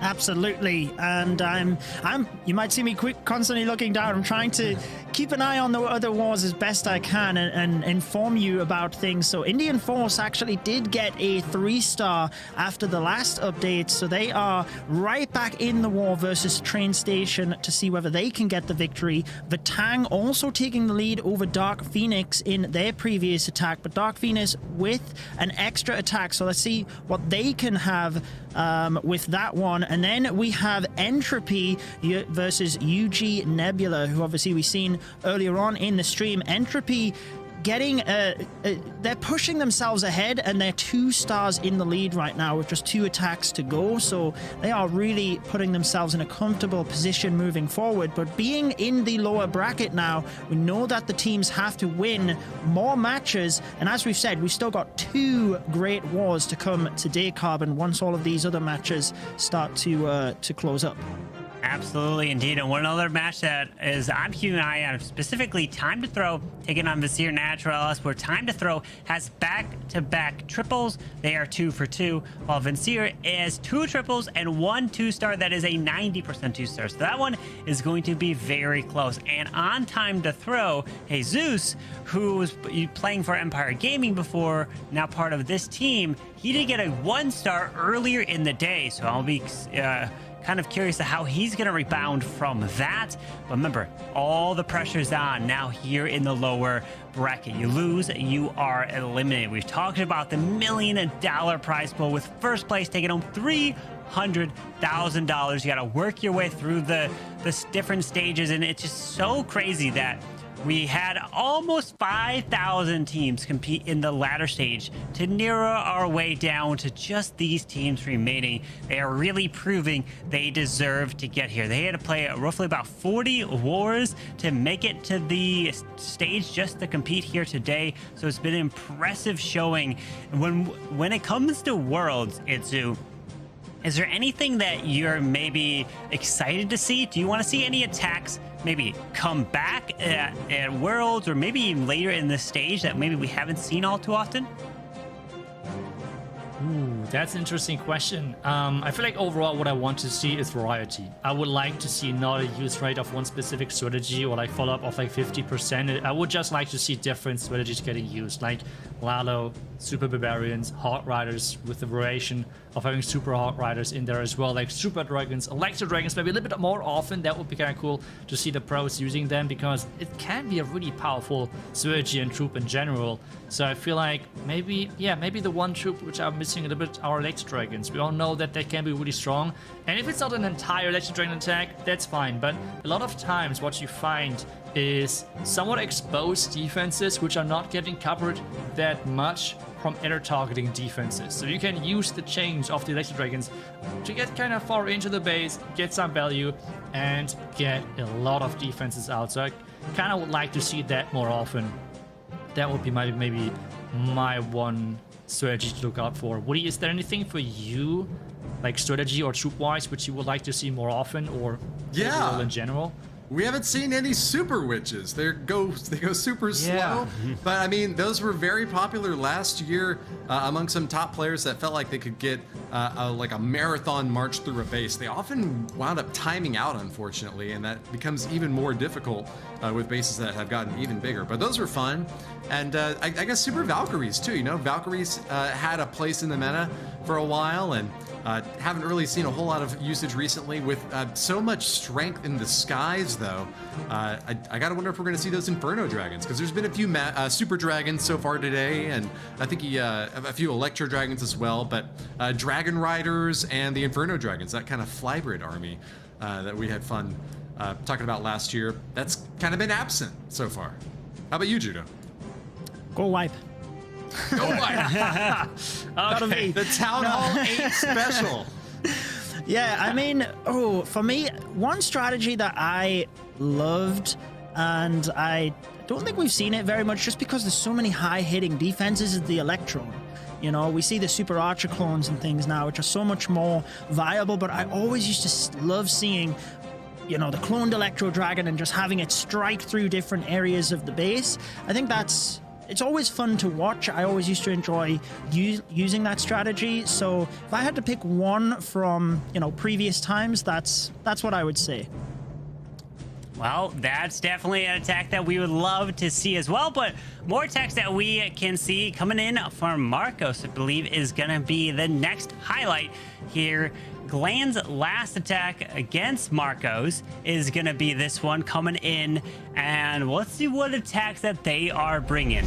The strategy is going to be the Queen Charge Hogs, and let's see, Gland decides to go in with that blimp over that scatter shot, does use that rage spell, and we're seeing that a triple Ice Golem CCs. So iTzu, when we see a base like this and Ice Golems coming out, what do you think? Is there any attacks that Ice Golems are mainly there to stop? I mean, smash attacks are typically really good to stop, or like overall any ground attack to stall it a little bit longer. But the attack I would have liked to see versus this base specifically is, I just call it the big veil attack because I have seen it do it first. And I have tried in Legend, and it's just insane strong. If you're wondering now what exactly am I talking about, it's like a hero dive with Super Hog Riders. We have seen it Dower do earlier, but with not the greatest success. But whenever you're attacking a diamond base where the Eagle and the Clancaster is on one side, and you can get both of that with the Lock Launcher dive, it's pretty much, to what I have tested in Legends, it is pretty much a guaranteed 3-star. But on this base, you even get 2 bomb towers gifted on top of that. And take a look at this 9 o'clock side. Eagle would be gone, Clancaster, 2 rage up multi-inferno towers, bomb towers, and only the right side of the base would have been still left. So I would have loved to see that strategy. Maybe it's getting used more often as it's getting more popular, but it's a really, really powerful thing to do. Instead, we have the Queen Charge, and I really hope, yep, I was about to say, this board is not going to one-shot that Queen, because rage towers are just a really, really hard thing to overcome in this town of 15 bases, Woody. Yeah, extremely tough. They just soup up any defense that they're around, and especially if that's near something that can dish out a lot of damage like a multi-target Inferno, it's going to be very tough to crack through. Pere is moving as fast as he can through multiple different pronged strike of this base, though, and is doing pretty well so far. His heroes are still chugging along at a pretty even keel. Enemy Royal Champion is going to provide a little bit of a roadblock here, but looks like he still is going to be powering through with the Queen over on the right side. It's just that Monolith still in the core that has been causing so many problems for any hero that can come up against it. Just does tons of damage, and without a clear strategy for taking that down. This is probably going to come up short of the 3-star. Yeah, it's interesting that iTzu called out the heroes to the left and then Hog Riders, you know, from the other side, and it was almost the opposite that was used here. There's obviously many ways you can take down a base, this one being super close, but I always wonder whether, you know, whether it would work on that left-hand side, just literally flipping the plan almost. Not going to happen on that one. The 86% 2-star, and I guess we will find out exactly what happened on that war afterwards. We had Indian Force actually getting the victory versus Train Station Gaming, 13-12. So that one is interesting. Marcus Esports, that last attack we did see, it was actually a victory for Marcus Esports, 13-12 as well. Dark Phoenix, though, ended up getting a perfect war against Vatang. I guess I missed how well they were doing earlier on. So incredible job to them advancing forward. And yeah, it looks like United Gaming is going to get the victory, as they do have one final attack in their matchup. So final attacks coming in for all of the different wars, and then we'll be progressing onto the next one, Carbon. Indeed, we will be progressing very soon. As I'm taking a look at Time to Throw, a little update on them. They are 3 for 3. They are looking really good. They do, unfortunately, giving up 2 triples against them, but then also another 2 2-stars. So they're in the lead there. But now we have an attack on the other side for Marcos. So let's go take a look at a Marcos Esports attack. As Judo did mention, they were able to be victorious in this match. So this literally could have been the deciding hit here, as we are seeing looks to be a Blizzard does invest that freeze on that Monolith and the Grand Warden Altar. Find a Tornado, trap spinning these Super Wizards around, then looking to not only take out this town, but look, it can chain and grab the defensive poison spell on the other side here, iTzu. Yeah, and I mean, this was just an incredible risky blimp. We have seen a super archer blimp approach in our first match of the day, exactly like that. If you fly over an elephant like this, it's really likely that there are black mines behind it. And I mean, they just took the risk, I guess. They just didn't care. They just said, hey, we're fine. It's not going to happen. And well, they were right. They were right, predicted the right traps right there, and got the value they were looking for, getting a lot of defenses out, and a really easy takedown of that defending clan class. I mean, this Hound is just doing nothing versus this Queen, and now we have the hero dive happening, while the Queen and the King and the Ice Golem, everything is diving into this one, and going for the scatter shot first to set up the Lado Woody. Ice Golem pops over on the bottom side for some additional cover on that Queen, and she's going to be continuing to charge in. Doesn't go for the scatter, though. Instead, it's going to be pathing toward the outside. That's a little bit bad news there for MWC of Marcos Esports. Minute and a half remaining to get this Lalo deployed, and with a double Hound approach, he's going to have a pretty sufficient tanking out in front. Opportunity to power through these two multi-target Infernos along this bottom side. 3 of them, in fact, going to be raged up and firing away at these balloons. Not a whole lot of spell support for them, but with the Eternal Tome going off as well, that will give them a little bit more cover. That last freeze he's going to be able to hold on to as he gets one more down. There it is. The freeze is dropped, but doesn't grab the multi. He's going to be taking a lot of damage on those loons now, guys. How unfortunate not to get that multi. I think that definitely, caused him a lot of issues there, and just literally took out all of those balloons. So this one not going to be a 3-star, but once you know it's not a 3-star, how far can you push the percentage? Notice he's holding on to that wall breaker, and the sneaky goblin you can always deploy as well, but the wall breaker, you never know whether you can distract a back-end defense with that carbon and maybe just nick that extra percentage. Yeah, every little building is important and will play a role. We've seen it already make the influence in these wars here. I will take another look at some other matches. We have Valor Gaming. Actually, they have won that one 11-9 as the defensive Jelly Bean Dream got a 1-star on their end. And then Time to Throw is up 11-10. Right now with 4 attacks used on each side. So they are looking good, trying to advance. Remember, it's a lower bracket. You lose these matches, you are eliminated. You are out of the competition, as we still have 2 more matches to come. So we've been waiting here because these other matches are still underway. They were beginning kind of right during the middle of the last match that we were watching there, and which was an upper bracket match. So there's been a lot of teams that advanced. 16 teams from the upper bracket have advanced, and then we're going to find out 16 teams that are going to also advance from the lower bracket, which will give us 32 teams to play in the Swiss stage, which is going to be next weekend, Saturday, Sunday, and then another Swiss stage, Saturday, Sunday, and then a double elimination, a Saturday, Sunday. So we have so many more weeks of Clash to eventually give away those 4 final golden tickets, where 8 teams are going to be competing in the Clash of Clans World Finals to find out who will be crowned the champion, get that trophy, and $300,000 first place prize. So these teams are trying their absolute best here. And I think I've asked you guys some teams that you're kind of expecting to get a golden ticket, but iTzu, I'll start with you. Is there one team, other than not the ones that you are expecting, is there one that you could say, hey, this one's gonna upset and surprise people on getting a golden ticket? Ooh, that's not an easy question. I feel like maybe the one team which is coming to mind to me, which is like always having a good chance of doing an upset, is maybe Entropy, as they are kind of like having ups and downs. But their peaks are kind of high. So at the same time, as they have sometimes like not the best performances, let's call it that way, they have sometimes really incredible performance as well, and they could beat then any team during that. But then in the end, like as you have mentioned earlier, this tournament format with having so many like second chances as well, to some degree, you need to be consistent. And I'm not sure if like a team which is having high peaks and low lows can really be consistent enough to really make it all the way. So that's the question. I feel like if I have understood Judo correctly, you might correct me on this one, but I think their match versus Nebula kind of looked really good, if that was the match going on for them. But otherwise, that's maybe the team which comes to mind for me. Okay. What about you, Woody?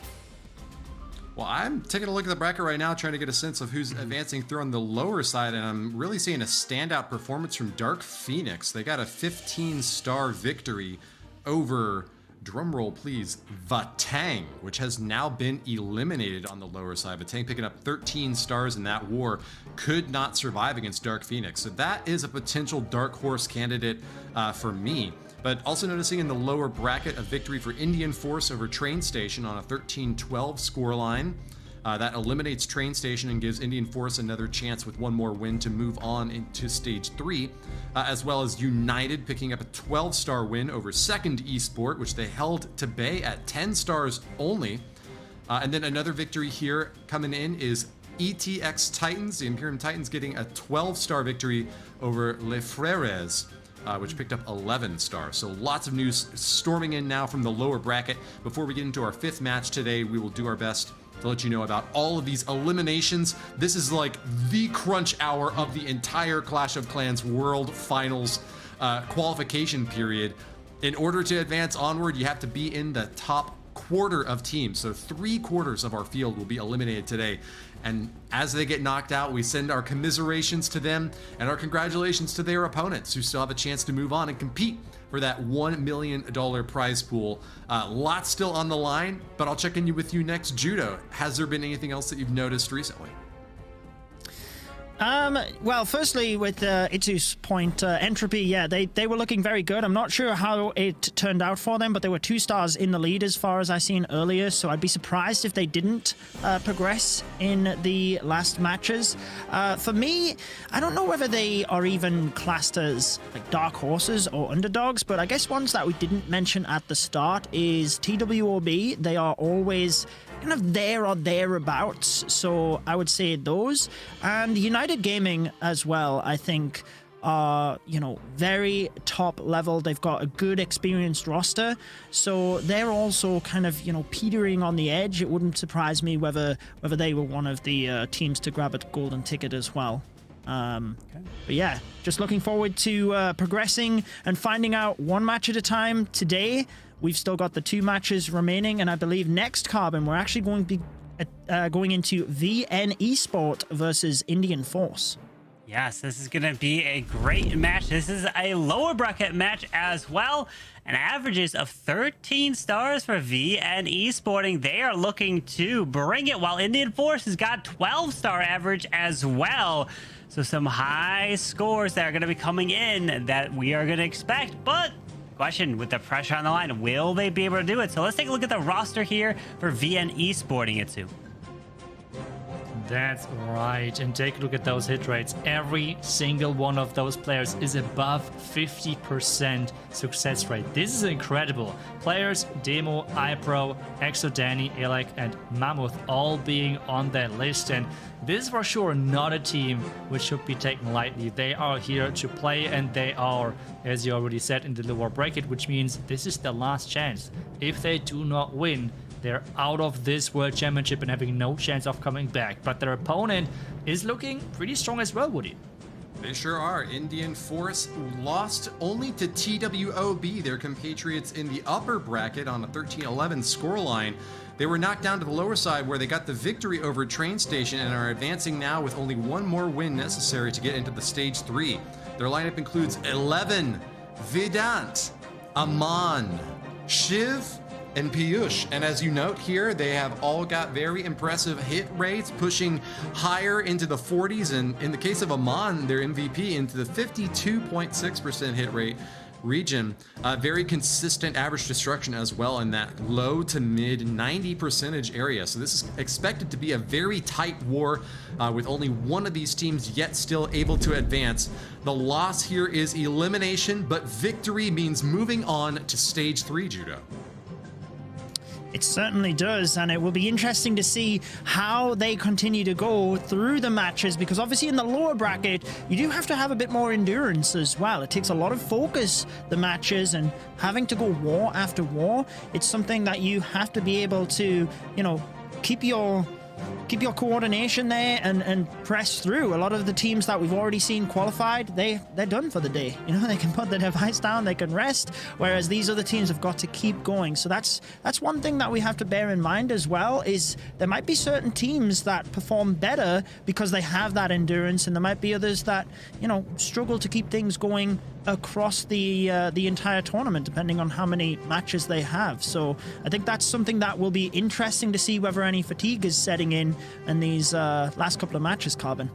Absolutely. Fatigue is one side, but the other side of it is you have to just burn through more bases. So your bases are going to be getting exposed in terms of, well, unless you were being streamed, but if you're not, then you might be able to rerun them, or you can really play mind games and rerun the same base and just maybe do you switch traps or do you keep the same traps? You know, if it defended, usually a lot of times they may just not even touch a single thing because the defense worked, and then it could just be mind games when it comes to that. So this is a lower bracket match, and we're gonna see one team going home here if you lose. So a lot of pressure now is on match number 5, as we have one more match after this that will then find out all 32 teams that are going to be advancing to the Swiss bracket, getting one step closer, finding the 4 final golden tickets holders of this year. So much stuff still to come, but in this match here, iTzu, is there a team that you're leaning towards to picking? I mean, the stats are somewhat one-sided, I would say, with Foreign Esporting being for sure the favorites.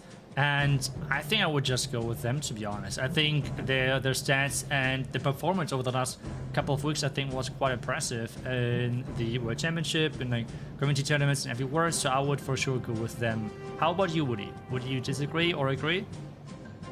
I certainly wouldn't disagree with your expert analysis, Mr. iTzu. I think that there is a tough competition ahead, and I'm looking like all across the entire bracket and trying to make predictions, but it's really tough throughout. These are starting to be teams that are not just kind of, you know, flash in the pan squads with a lineup that they kind of cobbled together for this event. It's starting to be teams that have had showings quite successful at multiple different community-based events. So yeah, I mean, the tighter we get later on into this bracket, the more matches we see now that are going to be really difficult to call, and that makes them even more exciting. I wish that I was casting this next one, but I will be back again, I think, for match number 6. So we've got an exciting one just ahead. And in case y'all are just tuning in or are getting geared up for this next round just alongside us, make sure to follow and subscribe here, because this is just the first big weekend of broadcasts for several that are going to be coming up ahead of our $1 million prize pool event to be held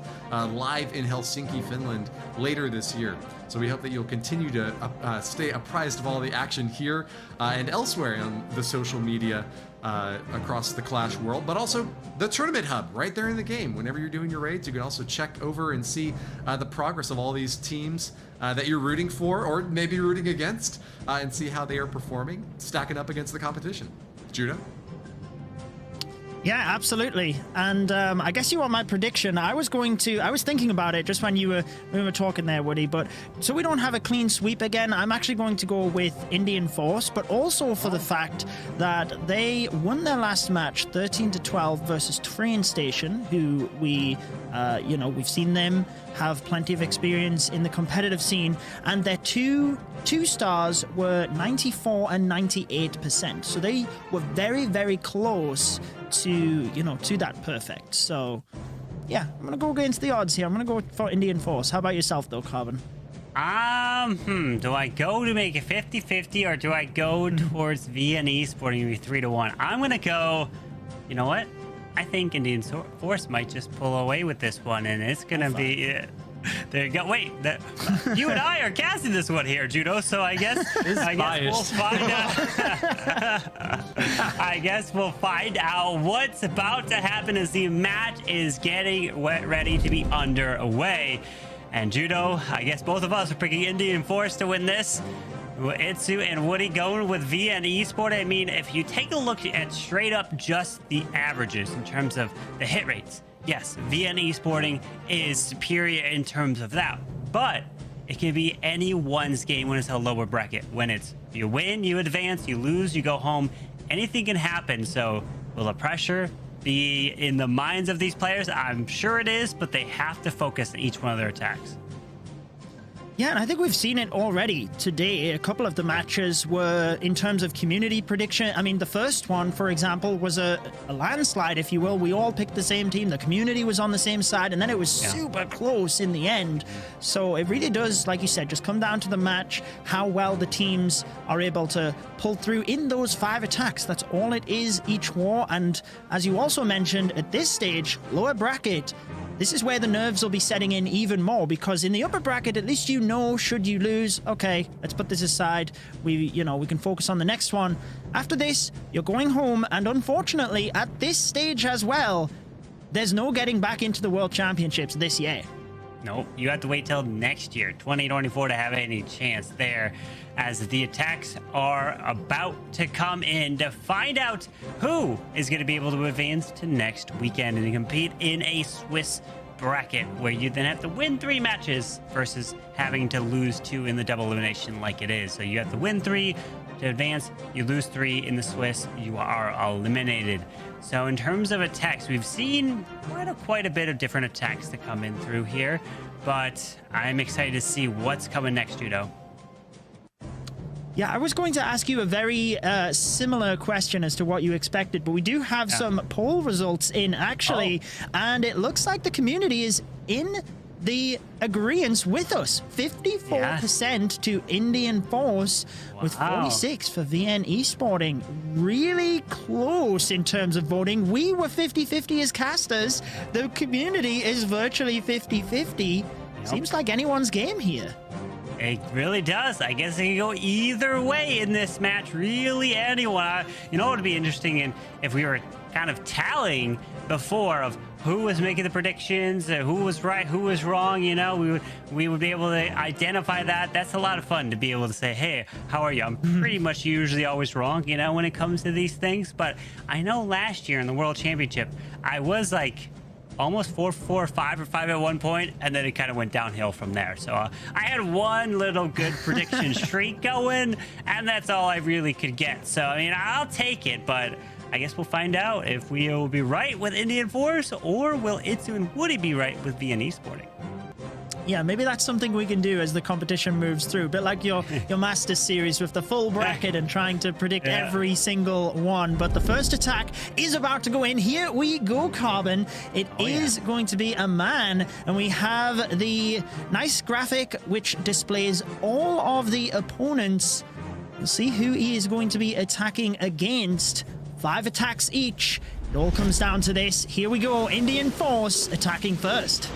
With the deciding E-Dragon to the left to help grab that funnel, and then straight up Dragons. We're going to have the Dragons to the bottom side. They're going to fly across, well, no, not across from the tunnel, because the tunnel is a little bit to the right side, where you can then use a blimp to potentially go and grab it. And iTzu talked about before, where you send the blimp in, depends on where the tornado trap, the angle from here, the balloon, no matter where the tornado trap is, it would rotate you into this town hall. So should be safer on this approach. Yes, there is the tornado trap. Using the clone spell, did you notice, to the right of the town hall, so he could try and clone across to the monolith. But unfortunately, due to the tornado trap, it didn't quite go down. Now, if he were to perhaps send the Royal Champion in there now whilst it's distracted, he might be able to nip it, but not going to do that. Maybe just sending the Royal Champion in from the left side to maximize percentage and forgetting about that monolith, because you've got to be honest, at this stage, all of the dragons down in the middle, I'm not sure that he's going to be able to do this, particularly with multiple expos left up. There's a lot of damage for these heroes. Yeah, the Diggy does get locked down. He's looking for the Barbarians and our King to take the damage, but no, Royal Champion does now get locked down by this ground expert. Her health is going down, but the Diggy should hopefully be able to stun it and allow the RC to try to get a little bit further. If this multi goes down, then he had... Oh, Queen, where you going? Oh, no, Queen. Why? Why? Got the freeze spell, and he's got the RC ability just goes off. He's still got the Queen ability. If he's going to freeze the Expo as the RC goes across, maybe. Yeah. Maybe that was a... Yeah, I mean, I guess he took the damage off the Royal Champion. I wonder whether he could have used it at a different time. Gets the cannon, which is going to help the King survive over there. And maybe the King can go down activate with the Phoenix once the Queen gets over to this area, Carbon. Minion, come on, get that export down. It's still close. He's got plenty of time. Maybe he can get this. The King's going to get there perfect timing. We could drop. Is the monolith in range of the cannon down south? She's going for a wall. Connecting wall in towards the storage, right? Yeah. Well, either way, we'll give her access nonetheless. To grab the storage, 30 seconds left. He's got archers and a minion, but watch it. There might be ground skeletons in this area. Got the ability. Come on. Ability goes off. Gets the Tesla, gets the cannon, moves to the monolith. Come on, Queen, you were right with the skellies, but the monolith goes down. Carbon, does he have it? Come on, Queen, get through those skellies. It's down. Archers onto the Dark Elixir drill. 10 seconds. That minion's trying its best. No, oh my gosh. No, another ground skeleton pops up and slows him down, and it's a time fail. 97% 2-star there from Mon. Can you believe it was that close? I mean, he did a very good job with his heroes because it looked like there was so much base left over. The dragon's not quite getting what he expected, I assume. But he really used the abilities in the correct time with the spells, nearly getting it. Can you imagine if that monolith did go down to the balloons? That was a 3-star. Wow. Oh, very, 100%. very close. Absolutely, unfortunately. But, I mean, I feel like the clone spell didn't really get almost anything. Like, it just spun the balloons, cloned it up, and then didn't get the value. If he had extra spells instead of a clone, it probably would have worked there to allow him to get all the way through, protect the Royal Champion. But Axo Danny is looking to turn a 3-star opportunity here. Is coming in with a Queen Charge Lalo. All right, you know, the pressure is on. Can he deliver with the Queen? Is she going to path her way into this multi-target Inferno? Yes, she comes back around and walks on in. Well, that was exactly what he needed. Sometimes when the Queen starts going one direction, it's very tricky to get her back in. I like the use of the Battle Blimp over the top here, though, to get to the Town Hall. Allow the Queen to just walk around the outside. Or she's probably going to be drawn in due to the Clan Castle troops, actually. Let's see what happens after this. Nope. Decides to go on the outside. Town Hall is down. Yeti Might's not quite getting that Builder Hood. As the Queen now is going to be able to help clear the Lava Hound and walk her way to the left. But this is the key. Walking to the left, grab the Scatter Shot, the defensive RC, Grand Warden, and a defensive Rage spell over there. And then he can send his King into the defensive. Oh no, or he's going to flip. Okay, no, he's going to use the King to help protect the Queen on her charge. Couple of loons out in front there. Nice funneling. The King's actually going to dive in alongside in front of the Queen. Perfect timing there, actually, to protect the Archer Queen. It does mean he's got to be careful here with the healers, I guess, but the King's down now, so he doesn't have to worry about that anymore. But it will allow his Queen to get a bit further because the Warbreaker goes in. Did it actually connect? Now it does. Gives her access to the multi, whilst we have the Lalo on the other side. He needs to get to that multi-target Inferno, but he's got a lot of spells to help here, Carbon. He still has his Royal Champion to still move her way through. He doesn't have any more wall breakers because one of them actually died to the Scatter Shot. So the Queen is going down to the ground expo, sends the RC now in towards the top side to help go grab that multi, but the Eagle Artillery in Monolith is still standing on the back side. I thought the Queen was going to go in towards the multi. I guess maybe he thought the King could get a little bit extra value and force the Queen in towards that multi-target Inferno, but that obviously was a big difference for the balloons. Could still get this, though, with the Invis for the Royal Champion, turning the bomb tower invisible so that the Royal Champion gets the monolith first. What a play! And that is essentially turning this attack around. 24 seconds. Should be able to get this. With the Queen trying to make her way through, hopefully there's no ground skeletons. It's all about time, because that can slow him down tremendously. With 10 seconds now, the Queen's making her way to the storage. Oh, the Wizard clutches that one Dark Elixir drill because she can't reach it from there. Wait, no, she might have been able to step in that little indentation, and yes! Oh, I knew it all along. Ooh, Exo Danny gets it done for the 3-star for VN Esporting. I'll be honest, I did think I jinxed him for a second there. But hey, no, 3 stars it was. Oh my goodness. It couldn't have been any closer. I think it moved to the 0 seconds left as he took down that archer tower. Talk about planning to perfection. 3 stars for VN Esporting. That gives them the lead, but Indian Force only 3% off their 3-star, so they are still very much right there on the heels of VN Esporting. They get a 3-star here, then the pressure is right back across. Absolutely, they need to deliver here, and it's the hybrid is the choice. Queen charge with some miners and hogs. Not bringing any super hog riders, but he is looking to send in 3 super wall breakers. We're gonna have to pay attention to the breaks that he wants to use for this queen, and even pairing an apprentice warden, maybe with the queen to help get assistance through a charge. There it is. Yeah, just speed things up a little bit, give it that extra bit hit points as well. Shiv was actually the player that got 94% in the previous war, so let's hope that he can pick things up for this one. But as we know, Indian Force did get the 13 stars in that one, looking to just about get this multi-target Inferno. Where does the queen go from here, Carbon? He's still got 3 wall breakers for her. And with 1 wall breaker now coming in, it's not going to open up the wall to the town hall. So he sends in a hog to the left. Out comes Super Minis, Headhunters. Watch out. There's a freeze. There's a poison to try to keep the queen. And the wall break is now going to allow this queen to backtrack towards the town hall, hopefully. Oh, the red air bombs. Ooh. I think there might be more waiting here. 2 red air bombs already on the healers. The queen does lock to the town hall, but is she going to go down and lose all of the healers after this?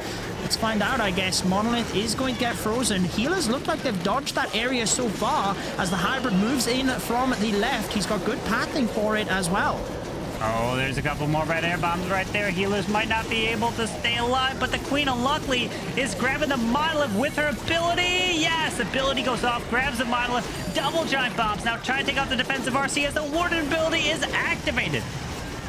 Hybrid pushing through that side. The queen ability was that's exactly what happens to me. As soon as I press the queen ability and there's archers spawn, 2 giant bombs take away all of those archers. Hybrid is pushing in from the left side, and he's still got a lot of that hybrid left, and he's got a heal spell for the back end. There is a rage tower ready to pop, but can the queen tank this scatter shot? As the defensive rage on the backside, queen goes down. All about the queen RC ability. Remember, we had a 97% from the first attack from Indian Force. They're looking to answer with a 3-star to keep it close because of Exo Danny's triple, as ground skeletons are popping up, stalling up the Raw Champion and losing his troops to the backside. The RC goes down, and Alec just defends. If that was not your perfect example of how strong the rage towers are. Yep. He had so many troops and they got like 2% and then all just got fried from the multi and the scatter shot.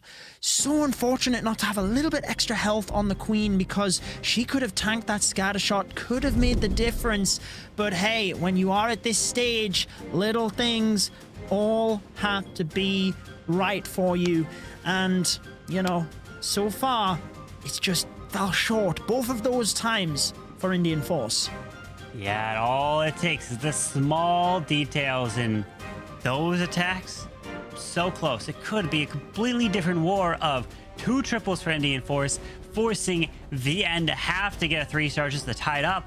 But it's not the case. It's only 2 stars for Indian Force, as Alec is looking to now get a 3-star and expand their lead. Alec has been part of the World Championship on the big stage last year, so he has the experience of playing in person and knows what it takes. So he wants to try to get back and get another golden ticket, but with a whole new team here. Yep, well, if he wants to do that, he will hopefully be getting the 3-star for his team in this next attack. You know, when they're at this point, they know how close it is. They know what they have to do. It is all about that planning and holding your nerve. A lot of it, like all of these players have the capability of planning and getting a 3-star. It's really whether they can execute it in that moment. That's where the difference maker often is. So here we go. Oh, we have a very interesting army here, Carbon. 7 lightning spells, and then the lava loon. Zap Lalo. Zap Lalo indeed. So this is enough to take out, looking for a queen, multi, no earthquake needed. So queen, there you go. Taking out the queen, the multi, to help with some funneling that not only so you don't have to worry about taking out a queen later in your raid, as his queen is down to the bottom side to help go for that town hall. You always have to be careful about the defending clan castle. So his queen, through this charge, might then end up removing the CC or pulling it out, but I don't know if he'll have enough to take out the CC with his queen alone. Yeah, I'm not too sure either. He obviously just wants to snipe that town hall and then leave things be.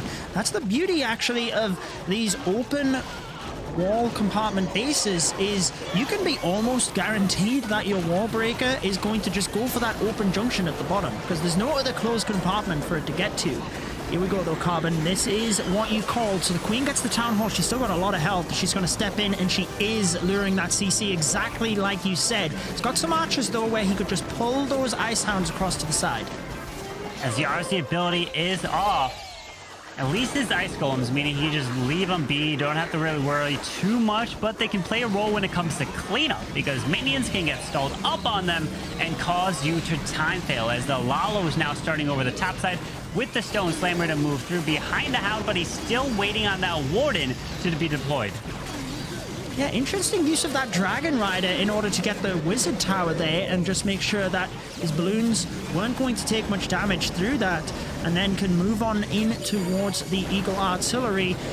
Hasted group of balloons, a big group of them from that right side, under the Warden ability to try and get through this Rage Tower area. If they can get the scatter, which they do, freezes the multi, and hopefully they can get there without really taking too much damage from these splash damage defenses. And again, look at that Dragon Rider on the multi-target Inferno. Doesn't have to worry about the splash. The biggest thing, though, is the world champion on the defensive side. Can he take her down? As the Lava Pup's trying to, the RC's picking these balloons off one by one as he's trying to make his way to the monolith. But then we have two Wizard Towers still up in different directions. Oh, my goodness. Look at all those red air bombs. Wow. Not what you want to see as a Lalo attacker. Those balloons just hit the ground like nothing. It is still a high percentage, and wait a second, the Electro Owl, come on, it's going to get through that monolith. It does. There's a Wizard Tower there, though, which is going to get these minions. Can he tank it with one minion? Oh, I thought he was going to send that. He can chain. He's chaining through the storage. And what's to the left? He's got another storage, though, and the Wizard Tower over there. 13 seconds, 95, plus the army camp. Time fail.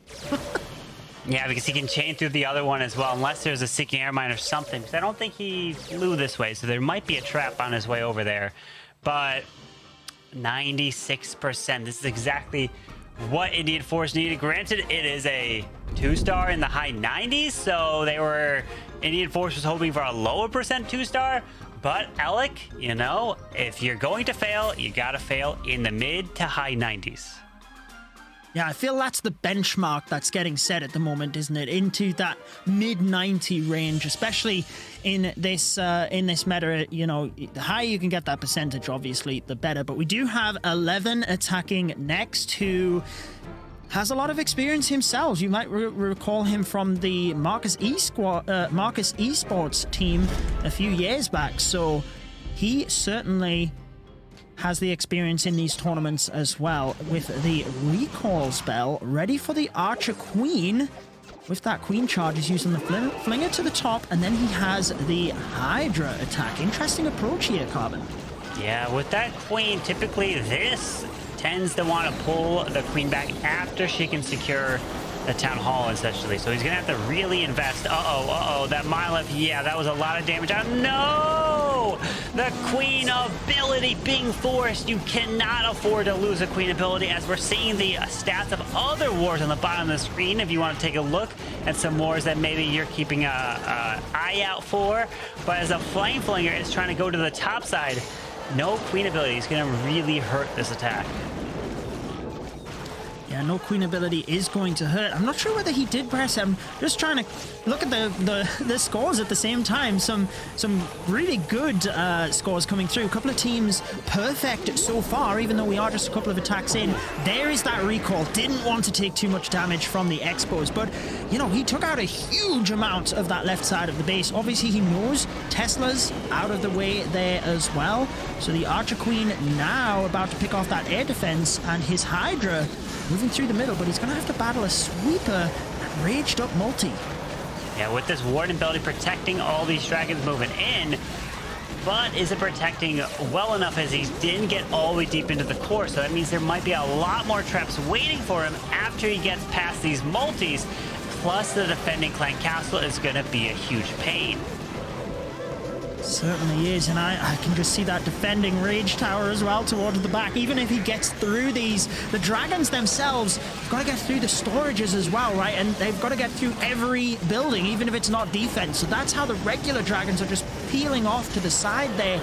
Really going to have a hard job here because he wanted the dragons to get the core of the base.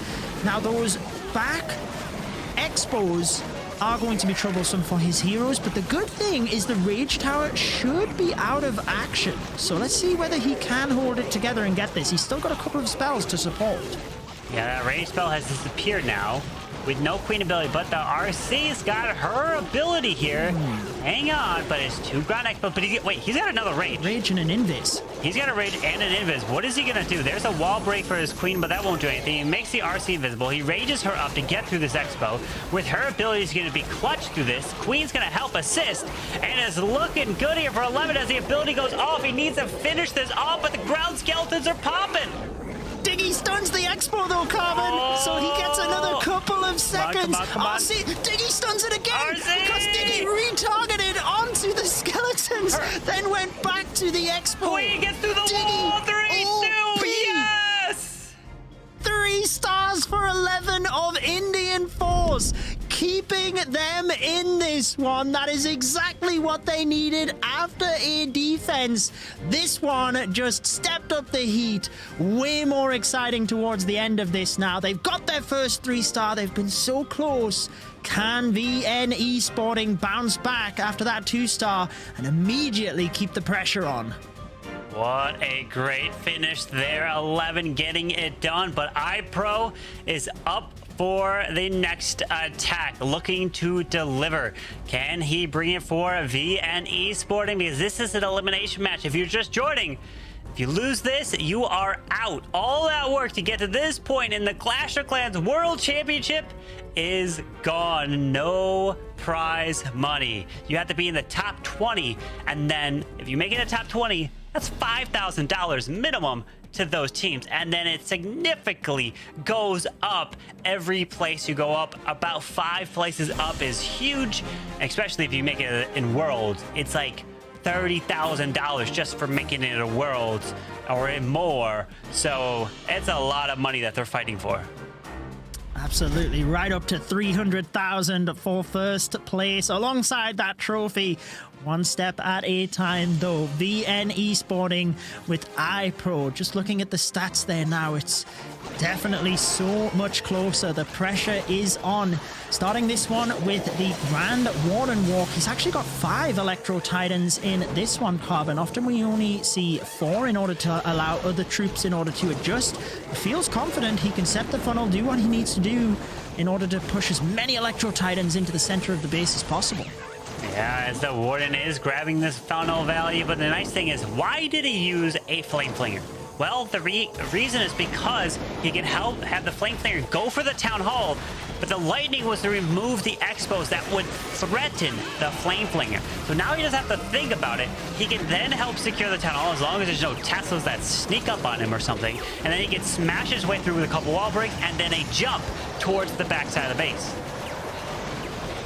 Indeed, and interestingly, he sent that 5th Electro Titan with the King, but wait a second, the Tesla pulling the Electro Titans to the outside of the base. They're walking, Carbon, they are not moving into the middle, which means the Archer Queen is going to have to deal with these super minions. She will take incredible damage, and he does not have the force moving into the middle where he had the jump spell.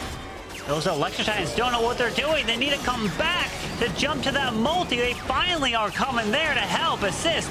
But that King, he's gone down. He still has the World Champion, but, there's a lot left in the space here.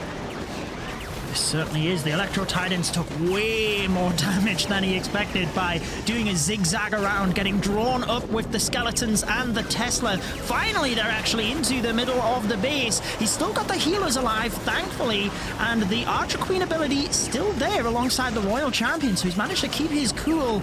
Flamefinger gets that Town Hall. We've got a dangerous back end of the base, but the RC ability is going to be... it's going to be helpful, but I just can't see how he's going to get through that monolith, to be honest, Carbon. No, that Mylov is standing. There's probably some skeleton spells or something waiting. There can't just be nothing, right? In that area, super minions actually sniped the defending queen. But that RC is going to go to down to the monolith as he tries to get every little bit of percentage, because now it's going to be all tied on stars. And percentage? It's going to be like neck and neck here, Judo. It certainly is. I think it's going to be very close. I think Indian Force might actually have the lead after this one. We'll have to see once the stats come in. My percentage maths is not quick enough across all of the 5 attacked. But the healers, arguably, I didn't see in the middle. Did they transfer to the Titan, and that's how the Queen was vulnerable in the middle? And the stability and things, or I wonder whether they transferred afterwards. I think it was just the monolith eventually locking onto his queen. Even with the healer's honor, I don't think it was enough, because he didn't have enough spells there to help assist. As we will add a certain percentage here. It's currently saying 5. It will get to 7. They are. Wow, Indian Force now have the advantage by a few buildings. This one is getting real good. Certainly is, yeah, because if I'm not mistaken, every 10% of an attack is 2% of the overall damage, right?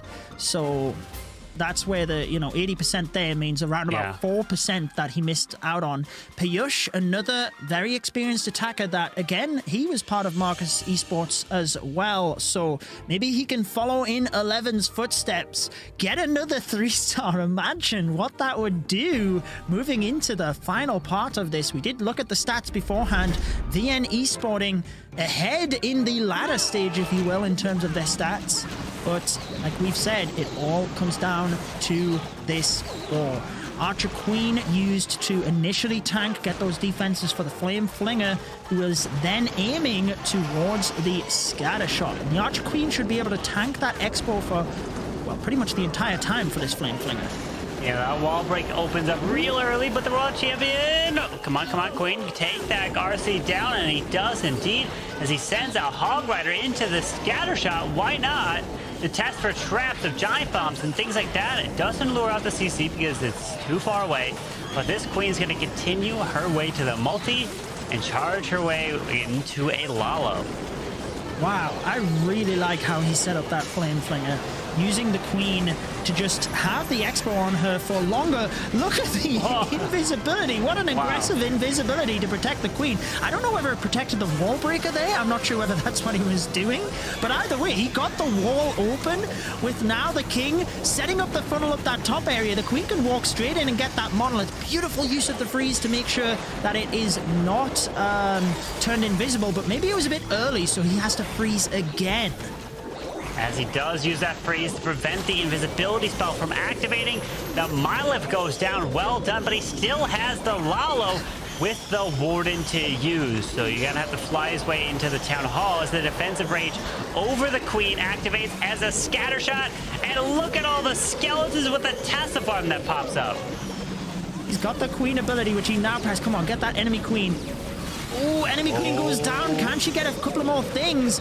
We do not want that invisibility spell tower reactivating. Let's put it that way. But the Queen charge got such amazing vibe. Oh my gosh, look at all the red air bombs. The balloons just about get the Town Hall. He had so many of them moving over the top of it, and they literally all went down, Carbon. He just about got that.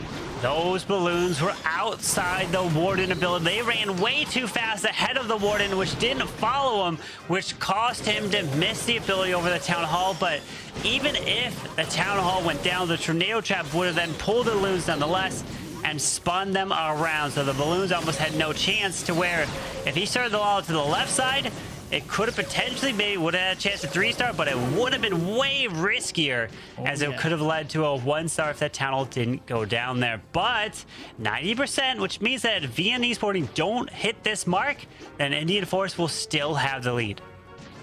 They certainly would, and it's again, it's a high percentage, and it's right up into that 90s like we expect. I've got to say, I really enjoyed that Queen charge. One of my favorite ones of the day, in fact.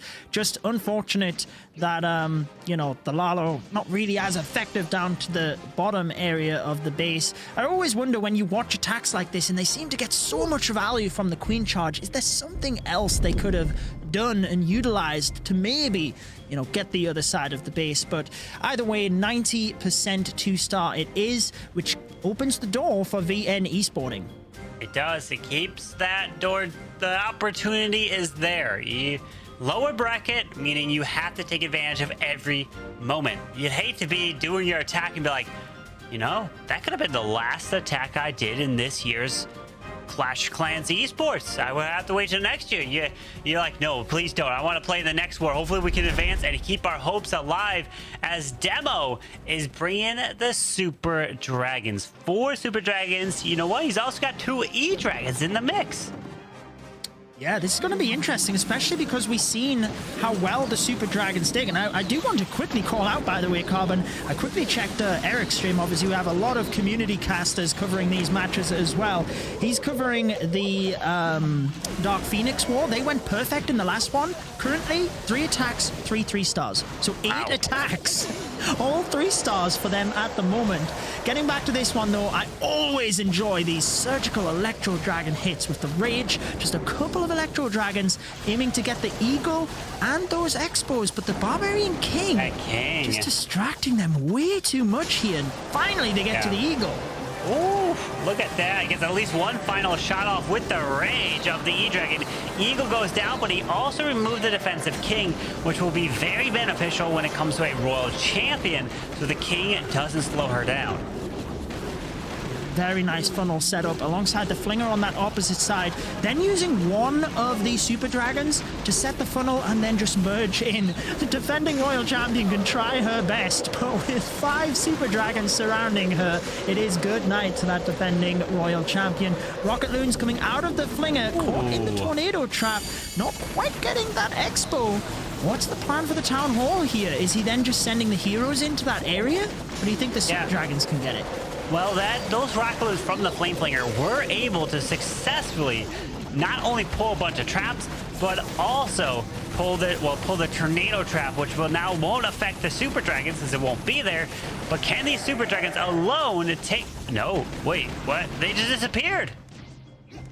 Well, they got the Monolith. One of them looked like it was doing incredibly well versus the Expo. He's still got a skeleton spell to distract those 2 Expos, but he's just waiting on the minion look because he needs the funnel set up for his heroes to go in towards the Town Hall. It's actually the Royal Champion he's going to look to literally just get the Town Hall. Diggy can support with that.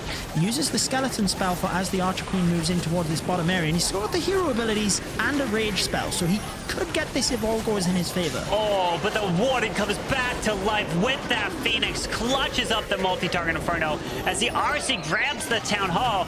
And now look at this King ability. Wow. No, it's the Queen ability. Goodness. And the heroes will finish this off. Are you serious?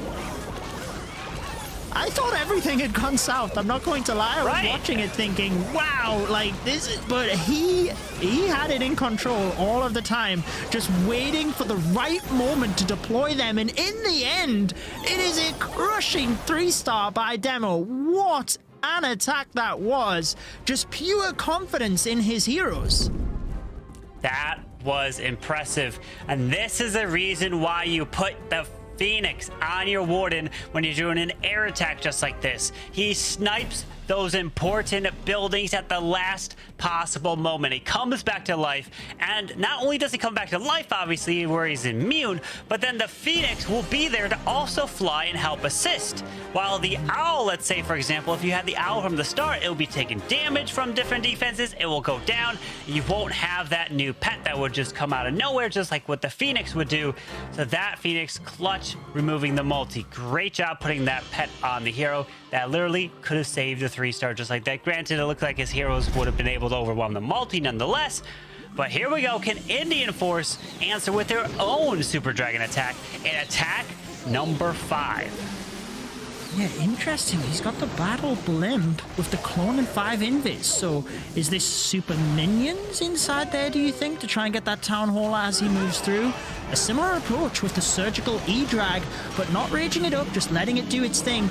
Notice how the super dragons are down pretty early. In previous attacks, we have seen the funnel utilized a little bit more, but maybe just wanting to blend everything together here, protect each other. As long as the funnel's set, that's all you need. Get those troops in. Battle blimp on its way towards that town hall, but the sweeper giving it a real hard job, absorbing all of the air mines there, though, Carbon. That was awesome. That was indeed. That was crazy. There's now the super minions cloned up Rage, looking to grab the town hall, and he can grab the Milet by trying to place it perfectly so the super minions can go for it next. And he drops it again. Milet is now able to be targeted. And it goes down. And the brilliant thing about dropping the Super Dragon so early is that he's going to have plenty of time to continue to run around this base. Yeah, he's even protected the Archer Queen ability as well. So she is well protected, like you said. She's even got the ability now with the Royal Champion in from this side. He can hopefully get that air defense before the Super Dragons get too close. There it is. Down it goes with the Queen ability, the RC ability, and an invisibility. It all comes down to this back end where the Archer Queen is. It's very similar to what we just seen from Demo. Can the heroes in this attack replicate what Demos did? I like turning that Builder Hood invisible to get the multi down before everything else gets there as well. Yeah, with that RC ability, taking out the cannon, working on this ground expo, continuing his way around as these Super Dragons can help out tremendously, making it into the defending queen, and this is clutch. Getting a 3-star here is huge because they're down by the triple, which means, because look at the percentage right now. Yeah, it's exactly tied. So that means VN Esporting must 3-star to win. Yep. Yeah, they would win by a star, but they cannot win on the 2-star percentage because of it. Because just amazing. The 99 would be one building short of a victory. So, VN Esporting, here we go. It's gotta be a 3 or nothing to keep your hopes alive here in the lower bracket. Like you said, you have got to give credit to Vidant getting the 3 stars when the pressure was on so much. Really nice job with those Super Dragons and just crushed the base in the end. I think he swagged the Queen ability, essentially putting the pressure, I mean, I say the pressure, but literally everything now to VN Esport. Like we've said, 3 stars and you win. No 3 stars, and you're out of the World Championship. It is that simple. That is it. All comes down to that. Oh my. Cannot believe the pressure that is on these players here in Mammoth. He is up.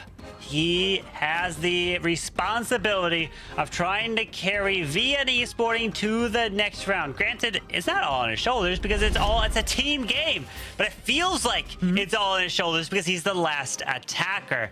Well, if you take on the last attacking opportunity, that means you are also taking on the pressure with your attack, as we have the wait, is this 5 earthquakes? Yep. What?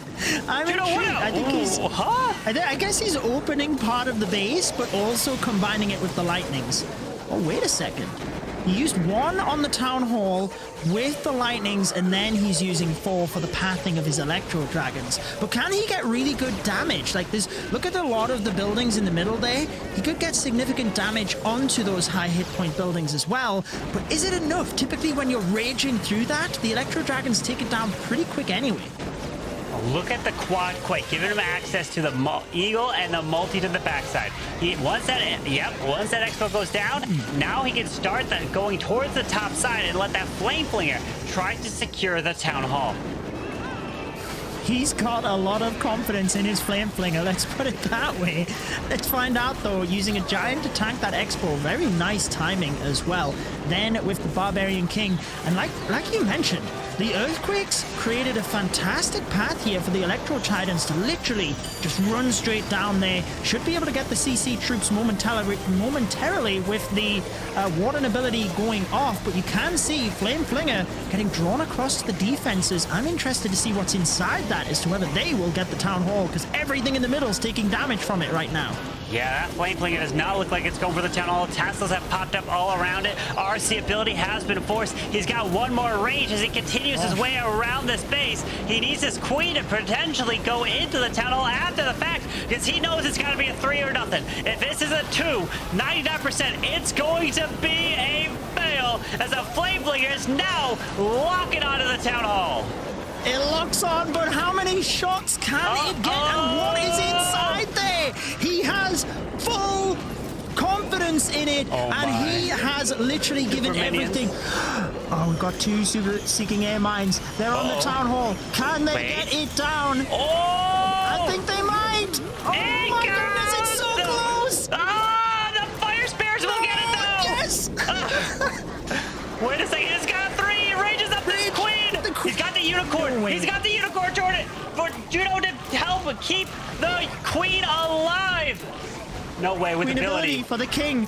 There's a lot of damage. What else is over in this area? He's going to use that ability now to get through the king, the multi. Then he should be good, surely, for the Tesla and the cannons. She's got the health. One archer to try and help distract. Here we go. Queen, come on. 10, 9, come on, queen, take this down for a 3-star. 2, 1, no way. No. My God! Hawk Mammoth gets a 3-star and they win! What a ending there to the match! It couldn't be any closer. Congratulations to VN Esporting advancing. What a match that was. Literally down to the last millisecond. Think about every moment when he dropped the troops. Should he have done that a millisecond later? And that was it. That was the determining factor. What an incredible war. Every single one of these players putting up amazing attacks. 95.6% average destruction from both teams. Town Hall 15, 95.6% average destruction. They can both give themselves such an amazing pat on the back. Indian Force might be going out, but they have certainly put on a performance for everybody today. And wow, VN Esporting, they get through that one, but they still have one more round to go in order to progress to the Swiss stage. Absolutely just mind-blowing what we just saw there. An end to that match. We'll bring it back here. iTzu and Woody. What a close to that match. iTzu, what was your thoughts there? I mean, it was never really close, to be honest, right? Woody and me predicted the right winners from the beginning. I don't know what. You're obviously kidding, but I mean, this was just insane. Having to 3-star clutch up the match, that was insane pressure. And the super minion in the end getting 1 shot out. Just imagine this 1 shot would have not happened in the end. This entire match would have been different. I mean, that was just incredible, right, Woody?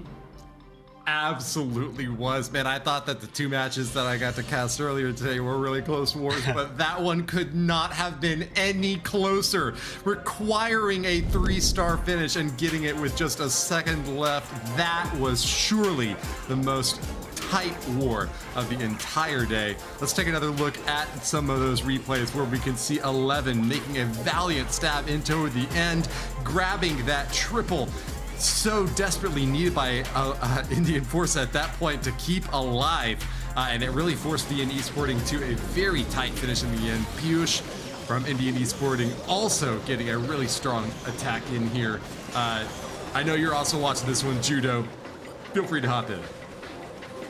Yeah, I know. This is the attack that I just loved, the Queen Charge, but just re-watching all of those balloons slamming into the ground, I almost wonder whether just Hog Riders would have been better for him in that scenario, given what happened. And then the attack here of Demo crushing the back end of the base, despite us thinking it had gone the wrong way. It's, honestly, even just watching this back, Carbon, getting goosebumps again. I know.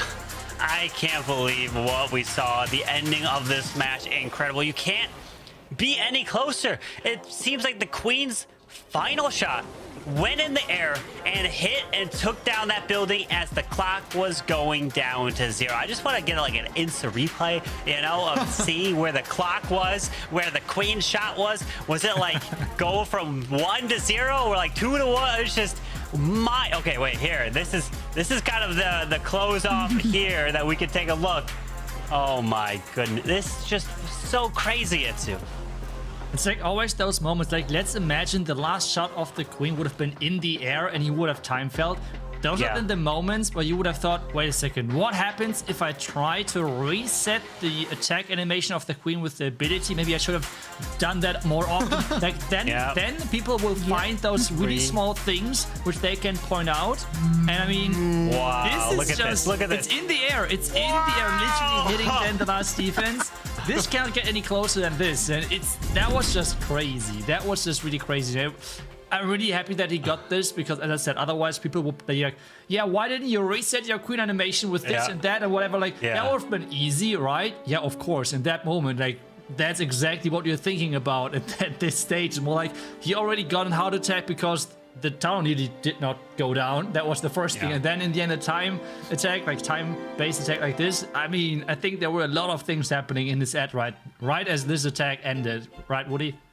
Absolutely. I mean, we're giving a lot of credit to the Archer Queen here for getting the finishing shot off at the end, but if it hadn't been for the super minions in there, that town hall would have stood standing and would have also prevented a 3-star there. And did you see all those traps that were popping out when the flame flinger went down? It was just like black bomb, black bomb, black bomb, just like knocking those super minions out of the sky. They got a few long bomb shots in, but there was like still just a sliver of health left on the town hall, and I don't know if the flame flinger fire spirits were going to be enough to finish it off in the end. I know that we've got our next match getting queued up very shortly in the background, but I was wondering if we have any additional results that you guys have been able to see over on the tournament hub. I know that we had a few other matches that were progressing through. iTzu, did you have any updates from those? I was watching a couple of the matches in the background. Dark Looters lost to SWAT, so Dark Looters being out of this. Wow. United Gaming actually lost to Cloud Esports, if I saw this right, 12-14. Really? So that was somewhat surprising, I would say. And otherwise, let me double check. Chacha Esports seems to have won their match. Foreign Esporting is the match we have just watched. And Entropy have lost versus TPM Esports 13-13, and they lost on percentage, it seems like. Wow. Even though TPM Esports had a 1-star. I just see that here as well. So a lot of things happening and some crazy results in the background as well. Marcus Esports seems to have won versus KOG with 14-12 as well. So we can see as the rounds are getting like further and further into the tournaments, we see how much that increases already the hit rates. It's just so crazy to see like the jump between like the top, I don't know, like the top 64 teams to the top 32 teams. The hit rate already feels like it's doubles, and then it gets as higher, it doubles again. Like it's really crazy what the skill jump is in between of those different teams. And you clearly can see that within the tournament as well with showing different results. Yeah, and I'll also give a shout out to Dark Phoenix, gave them a call out as a potential dark horse candidate, and they did get the win over Omnipotent, so they'll continue to stay on. We're going to be hopping into the next match, though, as we've got Time to Throw versus Argenfest, or Argenfest. Argenfest, right. Got split up on there, but we'll go ahead and look at Time to Throw first. They've got a little bit of an edge here on the hit rate average as well as the average destruction. So bring them up, and Judo, why don't you take it away? Yes, well, we have Max, Jesus, Diego, Bonky, and Pevu all in the 90s in terms of their average destruction, and every single player above the 50% 3-star rate, which, as we know, in the current meta is certainly not easy. So a strong squad, obviously losing one of their matches earlier on today, getting knocked down to the lower bracket, which is what we're in, but going all of the way. If they win this match, they move to the Swiss stage, but obviously the same is for their opponents, Carbon. Yeah, for their opponents as well as Rokio, Eric, Hulk, Metruo, and Thomas. I know for Metruo, that's a player that we have definitely seen quite a bit playing in teams with like Rigatores, but we're getting ready for this next match, and here we go. Yes, I think We're hopping on it. I think Woody and me are going to take this one. So, well, Carbon, Judo, you guys can relax a little bit, and Woody, we're going to have some fun with hopefully yet another really close match. Absolutely, with another match that is not just going to have an elimination here, but one team will be advancing to stage 3. So the stakes are extremely high. This is one of those bubble round matches that you do not want to miss. And take a look here, Metruo is going to be dropping one of those power potions to get all his troops souped up to the max level for his town hall, making sure that everything is going to be in tip-top shape for this last attack. Got an early strike there with the Archer Queen, and will recall to reposition her up top so that the Super Dragons will have one less air defense to worry about. Yeah, and as the Queen is setting up the pathing for those Super Dragons, a quick information piece as well. The community poll seemed like that 65% of you guys said that Time to Throw is going to win this match. So let's see if that's going to be right as the Super Dragons are slowly making their way towards the core. But it's now all about the blimp, and the Tornado Trap could rotate everything away. And exactly, this is why I'm always saying pay attention to the Tornado Trap rotation direction. But luckily there are no black mines and everything goes well. Yes, it does indeed. Often see those tornado traps right next to the town hall to try to prevent just that sort of entry, but without enough single target damage to take down the battle blimp, those balloons are going to have an easy shot into the interior. Unfortunately for Metro, though, he loses his Grand Warden a bit early on here. Without that life aura, those dragons are going to have quite a bit of trouble powering on through these multi-infernos in the core of the base. There's also a scatter on the bottom side with the defending Archer Queen that is proving to be quite the roadblock for Metro's forces, and this is coming up quite a bit short. I will notice, though, however, that he does have that Royal Champion in reserve, has yet to deploy her, and with a little bit of spell component to support her, there is still quite a bit of cleanup that he could get done on this base, iTzu. Yeah, I think it's actually not looking too bad, considering that he has 1 rage and 1 freeze still left. The only bad news is, oh no, he has not lured the clan castle just yet, and that is the big bad news for him, because this means this Royal Champion is going to be stuck on that hound for quite some time, and now the rage tower goes off, so there's even more damage now on this Royal Champion. And on Diggy as well. And as I say this, even the poison is running out, and this means those lava pups are going to finish this Royal Champion somewhat quickly. Now, why did he drop that poison so early if it wasn't going to be able to last long enough to finish off the pups? I think he tried to prevent the damage from the rocket dunes, but he should have just froze. And I think he should have froze and rage for the Royal Champion at this point. But I think he just wanted to save the spells for the Queen, which in the end we can see this variation of the attack right now is not going to work. But then again, like it's those split seconds decision at the end of the attack, which we have just talked about with the last match, which can change everything. On this one, it was sadly not the correct decisions made. All of those spells should have been invested for the Royal Champ, and could have turned this into a 3-star, I believe. But as I said, it's the small things, and this one's going to be still a high percentage 2-star, so nothing is lost here. Well, as we know, everyone's got a plan until they get punched in the face. Mechuo got hit really hard there and tried to salvage with those spells on the cleanup toward the back end. A 2-star 91% is certainly nothing to be ashamed of. A very confident start here for Argent Fest, if not a dominating one to begin with. Still looking for a 3-star, and an opportunity will return now to Time to Throw, where Max is going to get the next chance at that. He's got 26 balloons for this double La Lune army, and it's just going to be starting off with a brute force dive, using these heroes over on the right side to try to knock out a few key defenses. Looks like we missed the early attack with a I guess that was some skeleton spells into the core that took down the CC and a few other key defenses there, iTzu. Yes, indeed. There's no poison in the army, so I think you are 100% right, and the clan caster is out as well. But this queen, I don't know if she will take down that Inferno Tower. Last second invisibility spell, but she's strong enough. Without her unicorn, she's not having too many hit points, and wow, last shot taking that multi-Inferno Tower out, and now we have the Lalo starting with the blim towards the town. I think this blim should be somewhat safe regarding tornado traps. Lots of loons spread all around and trying to avoid any splash damage that they can, but still seeing an air sweeper up. That's a little bit of bad news for Max. Balloons go awfully slow and without any way to speed through them. He's going to get slowed down quite a bit over on that side. Get some support there from the Warden, and might have been the Royal Champion who ultimately sniped it down, but they're going to have even more difficulty moving in against the Monolith now, known as the Bane of Heroes. It is going to snipe another couple of them down. Warden is doing his best to try to reunite with the balloons over there, and it looks like the last remaining defense to worry about is this multi-target Inferno. He's going to send in one last little Barbarian to try to chop it down, but with another freeze yet left to use, Max has still got a chance here. Yes, with the rage effect slowly running out. There's a nice red freeze. bombs. Oh, that's already a lot of damage. 30 seconds left with the owl and the loons. Can they finish this? The rage tower is just so powerful. The black mine. Hold on. The Electro Owl finishes it off. 20 seconds left and the cleanup is good. 100%. 3 stars for Max. With maximum damage, time to throw begins with the 3-star hit. Oh, that was a close one, but indeed a nice 3-star for time to throw. That was exactly what they need at this point.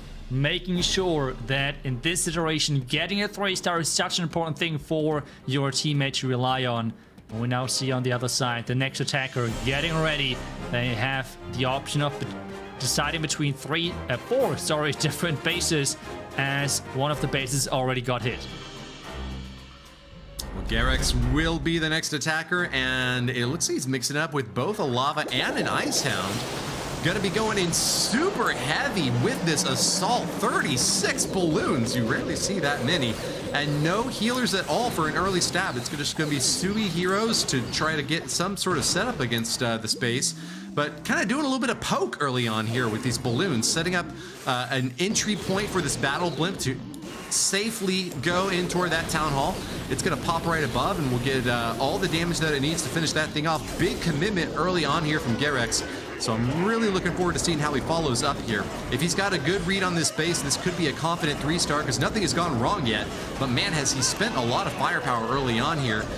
And without any healers, he's gonna have to brute force his way through it.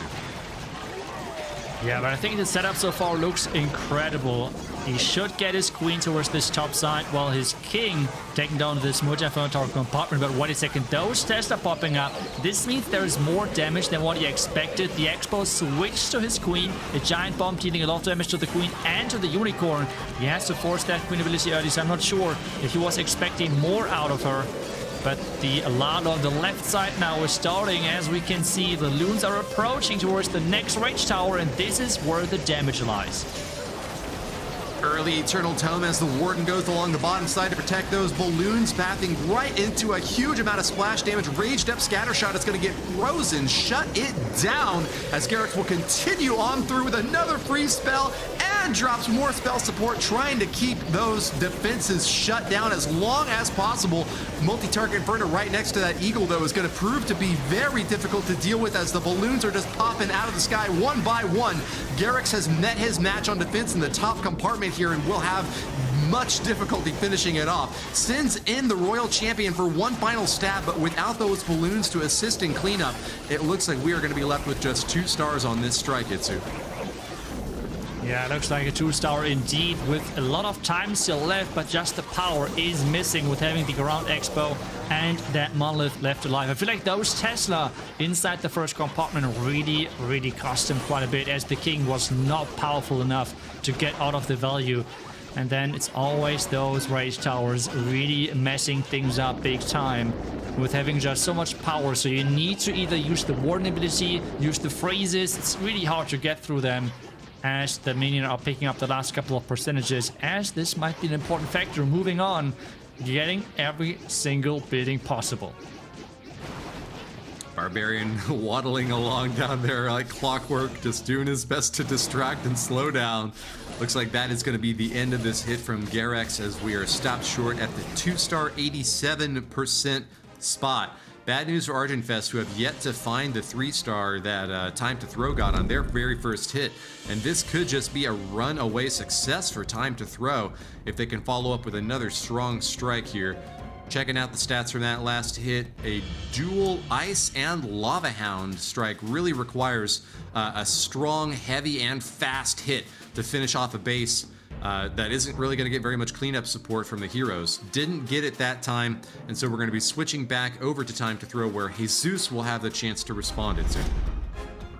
Yes, and we see the Super Archer blimp from him, it seems like, with the Hound flying in first. Super Archers are inside that blimp there. The first black mine is getting triggered. The blimp is flying in, and there are no further black mines. So this blimp is going to go where he wants it to go. And now the thing is, for everyone at home who's playing this blimp as well, if you are running into a lot of invisibility towers on the defensive side, use this spell combination from the attacker right here. If you're running only one clone, this means you have more invisibility spells and you can counter defensive invisibility towers way better. If you want to have a more powerful punch, then you can use the double clone and only one less invisibility spell. But having the one option of having one more invisibility spell is really giving you a big advantage if you have to attack those invisibility tower bases, as we can see right here.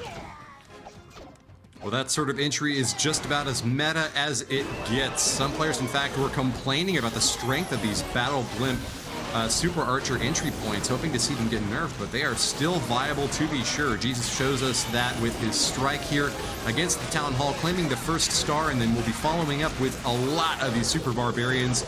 Won't have too much difficulty getting around these walls as the compartments are relatively open, but he will need to make sure that this Grand Warden is doing a good job protecting all of the troops along the backside without any healing.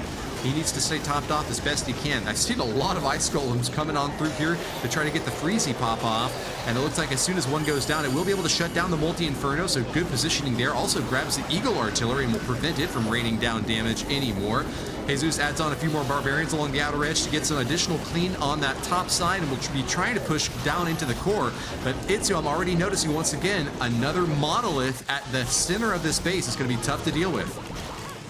That's right, but the Queen could possibly reach it, depending on where she steps next. Going for the Expo first. Is she going to go for the Monolith next? Yes, but the Monolith is shooting back, and the defense is not going down. Even a Bitter Hut, you're right, is right there. So it's getting healed back up. Where's that Royal Champ coming in now?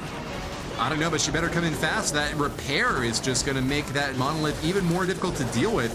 A single shot from the Monolith can be decisive in a battle against a hero, and if Jesus is going to be spending additional time along the top side, he's going to be in trouble. He sends in some Barbarians along the bottom side, though. Super Barbs are going to try to distract for the Monolith as the Royal Champion's going to collapse on in. She has her shield and is ready to toss it off. Nice distraction here with the Baby Dragon added on top. It's raged up, and that will be able to take it down. Does he have enough time, though? 15 seconds left, and only 5% of the space is left to destroy. Toss the shield.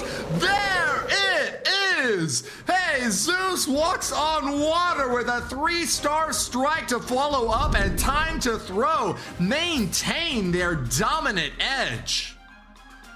What an attack, especially the back end. This is like those quick second decisions we were talking about earlier. Using the Super Barbarians to tank for the Baby Dragon. No black mines were there since he already used this angle for his beginning for the blimp in the start.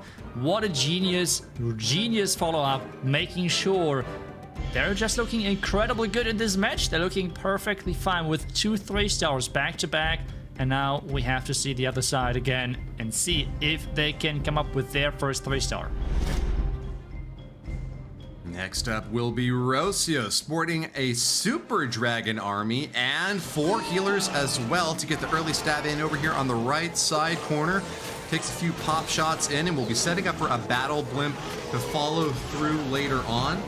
holding onto a recall spell as well. We've seen that quite often. A good way to grab another air defense by just recalling the Archer Queen as soon as she pops down the air defense that she's going after first. Yeah, the Queen charging into that tunnel direction with having the recall. This means the recall is getting used to get her out of danger, get her out of this monolith. Queen perfectly walking inside, and then she's going to get recall towards either the bottom or the top side. As already at the bottom side, there are some buildings funneled. This is, I guess, where the Queen goes. She's perfectly out of range of that monolith, which means no range is needed whatsoever. And now the recall as the tunnel is going down. And the attack is looking really good for the beginning. Rocio is going to recall and will be able to set up over on the left side now that the Town Hall is down. Only 18% destruction on this base, but getting everything that is required out of these early strikes. The Super Dragons have now been deployed.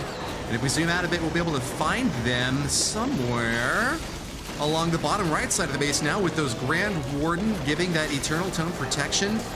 Just as soon as the damage starts to stack on in, there it is, pops it off, and we'll get that Stone Slammer some nice insulation as well. Catches 2 black bombs while protected by the Eternal Tome, and that Slammer is just going to be dropping rocks like an avalanche over there on the bottom side. Archer Queen is almost finished off, and Rocio is off to a great start. Ooh, the defensive Queen, no one is targeting that. The Dragon Rider is getting shot at, and this is really not what she was hoping for, with the Queen now being able to shoot the attacking Queen. But I feel like those Super Dragons, they had to get more value overall, and now the Eagle even targets her healer. I'm not sure if this is going to work. With the Rage Tower going off, take a look at the damage the Warden can provide. This is really a lot of damage, and this Queen is going down. Yeah, that raged up multi-inferno setup in the core is absolutely deadly and didn't have anything to turn that off. Scattershot as well benefiting from the rage, and with ground-based expos firing away at the heroes this entire time. It is just too hot to handle in the top compartment here. Look at all the protection for those buildings and like the complexity of the compartments. Very solid protection for that Rage Tower, just not going to give it away easily at all. Tesla even popping up in the top side too is going to cause even more gumming up of these troops along the top side of this base. So 75% 2-star is coming up short once again for Argentfest, yet to find that triple, and it looks like time to throw at 6 stars on their 2 hits. Are going to have just as many as Argentfest's 6 stars on 3 hits, iTzu. Yes, it's not really looking too good for them. Remember, this is the elimination match, which means whoever is going to win this is in the next weekend, in the next stage. But whoever is going to lose this, well, they are out of this year's World Championship, which is really unfortunate. But, well, the match is not over yet. Maybe some miracle can happen. But up next, we have the next attacker then from the other side. And, well, another 3-star would be really optimal for them. Not that optimal for the other team then. Well done to Rocio. She managed to get the 2-star 75%, but not keeping up with the pacing set by Time to Throw. We'll see if Bonky gets another chance to send the hammer down against this base that Rocio has built. Bringing in a La Lune strike with a Flame Flinger yet again. Very solid, reliable way to try to finish off a hard corner of the base at long range. I do see that there is an air defense over on that left side that the Queen might be able to target onto and then get recalled once again. Rage spell used by Bonky here might mean that that Queen's going a little bit deeper than might have initially expected. Yeah, but the Queen is perfectly going into that direction of the Eagle artillery. The question now, though, is can she really go for the Eagle next, or is she going to be dragged into the wrong direction? There goes the recall spell, nicely done. He has to protect maybe the Flinger from those skeletons, but nope, the skeletons, they might be a problem. There is a Wizard, Barbarian, everything protecting the Flinger now, and the Queen is about to go in from the bottom side. So is all of this going to plan? Is this exactly what he was hoping for? We will find out in just a second, as the Flinger now is shooting the next couple of defenses.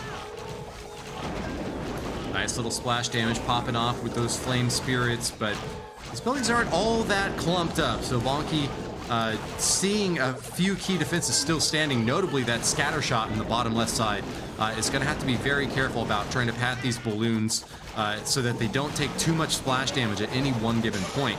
You do see those two air sweepers pointing to the bottom left and bottom right side of the base, so keep an eye out for those definitely. Nice! He's got some rocket loons in that flame flinger, enough to get right on top of that scatter shot and take it down. Bonky is going to be following up on the top corner now, where the big army is starting to coalesce. These balloons are going to be collapsing into the town hall, which is now activated and immediately frozen into.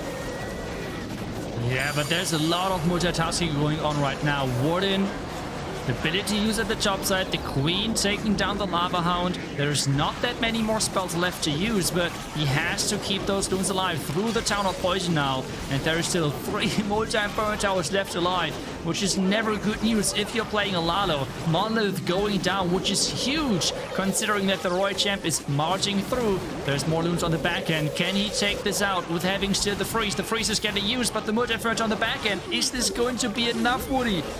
I can't say. With Diggy, though, anything is possible. Powering on through, and does it get the stun? Yes! Survival for the champion, and with the last few shots, plenty of time to get the cleanup finished off. That is a 100% 3-star for Bonky, and time to throw remain perfect. The tic-tac-toe 3 in a row triple to begin this war means that it is going to be extremely difficult to see a return of their opponents. We would not only have to see triples from their opponents, but also the 1-star defense. Yeah, and this is... I'm not sure if those players even know how to not 3-star. I mean, at this point, it's just incredible how strong they are with their attacks. Everything seems to work out for them.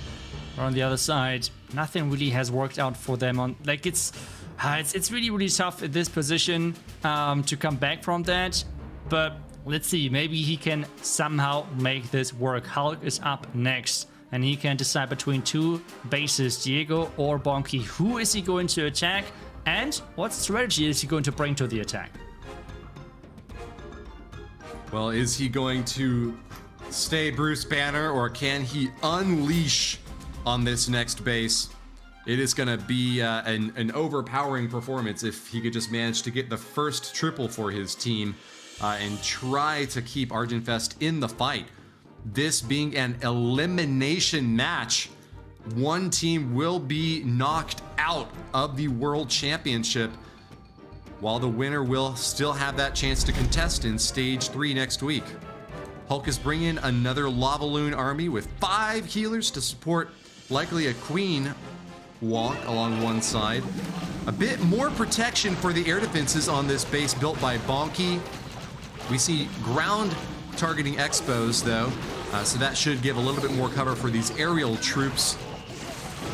All the way to the center with the battle blimp. It's going to pop right over the town hall, and not even any tornado traps to worry about yet. That's going to be the first star claimed as long as everything goes according to plan here for Hulk. Yes, and that was a really interesting blimp. I think he had a super dragon, an inferno dragon in there, and he has 5 lightnings. This is just a lot of damage to take down the inferno tower, but the ground expo, you can't take that out with 5 lightning, so he just wanted to go for the inferno tower.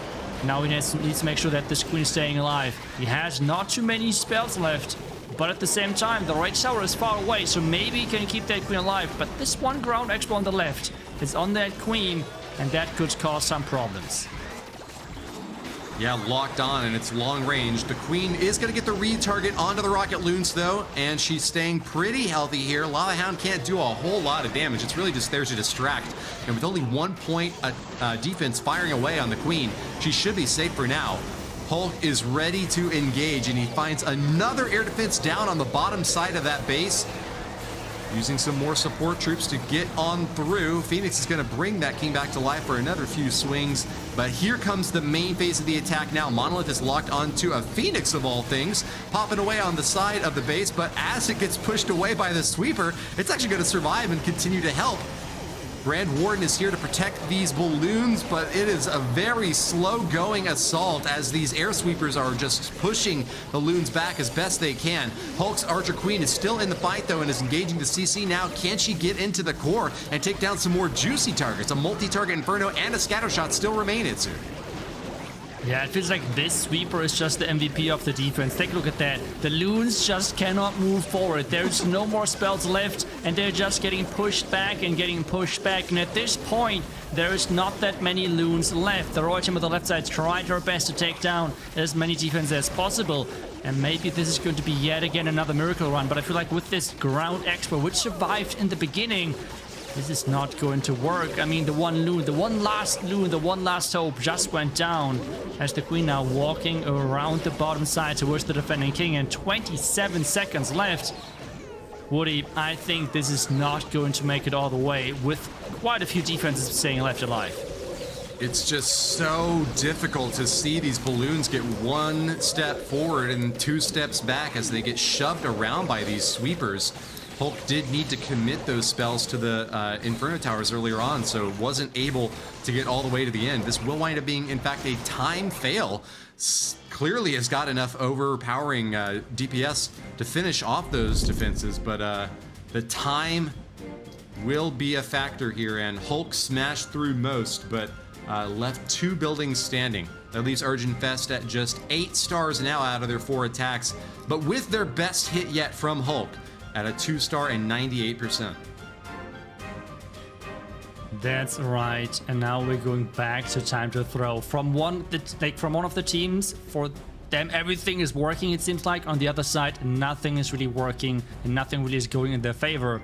Pivu trying now his best to actually get the next 3-star for time to throw in, and he is going in with the Queen Charge Lalo. We're seeing a lot of Lalo today, especially with the Queen Charges, which is not too easy versus those Rage Tower bases, but it seems like those players make it somehow work to keep those Queens alive most of the time.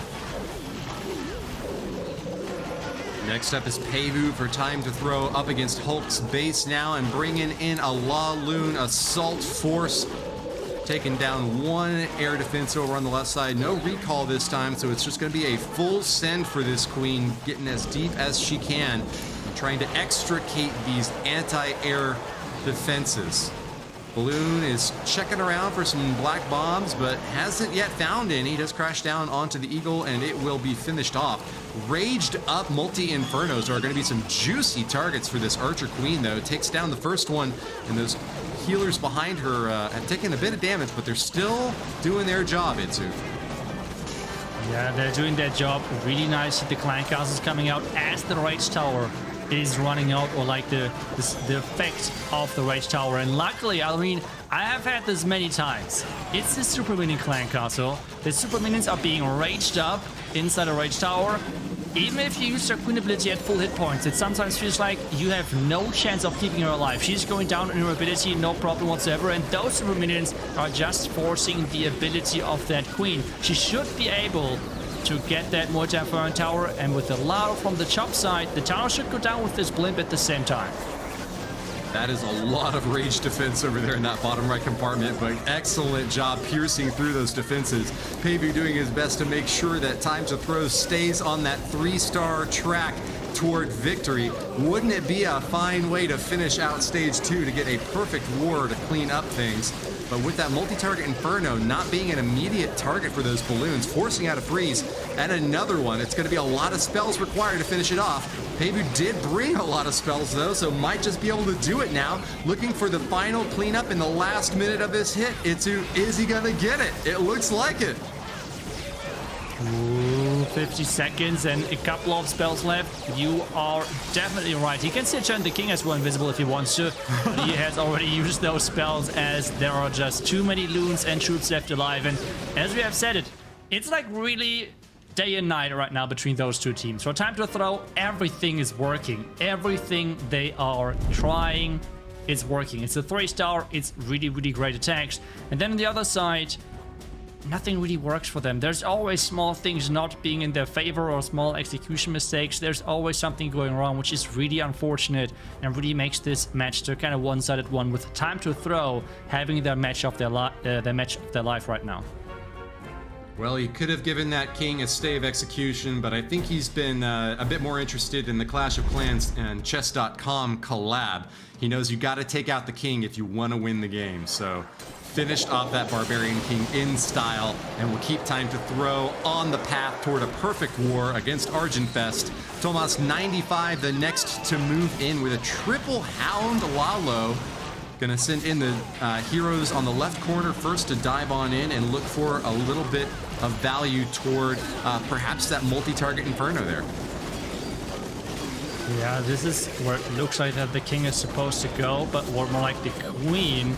Log launcher diving in now as well to get some damage in with the logs.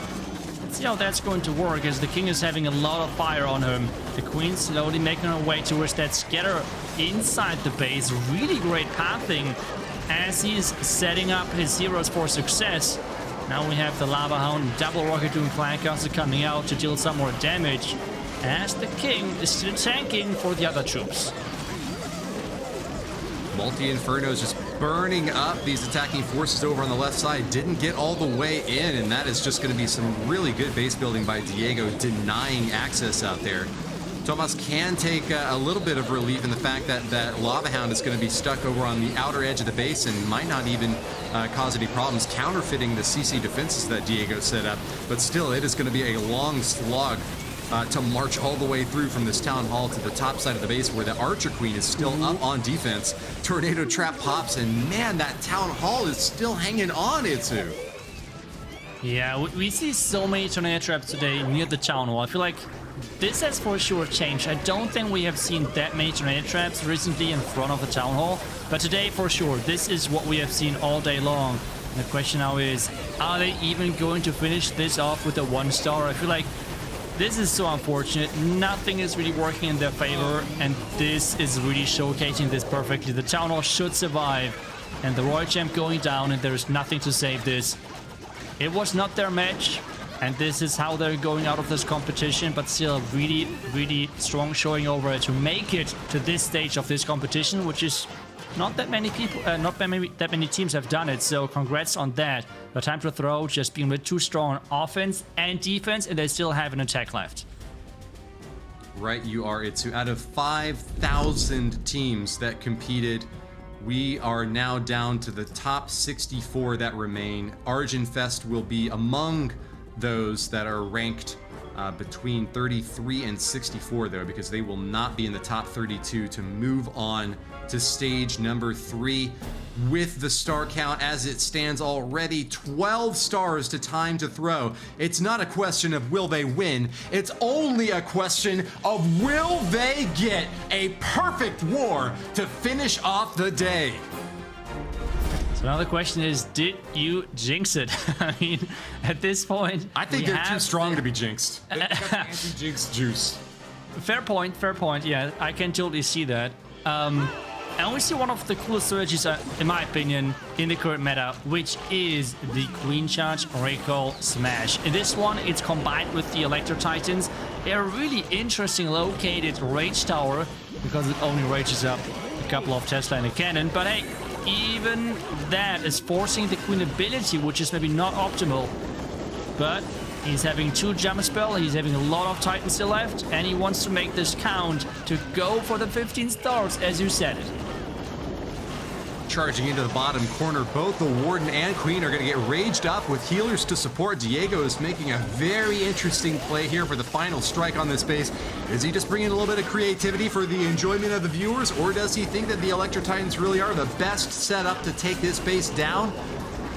We will find out as Gigabomb is going to explode, recalls the heroes, and will pivot over to the right corner now, where those healers will get a chance to support the Electro Titans now. Going to be moving in against the enemy Royal Champion there. She's got her spear ready to toss off, but activated Eagle Artillery in the top corner is going to just start raining down those blasts against these attacking troops.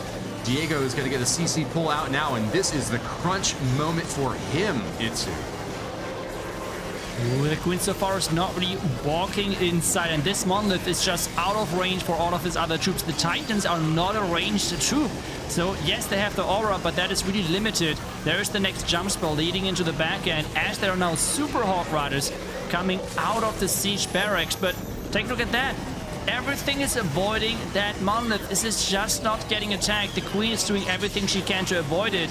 And now we have most of those troops in the middle going down, with the King trying his best with the Super Hawk Riders to take down the top side, which I'm not really sure if it's really going to be possible. Tough follow-up here from Diego, but he is at least going to go out with style. Loses his Archer Queen to the enemy Archer Queen on defense, and it looks like the Jinx may have, in fact, come about after all. Looping around the top edge. He's going to get one more shield toss there with the Royal Champion. Moving against that enemy Archer Queen, and the Inferno Tower now stabs it down. And I don't want to call it too soon here, but it looks like there's quite a bit of difficulty along this bottom left edge, still with an Expo on the ground. A couple of Builder Huts to fire away, but crucially, still seeing a couple of surprises down here. That multi-mortar right next to a Tesla that has popped up. There's no splash damage except for the mortar, but quite a bit of point defenses and just too little time to get it all done, iTzu. Yeah, it seems like that they're not getting the 15 stars in the end. They were really close. It was an exceptional match from them, but it feels like the last attacks of each team were like 1 star shorter than the average of the team. While one team getting a 1 star instead of 2 stars, the other team is getting a 2 star instead of a 3 star. So, yeah.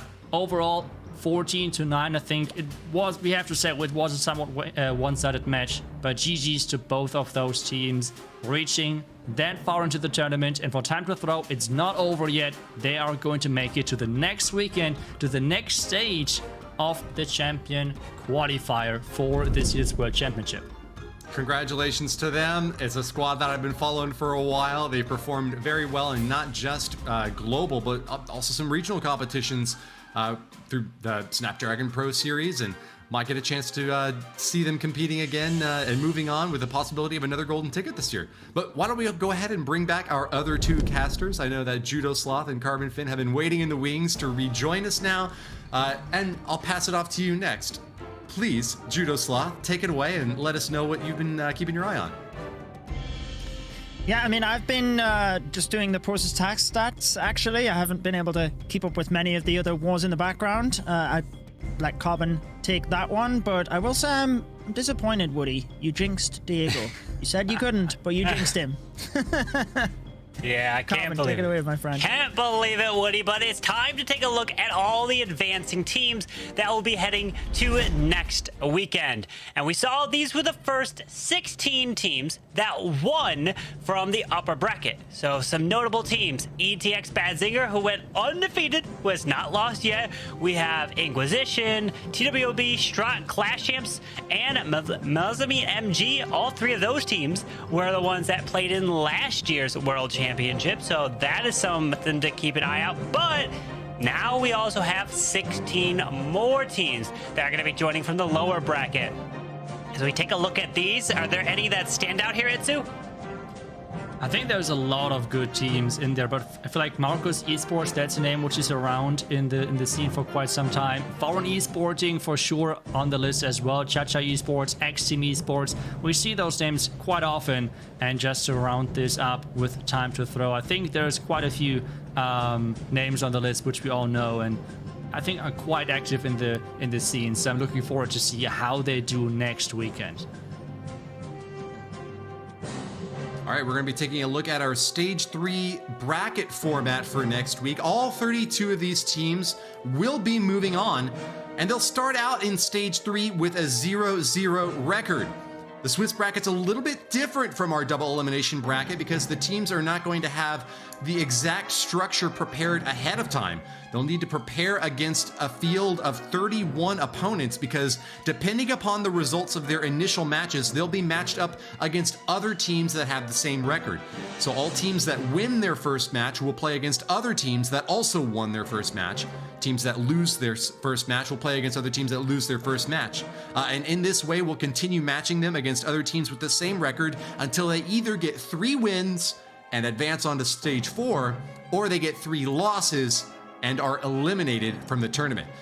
Players on teams that advance through stage 3 on to the 4th stage will be in the money at that point because they'll be among the top 20 teams in the world and eligible to take a chunk of that $1 million prize pool.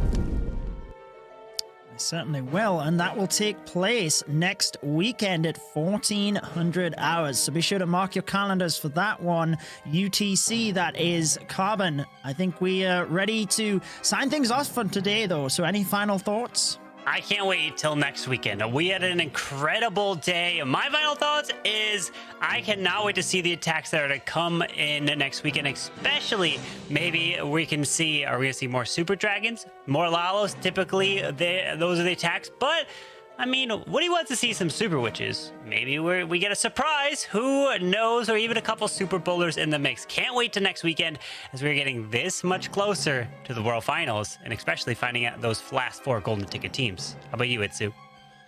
I mean, I think I'm personally looking forward to the next Militeam match because I want to see Spray attacking again. I mean, this is just to me, like, I was never really the best attacker with like air attacks with the dragons in general.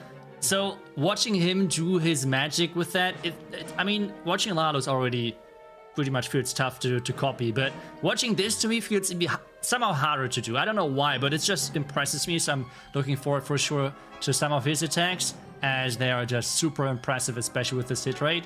But I think overall the matches with the caliber of teams, it's just super exciting. Woody, what about you? Yeah, I mean, you're absolutely right about that, iTzu, and I would just want to say as my last parting words for today, it's a great honor to be able to cast matches for these guys. The players who commit to this tournament have got so much riding on it, and they spend so many hours, days, and weeks to prepare for what could turn out to be a once-in-a-lifetime opportunity to go to the main stage for $1 million event. So thank you very much to all of the players who are competing today and putting it all out there, to all the viewers who tuned in to cheer them on as fans, to Supercell and the production crew as well for putting on this show, and for keeping us on track for some excellent weeks ahead. Please make sure to follow and subscribe here because we have got a lot of Clash in action coming up. We are just getting warmed up, folks. And with several more weeks of competition ahead of the World Finals, we hope that you will stay tuned for all of that action. But going down the row, I think we're going to finish things off with you, JudoSloth. Take the final word before we sign off.